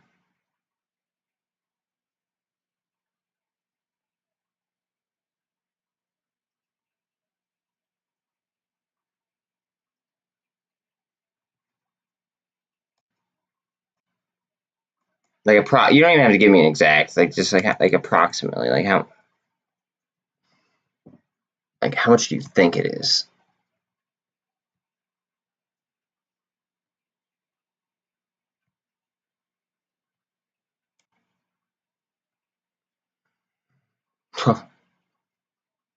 Yeah, I see $2,400 or 2,400 XRP for that number.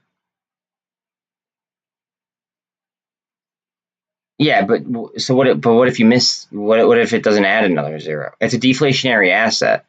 Like, so what if it doesn't add? Like, what if we saw the bottom on crypto? Then what?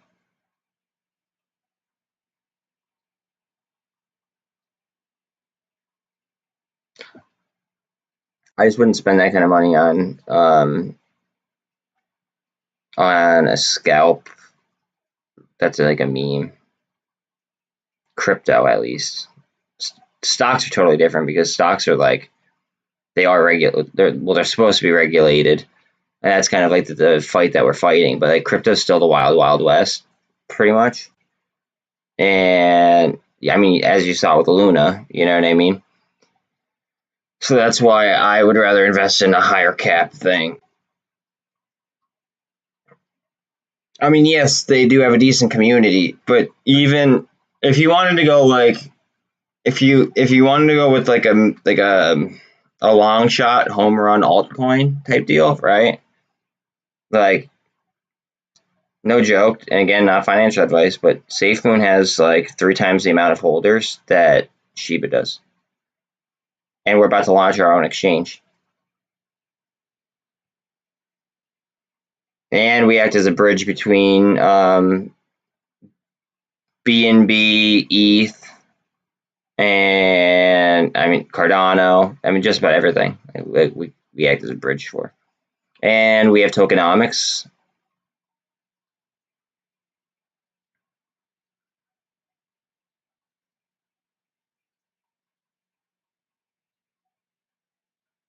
Yeah, like yeah, 1200, 12 like I would rather spend $1,200 on Polygon and then stake it for 12%. I mean, right now I get 16% on my Polygon, and so like that's not even me talking about like XRP. That's talking about like Polygon, right? So if I were to go ahead and buy $1,200 worth of Polygon and then stake it at, I mean, I'm getting 16% right now, but like let's just say I was getting 12%.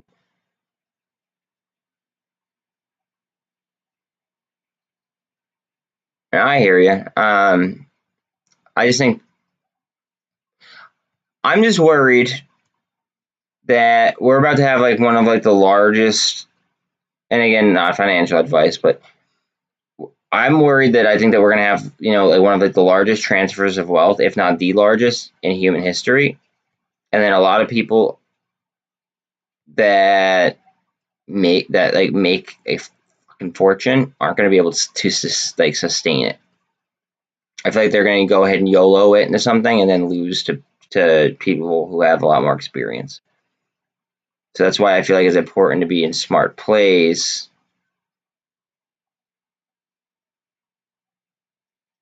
and not like too high risk of assets. Again, not financial advice, but that's just my core belief.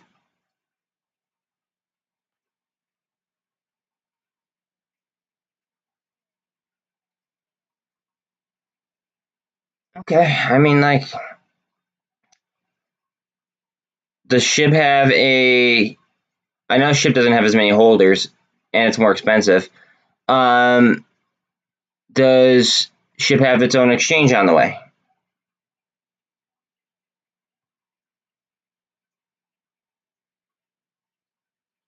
Yes. Does SHIB have a headquarters?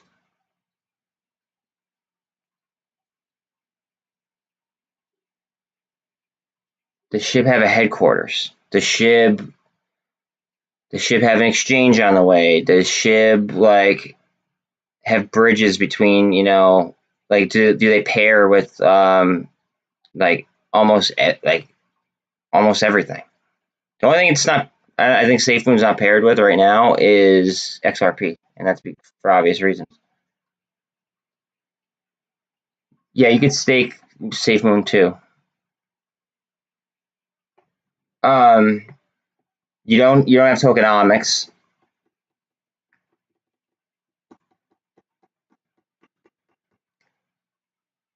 like I'm getting more SafeMoon while I'm sitting here talking to you guys, not doing anything, and it just not doing anything. Like it doesn't even have to be staked for me to do that. We could go back and forth all day long on what our favorite altcoin is. I don't really care. I wish you the best on it. I just don't. I don't see. I don't see the vision with SHIB like I do with SafeMoon. That's all. Yeah, it should be the largest transfer of wealth ever. If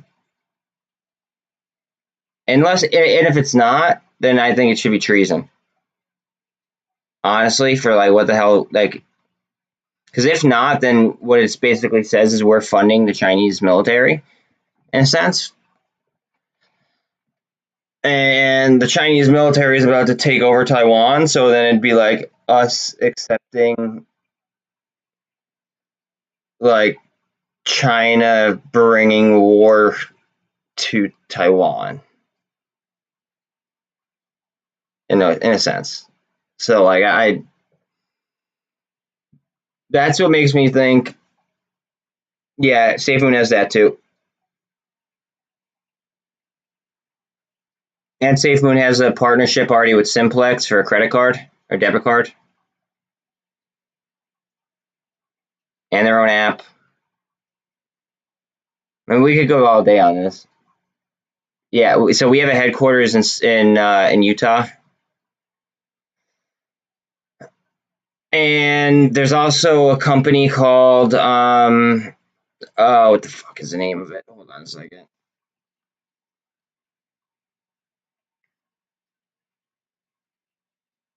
Also, look at Space Plus NFT. That might be big one day. Oh, Giddy DeFi. It's called GIDDYDEFI. Is going to be going. It's going to be what's it called soon? It's going to be coming to like IPO soon. They are big supporters of SafeMoon as well. I know because I talked to the guy about seed funding, and I was like, I was like, how do you guys feel about SafeMoon? And he goes, we're very large fans of SafeMoon. So like that all but confirmed that Giddy DeFi was going to have SafeMoon listed there as well when they launch.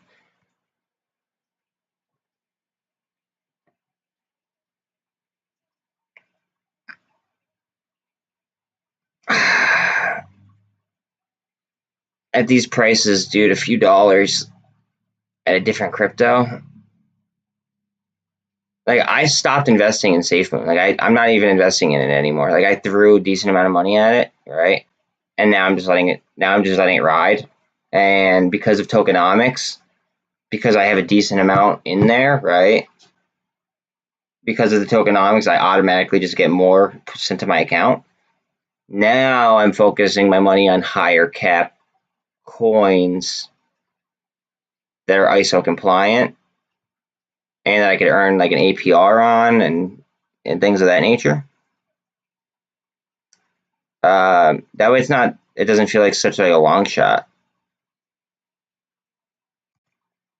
It's like I did my DD and it is what it is.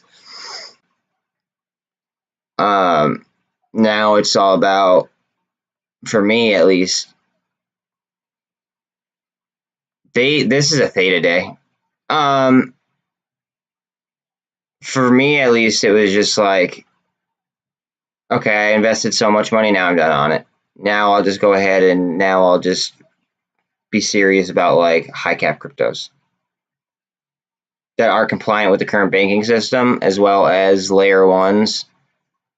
Well, I guess Polygon is technically a layer 2, but it could actually act alone or do like act as a standalone chain. So it's kind of like a layer 1 and a layer 2, which is one reason why I really like Polygon.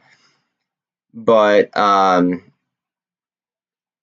so now I'm kind of focused on like layer 1s and layer 2s, obviously, and ISO compliant coins.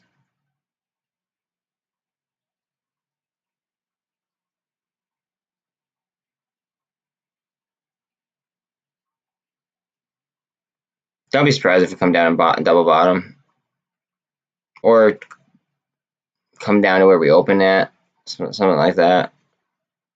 I mean, we might bounce out of here at any point in time, but I don't see this lasting underneath this pivot for too long. It's 1 o'clock in the afternoon. Could be due for a trend change.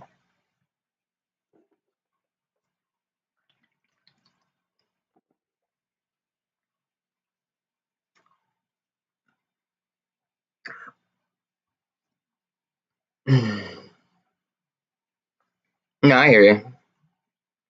What as far as crypto goes, are there any like big names that like I'm sleeping on, other than like, I don't know, like your ISO compliant stuff?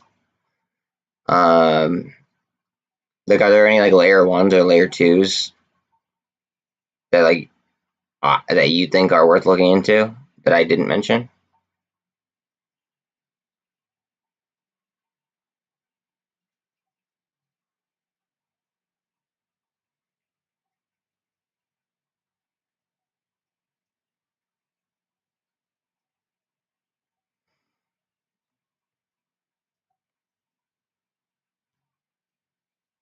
I think I could retire. I'm not even joking. Like, I think Safe Moon is a 5-year retirement plan. Not even a joke. I don't even think it's gonna take that much to do it either.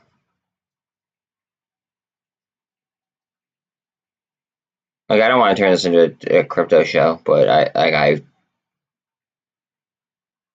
I sincerely believe that. Like, they're already building a fucking city in Africa. They're building a city in Africa, and like, I see pictures of it being built. Yet everyone just wants to give FUD out about it, and they don't like look where it matters, I guess. Look how oversold this is. This is 22 on the RSI. If I was sniping options right now, this would be a great time, in my opinion.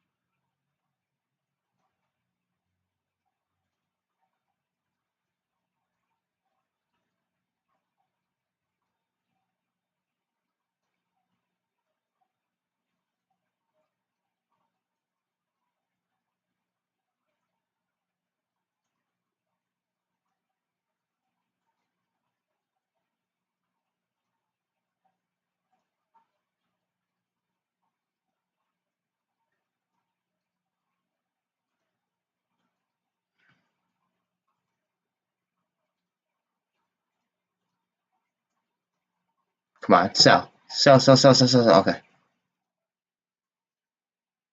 AMC.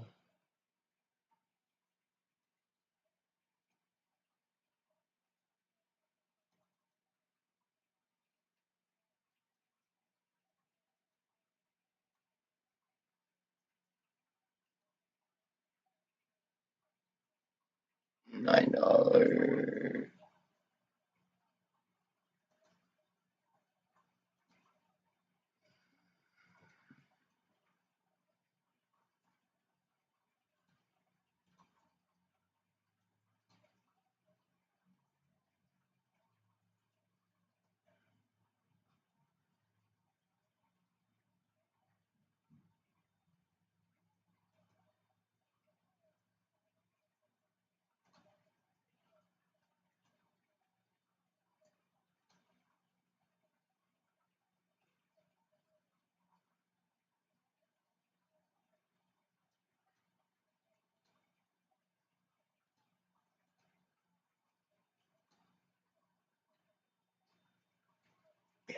Okay, cool. I just bought so many AMC options for dirt cheap. I sold something that like I bought very on a speculative note. Um,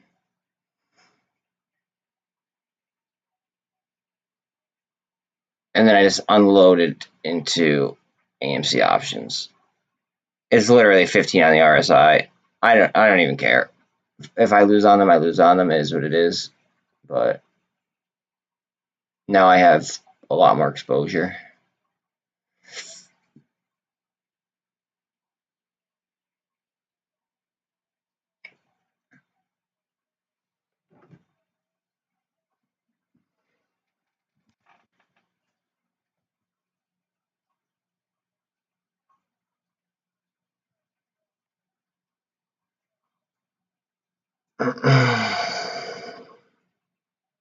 Honestly, kind of makes me want to look even more at something else.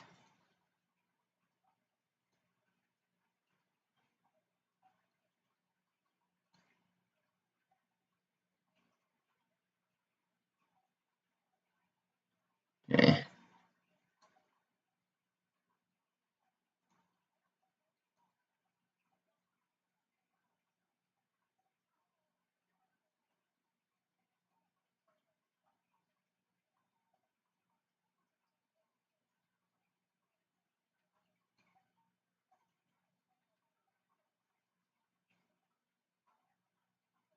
Fuck it.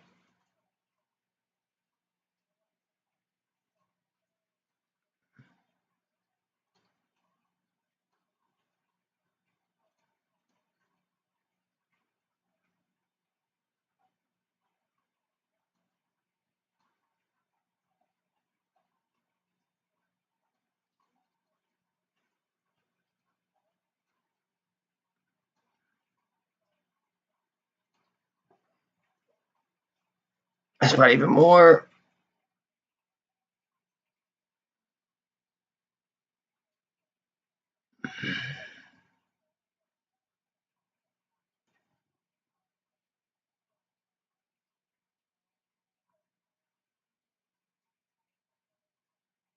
Like, keep going. I'll keep buying it all the way the fuck down. Let's go.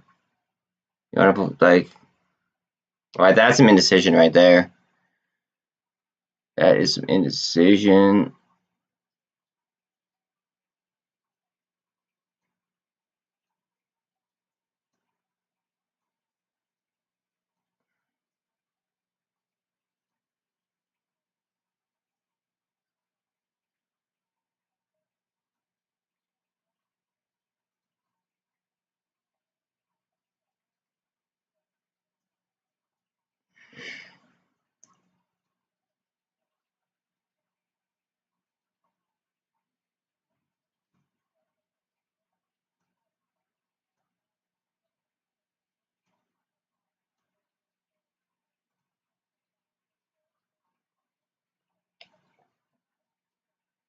Yeah, I just bought even more AMC's. Let's go. Let's do this shit. What happened to BBIG? The whole market's just going down, so BBIG is going down with it. That's it. I mean, I don't know. I wouldn't be. I'm not stressing it. I don't give a fuck. I'm gonna hold my BBIG for a long time though. I'm a long-term investor on BBIG. I'm not just in it for Tide. I just sniped the ever-living crap out of AMC options. So, oh god, how many did I buy? 5, 6.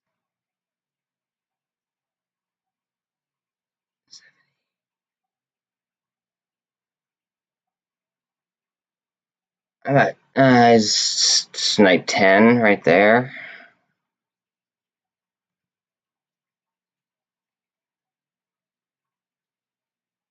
What was the high of the day? 14. Okay, cool.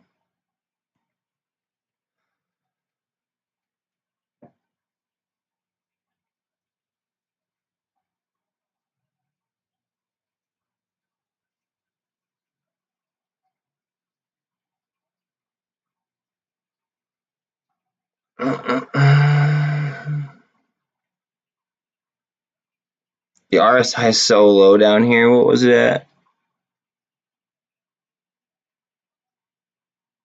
It made it to like 15 RS, an 11 RSI. That's insane. A 9. That's crazy. Oh Lord.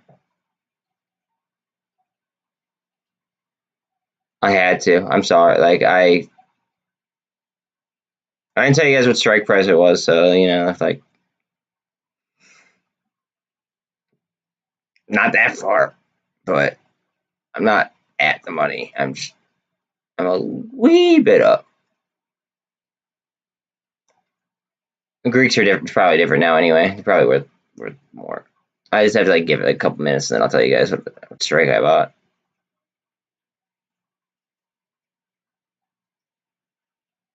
Because I never want to get like even put in the conversation for like anything negative. I also bought like I think I had a few dollars left over, so I bought MULN.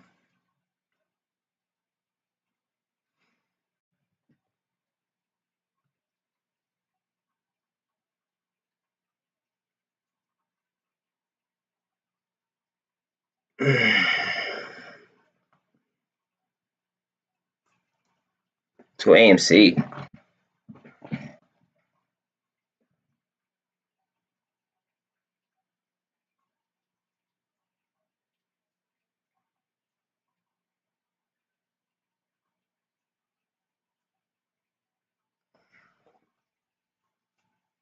I'd much rather see my hedges lose than my larger plays.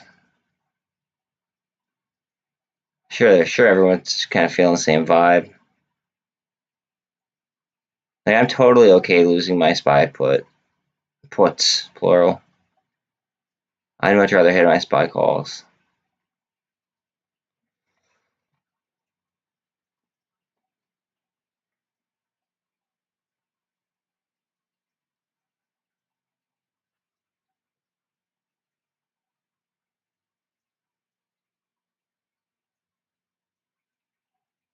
Wow.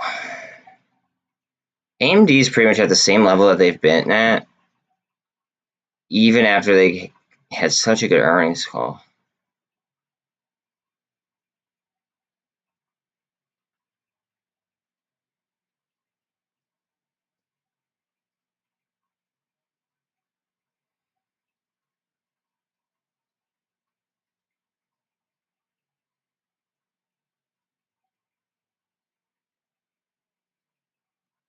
$130, plenty of time. 124, I should say.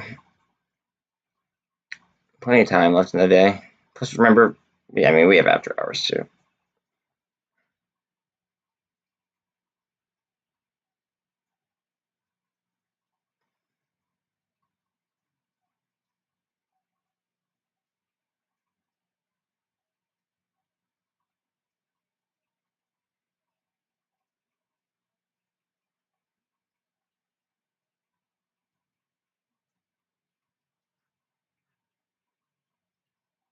Where are my Q's at? My Q's at 293. Wow.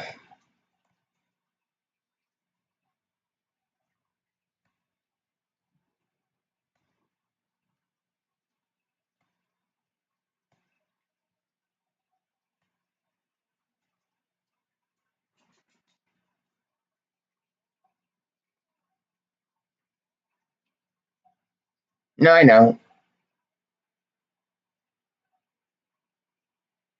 No, but you're aware that everything is recorded, correct? And it stays on the channel, correct?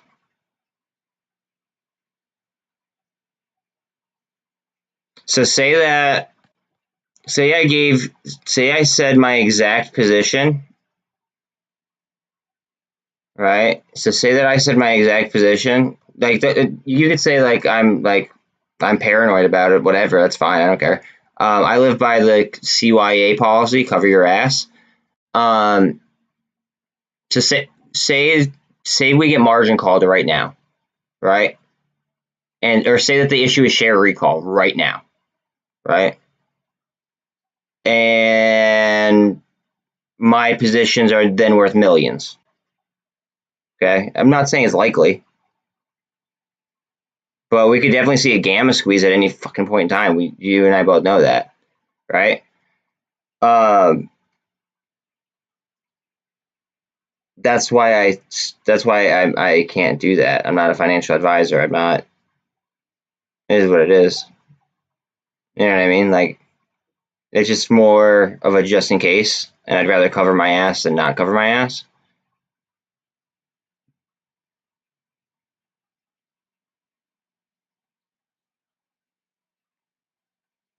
This is what it is. I mean, because all it's going to take is going to be one institution that knows how to leverage their money the right way, and they would have to drop it at the right time. So, like, on like, say, like an AMC or a MULN or an ATR or a BBIG or a GameStop, right? If they went and applied max leverage and they dropped a ton of money, they could force that to then start to squeeze, and then it could just be a domino effect across the board. So, and I feel like especially if the CAT system is up, which we both know isn't completed yet. But if they do operate under a CAT system, it could be, an automatic, like just a huge green candle. We might see some halts, etc. But I mean, I think you get what I mean. You know what I mean? That's why I am the way that I am. I'd rather just be safe than sorry. That's it.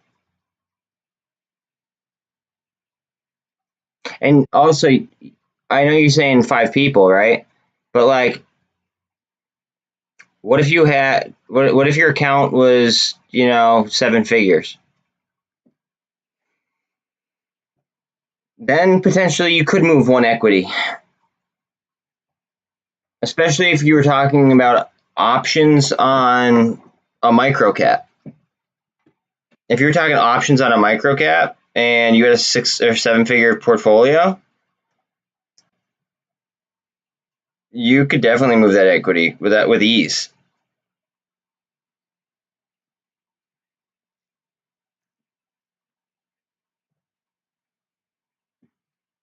I don't know. I'd like to be safe.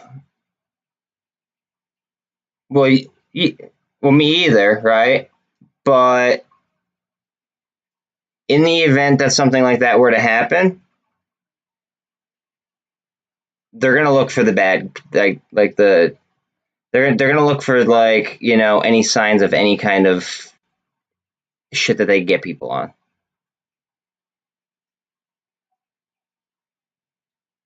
So again, that's a CYA policy. Cover your ass at all times. That's it.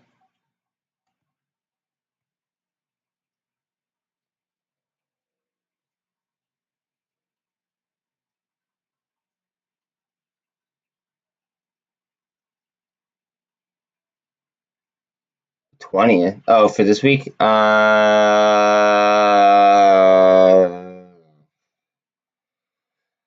I was thinking about selling calls.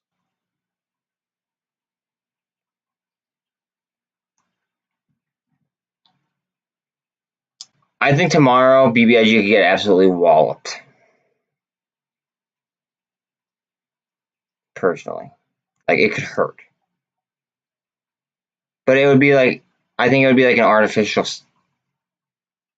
I mean, or it could gamma squeeze. Honestly, it's so hard to tell with BBIG. Uh, it depends on how many shares are available to loan right now, I guess. Because if they could loan a lot of shares, right, then they could short the ever living piss out of it and try to scare people out of their positions.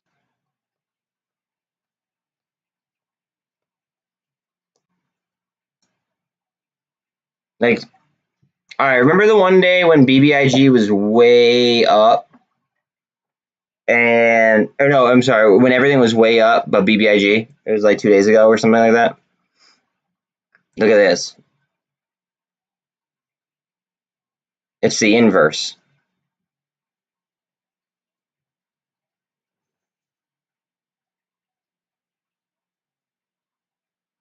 Well, but see, Bill, the thing is that it's recorded. And it stays on my channel even after it's so after it's posted and when it's not even live, right? You could actually go back and reference it. That's the issue.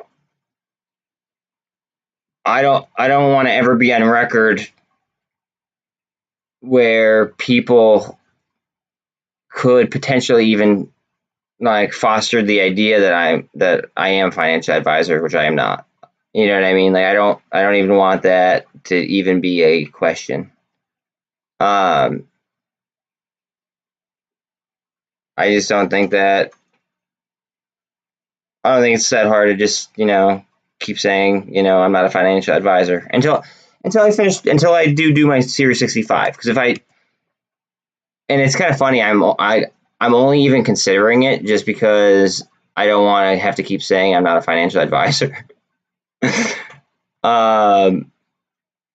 This actually kind of looks nice, but yeah, I mean, like, I might just seriously do it just so I don't have to keep saying it, which is kind of pathetic, but it is what it is.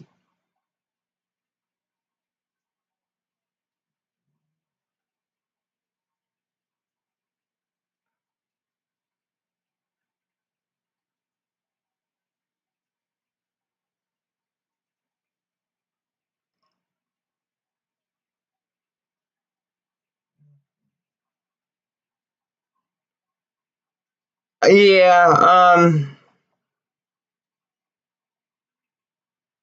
yeah, but then I open myself up for a lot of scrutiny. And also, like, I wouldn't have to say that, but like, I would have to say certain things. And I would probably have to carry insurance then. But that's even if I get monetized in the first place, because I'm not even monetized right now. One second, my dog's crying. What's up, dog? What do you want? You eat twice already. You want to tie?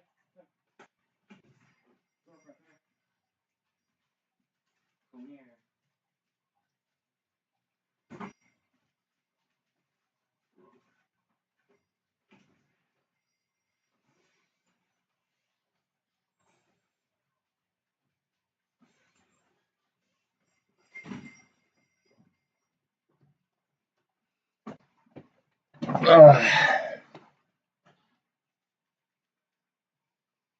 Um. So if I'm licensed, right? You could get sued for anything, dude. Like literally, like that's a good example. The lady who spilled the lady who spilled the McDonald's coffee on herself and then sued McDonald's, won millions of dollars. It's fucking coffee. Of course it's gonna be hot. Okay. You could sue anybody for anything, right? So I'd probably have to still even if I was like a licensed financial advisor, I'd still probably have to have disclaimers. I'd have to talk to an attorney, of course. Um, I would still have to have certain disclaimers, I'm assuming, because I'm not their specific. I wouldn't be their specific financial advisor. You know what I mean? But I could probably be a little bit more loose with the way I talk in general. I guess that would be the only benefit if I do decide to go down that route. But I'm only going to go down that route, honestly, if I get monetized relatively soon. And if, I don't know, like I'll only go down that route if I get monetized relatively soon. and if I don't make enough off just like straight MOASS, because if I make enough off straight MOASS, which I'm assuming and hoping that I do, honestly, bro, like I might just fucking move to another country, start up like basically low overhead businesses that pretty much like run themselves, like car washes, ice machines, ATMs, like might do something like that. That just sort like residual income sources that are like pretty much automated. Um,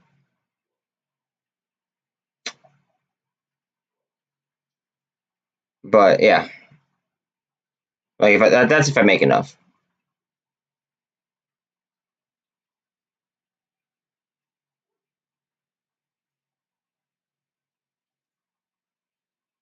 Bro, go to your local McDonald's and tell me if the ice cream machine is working.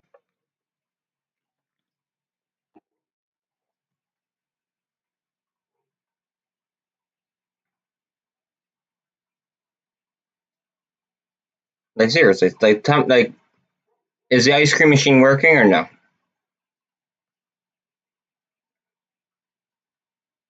Like you got to think about it like from that aspect. Like there's so many like with companies that are that large, there's so many things that are just overlooked.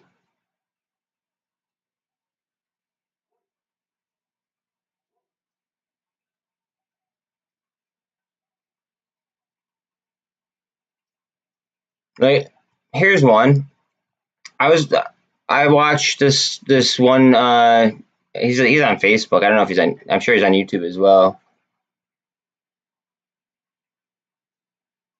That's actually really funny. Or they just don't want to deal with ice cream, so they stop they just stop letting it work. But so I watched this guy Long Island Audit, I believe it is. Um, he does like First Amendment audits because I'm like a huge believer in the Constitution. You know what I mean? Big supporter of the Constitution and like constitutional law and all that stuff. So I was watching one like his channel one day. I think it was on Facebook. I was watching it, and like he was doing he's doing an audit of a town hall, and the town hall's elevator hasn't been inspected since like 2005. Now that's an elevator in a public building that taxpayers pay for that the police use every single day, and it's not inspected. There's just so many things that could be overlooked in different situations. But people can sue like they could sue you for anything. Doesn't mean that they're gonna win, but it means that it would cost you lawyer fees.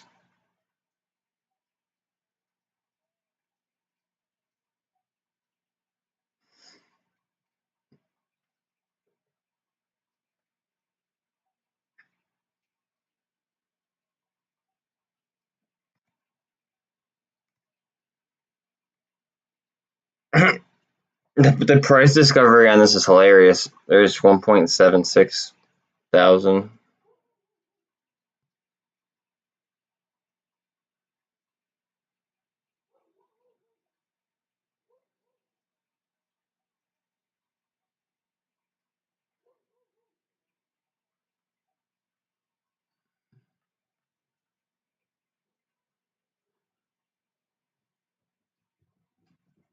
Lucky, chill out. You don't need to go bark.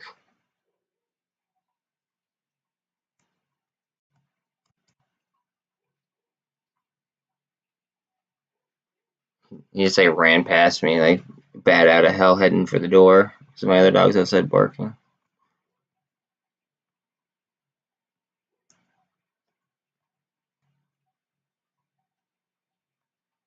That looks like a trend change to me.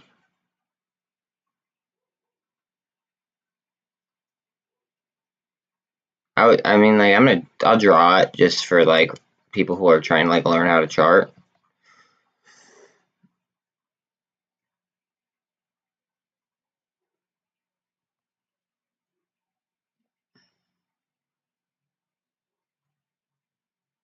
Alright, now, obviously, it already broke it. I understand that, but I'm just drawing it so people in here who are maybe learning how to chart can see, like, what I mean by, like, I see trend, like, when I said, like, I see trend change.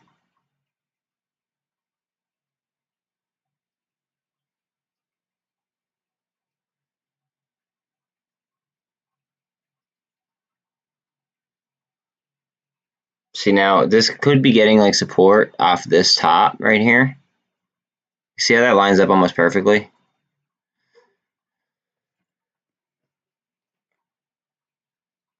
One second, let me let her in real quick.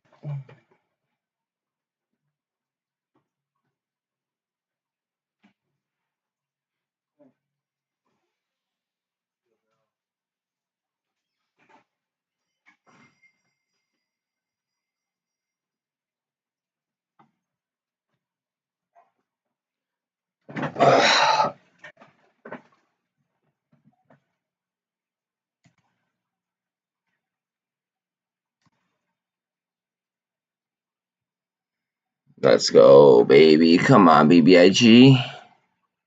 Lego.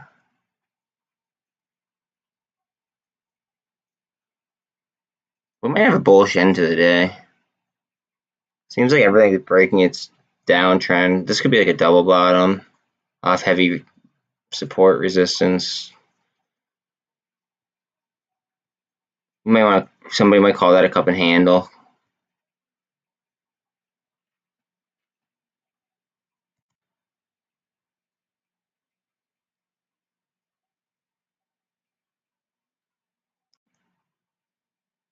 Okay, all the EMAs are in place. It just has to go over that 200. So that's the brown one, or like that rust orange is my 200. All the EMAs are in order. Now just waiting to go over that 200.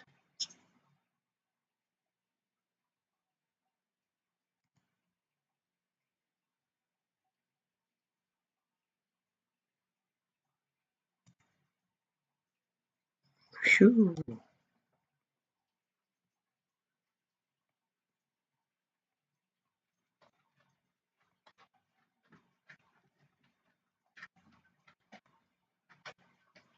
I got falling off a cliff.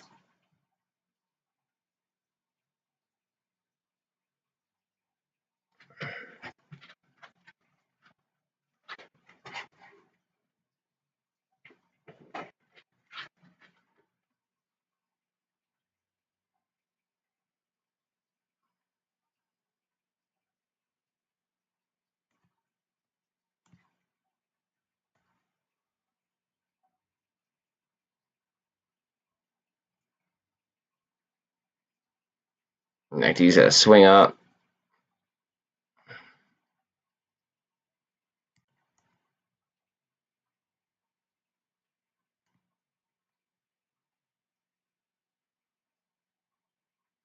This is like a descending wedge or a descending channel.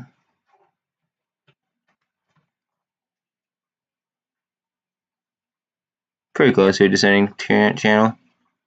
What would it be like? It'd probably be like that. Yeah. Which would be a bullish thing. It's a little bit off. Oh, hold on a second. Hello?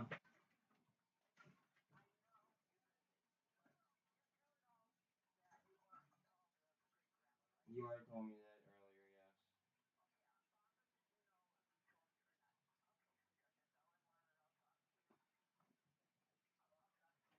yes. Okay. Alright. Love you, bye.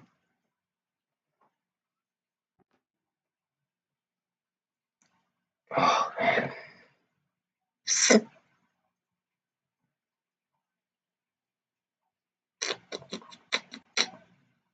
Indecision. 2 indecision candles right there. Bang, bang. And that's on the stock support line. Like that, this isn't one that I drew. This is just a standard support line from the pivot point. This is gonna be interesting here to see if we drop or not.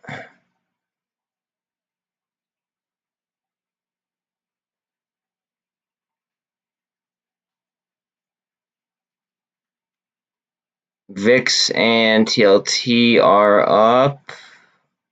I keep rising.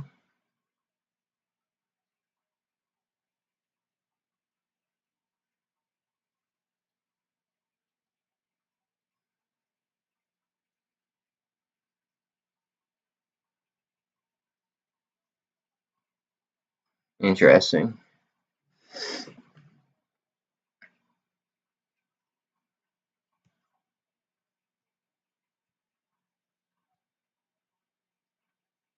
Where the Q's at? 292. Phew.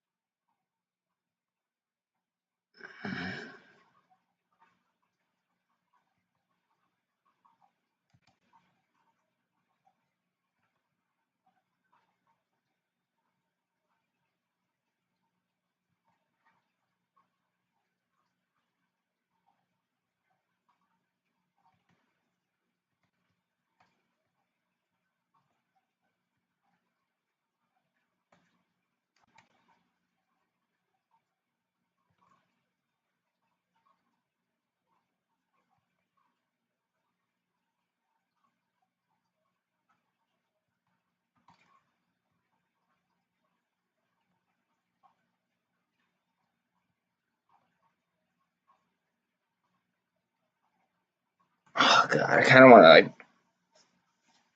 to cut my TQQ puts, but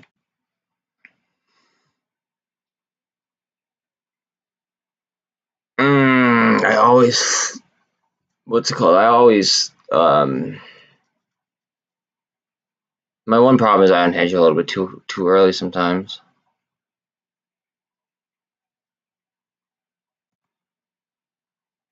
And I know I do too. Like it's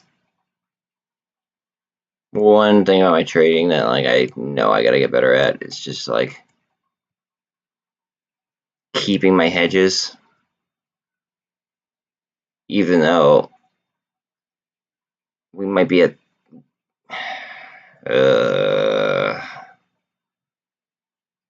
I guess it did the same shit right here too with the wicks. See, indecision, indecision, indecision, indecision.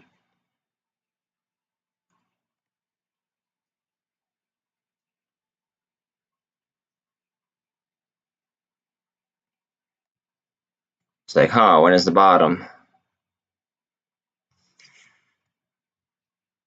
I don't want to.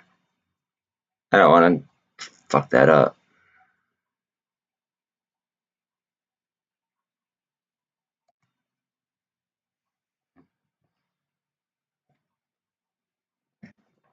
Let's see.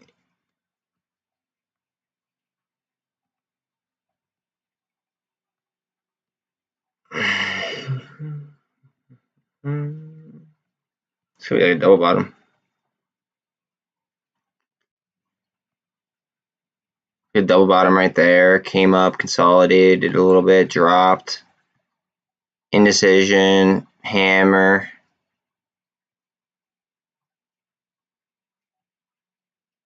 I might go for a little ride. What's a 5-minute look like?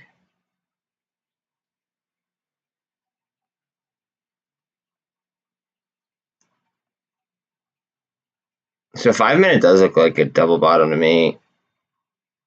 Double bottom underneath the 5-minute, or under the 200, excuse me. if we get a shot up, where's it? It's at about 13 bucks. We would prevent a death cross in the 5-minute, which would be pretty lit.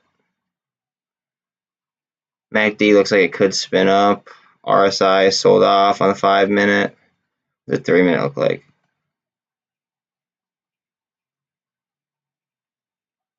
3-minute RSI low. Again, double bottom figure here.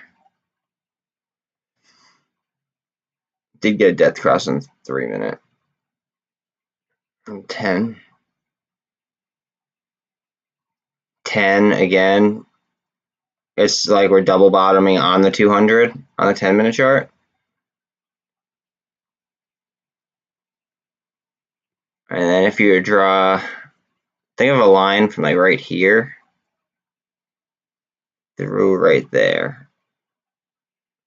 To me, it looks like that might spin out. I might be an optimist though.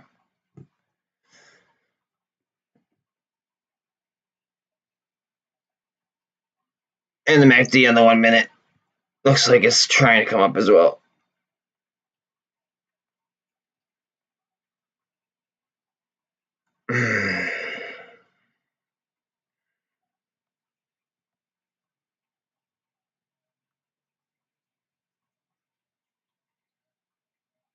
Yeah, even if I were to draw a flag from right there to right there, we'd be breaking it right now.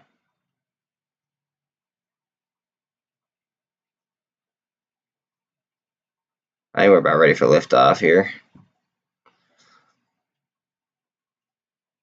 Almost 10% down even on GME.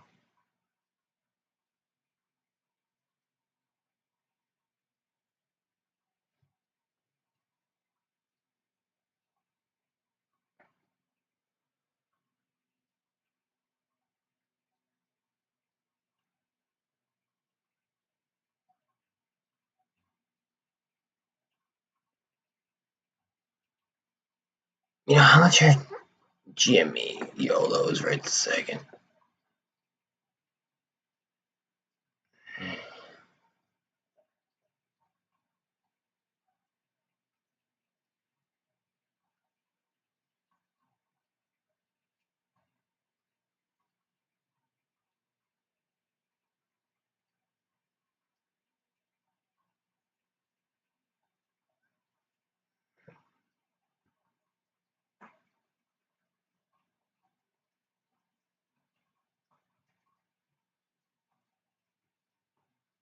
Fuck.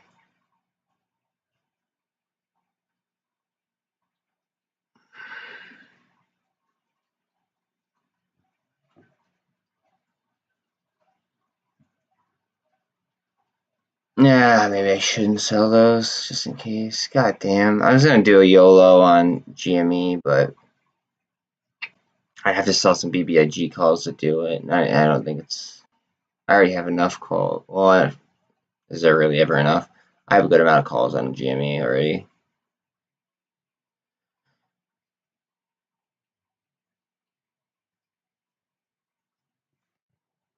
Only 2 are expiring this week. The rest expire after the dividend date.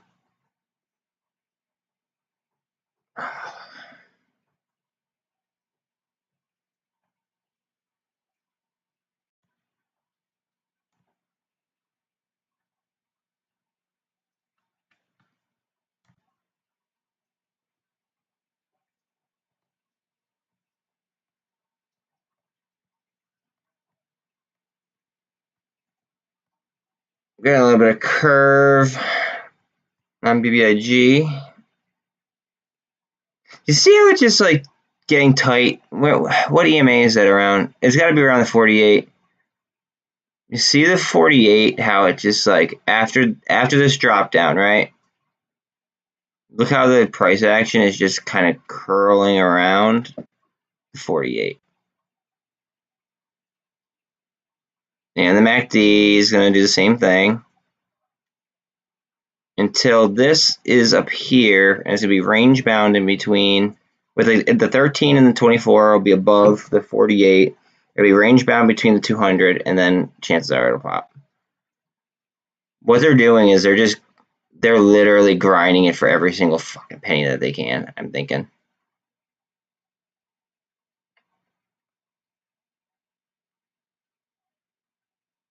Not yet. Nope. It's got to get on the correct side, and then it's got to chill for a second. Although the MACD is in place. MACD is in place. It could, and it might be able to move.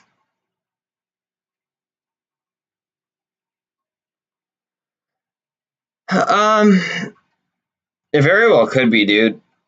Options are cheap, and companies might want to front run each other.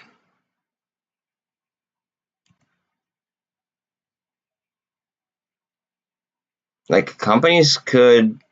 I know that if I say that I was running a hedge fund, I would. How do I phrase this? If I was running a hedge fund and I knew that retail knew about all the executive orders that we know about, and well, not all the executive, like that we knew about the executive order, that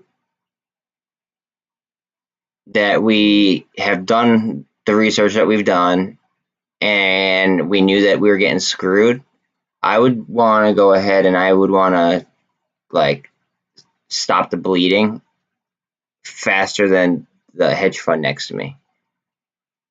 So I would go ahead and I would front run everybody else. But I wouldn't want to do it before like I knew that other people would get behind me either. You know what I mean? Like I wouldn't want to prematurely do it. So like they might wait until tomorrow and run it, or they could be screwing us around and wait until the monthlies expire, like this week's monthlies.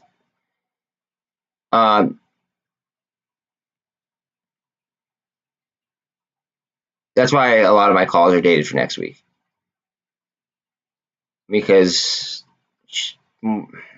more people buy monthly options than they do weekly options.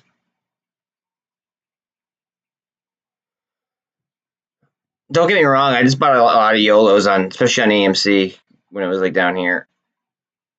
So, like, I want it to pop just as much as everybody else.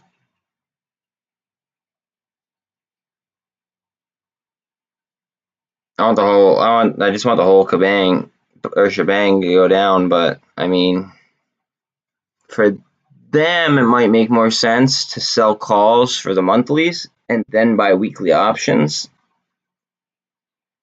after they grind it out. I'm unsure.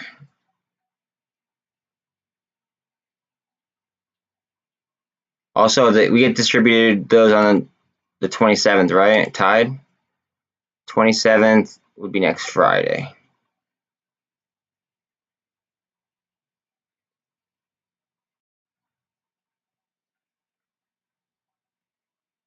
That could add liquidity to the system. Could be one way to add liquidity to the system, and that could cause some sort of squeeze and something.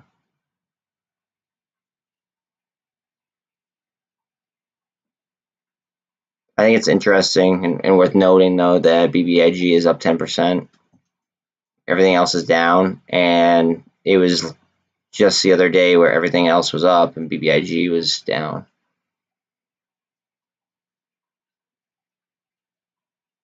I definitely think that's worth noting.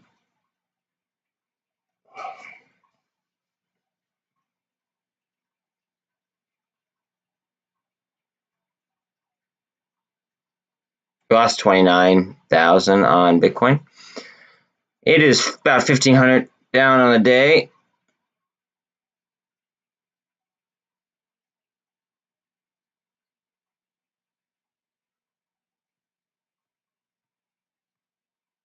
What are we doing here, AMC? Are we gonna pop? I hope so, because I just bought a bunch of options on you. Come on.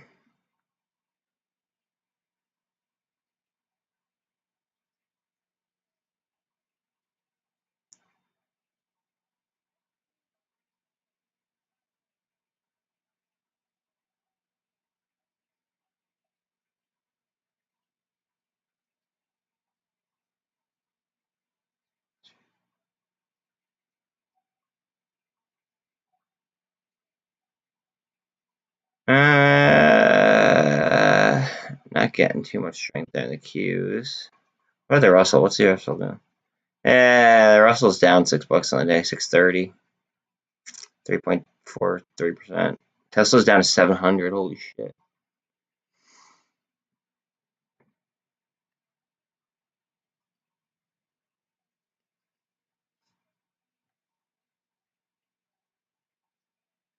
I'm really happy I hedged. Really, really happy I hedged myself. Whew.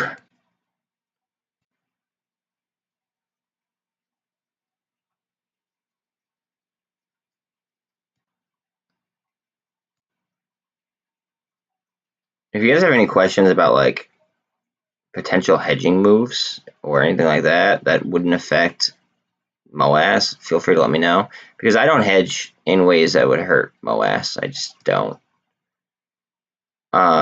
However, I do feel like people need to like be able to hedge themselves.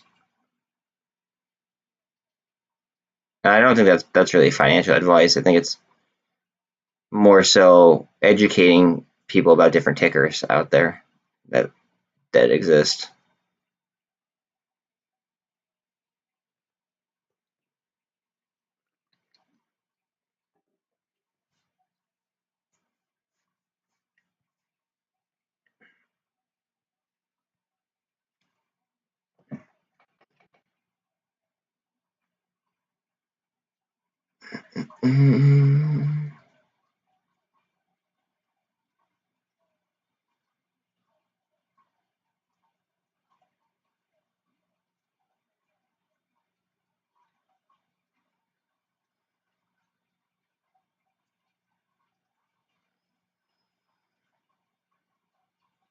Momentous arrival back, getting smoked on me right now. AI is getting smoked on me. BlackRock getting smoked on me. Tesla down 7%. Whew, that's $60. Almost 10% down on GME even. 10%, yeah.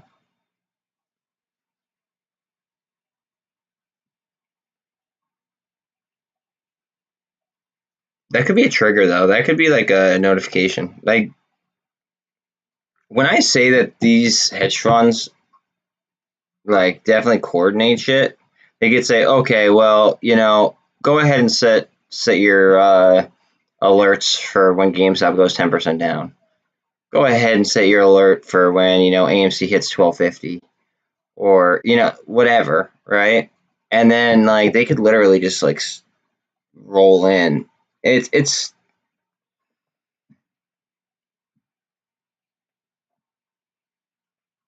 yeah. That's why I'm saying that like tomorrow might get beat down and we might see a reversal to the upside. And I'm not happy about that because I have a lot of BBIG, but it's definitely a possibility. Or it might not do that. It might not. I hope not. I have calls on it that I'm going to hold that I probably shouldn't hold, to be honest with you. But do I want to hold them?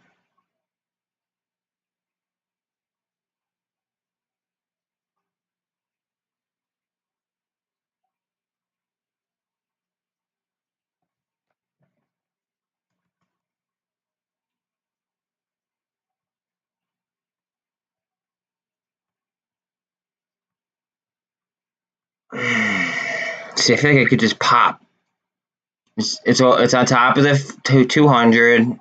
13's over the 200. 24's coming up on it. It could pop. I should wait a minute. I might sell some calls though that are a little high. A little bit high.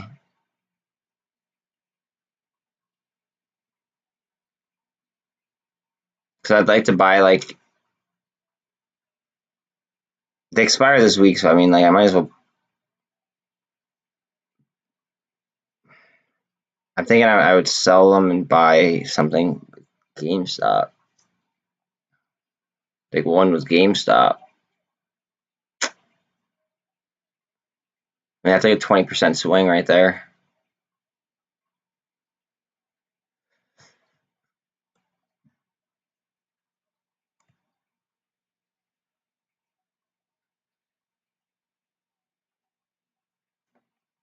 And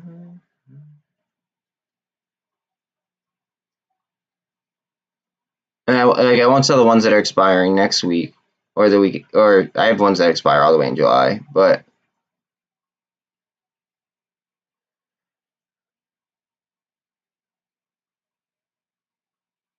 fuck it.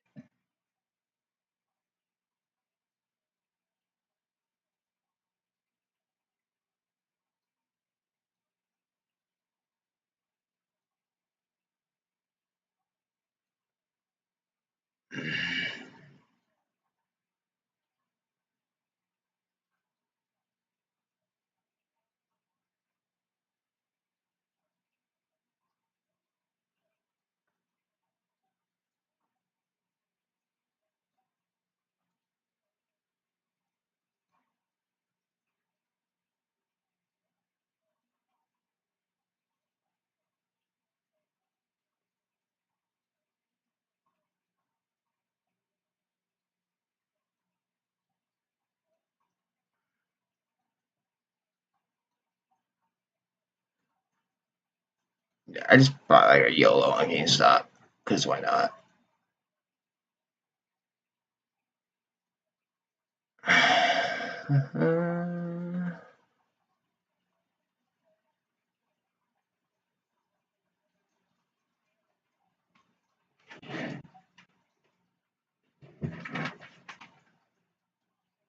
And then with the extra change, I was able to buy an AMC call, a little bit higher than I would have liked, but it's all right.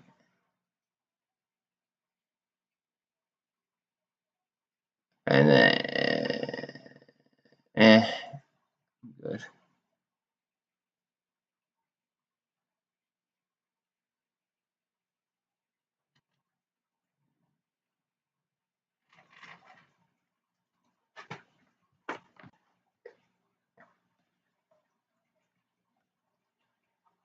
Okay, so I saw the move there, but I'm also seeing some figures here. What I tell you though, all the EMAs had to get in line and had to get over that 200. Now let's see if it does some volume in here between VWAP, or let's see if it just goes right through the VWAP. So it could just go very well right through it. Although it's probably gonna get hung up on that resistance.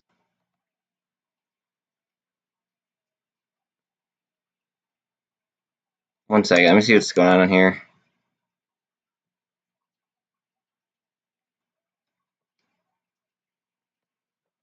See, it's grinding to the MACD.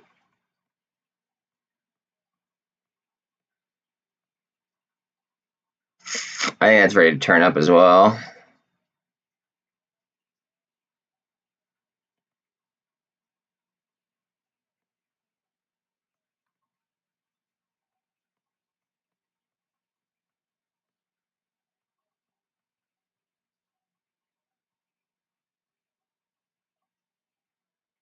Spin up, baby. Spin up right through it. Come on. Come on. Go ahead. Dude, if this rips right after I just sold this, and this, I mean, like, it'll be whatever if this one keeps going too. But if this starts to rip and this kind of just chills, I'll be so fucking amped.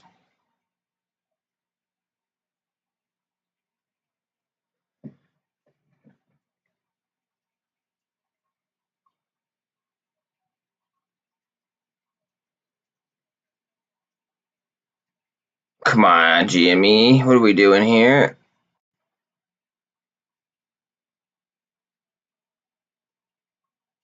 $2.29 million in volume. And we still have about an hour and 49 minutes left.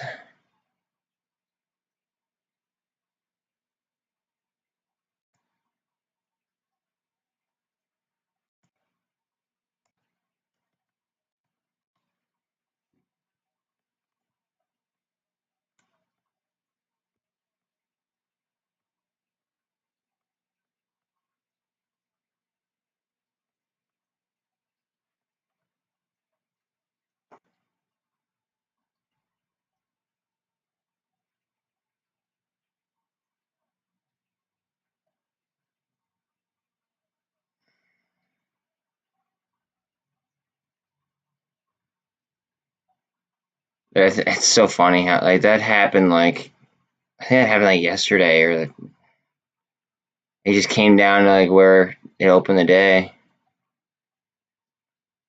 Just theta burn days, theta burn day, theta burn day. And the problem is it has such a strong start to the day that like you don't know if it's going to be a theta burn day. BBIG's flickering. Let's see what's good. I still have a lot of calls on it. I mean, I had more, but I just felt like it. You know, it was up 10%. GME was down 10%. It was like, might as well. So I flung like, I think it was like 11 calls. See, this just gapped up from here. I might have to fill that gap first.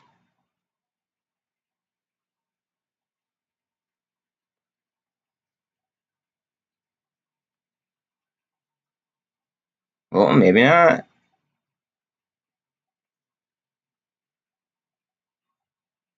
Did we ever figure out when their earnings call is? Because E-Trade says unconfirmed and it says today, I think. No, it says 5/23 unconfirmed. Do we know if they have a date?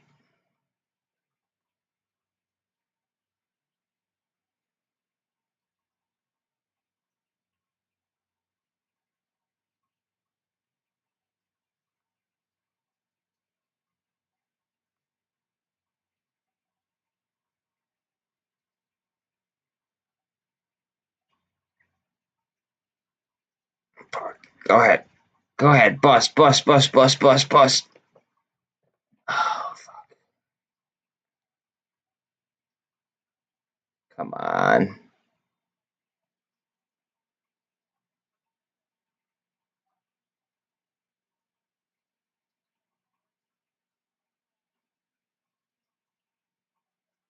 It could definitely be FUD. Absolutely. Do you think there'd be a gap up? There'd be a gap up, and we'd be going through the VWAP if it was really bad. Or do you think that it could be institutions spreading FUD, paying money to spread FUD, and then aggressively buying?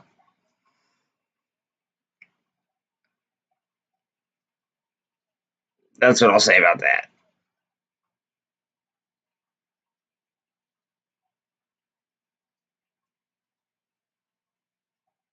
Are we gonna go vertical?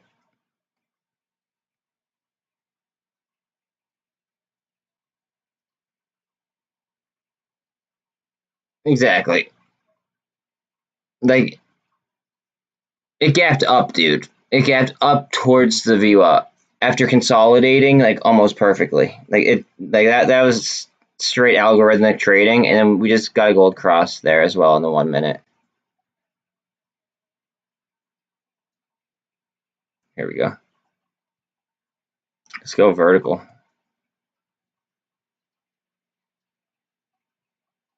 Don't be surprised if it comes down and slaps that gap and then comes back though.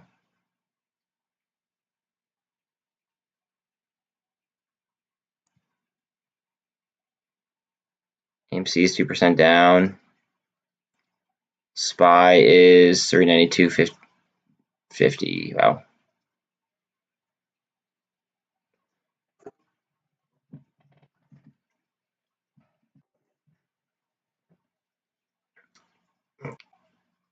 Remember, the RSI is a little bit hot too. Because no volume's done there.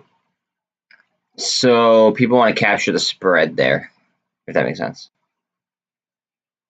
Like they want to compress the spread where no volume was done previous.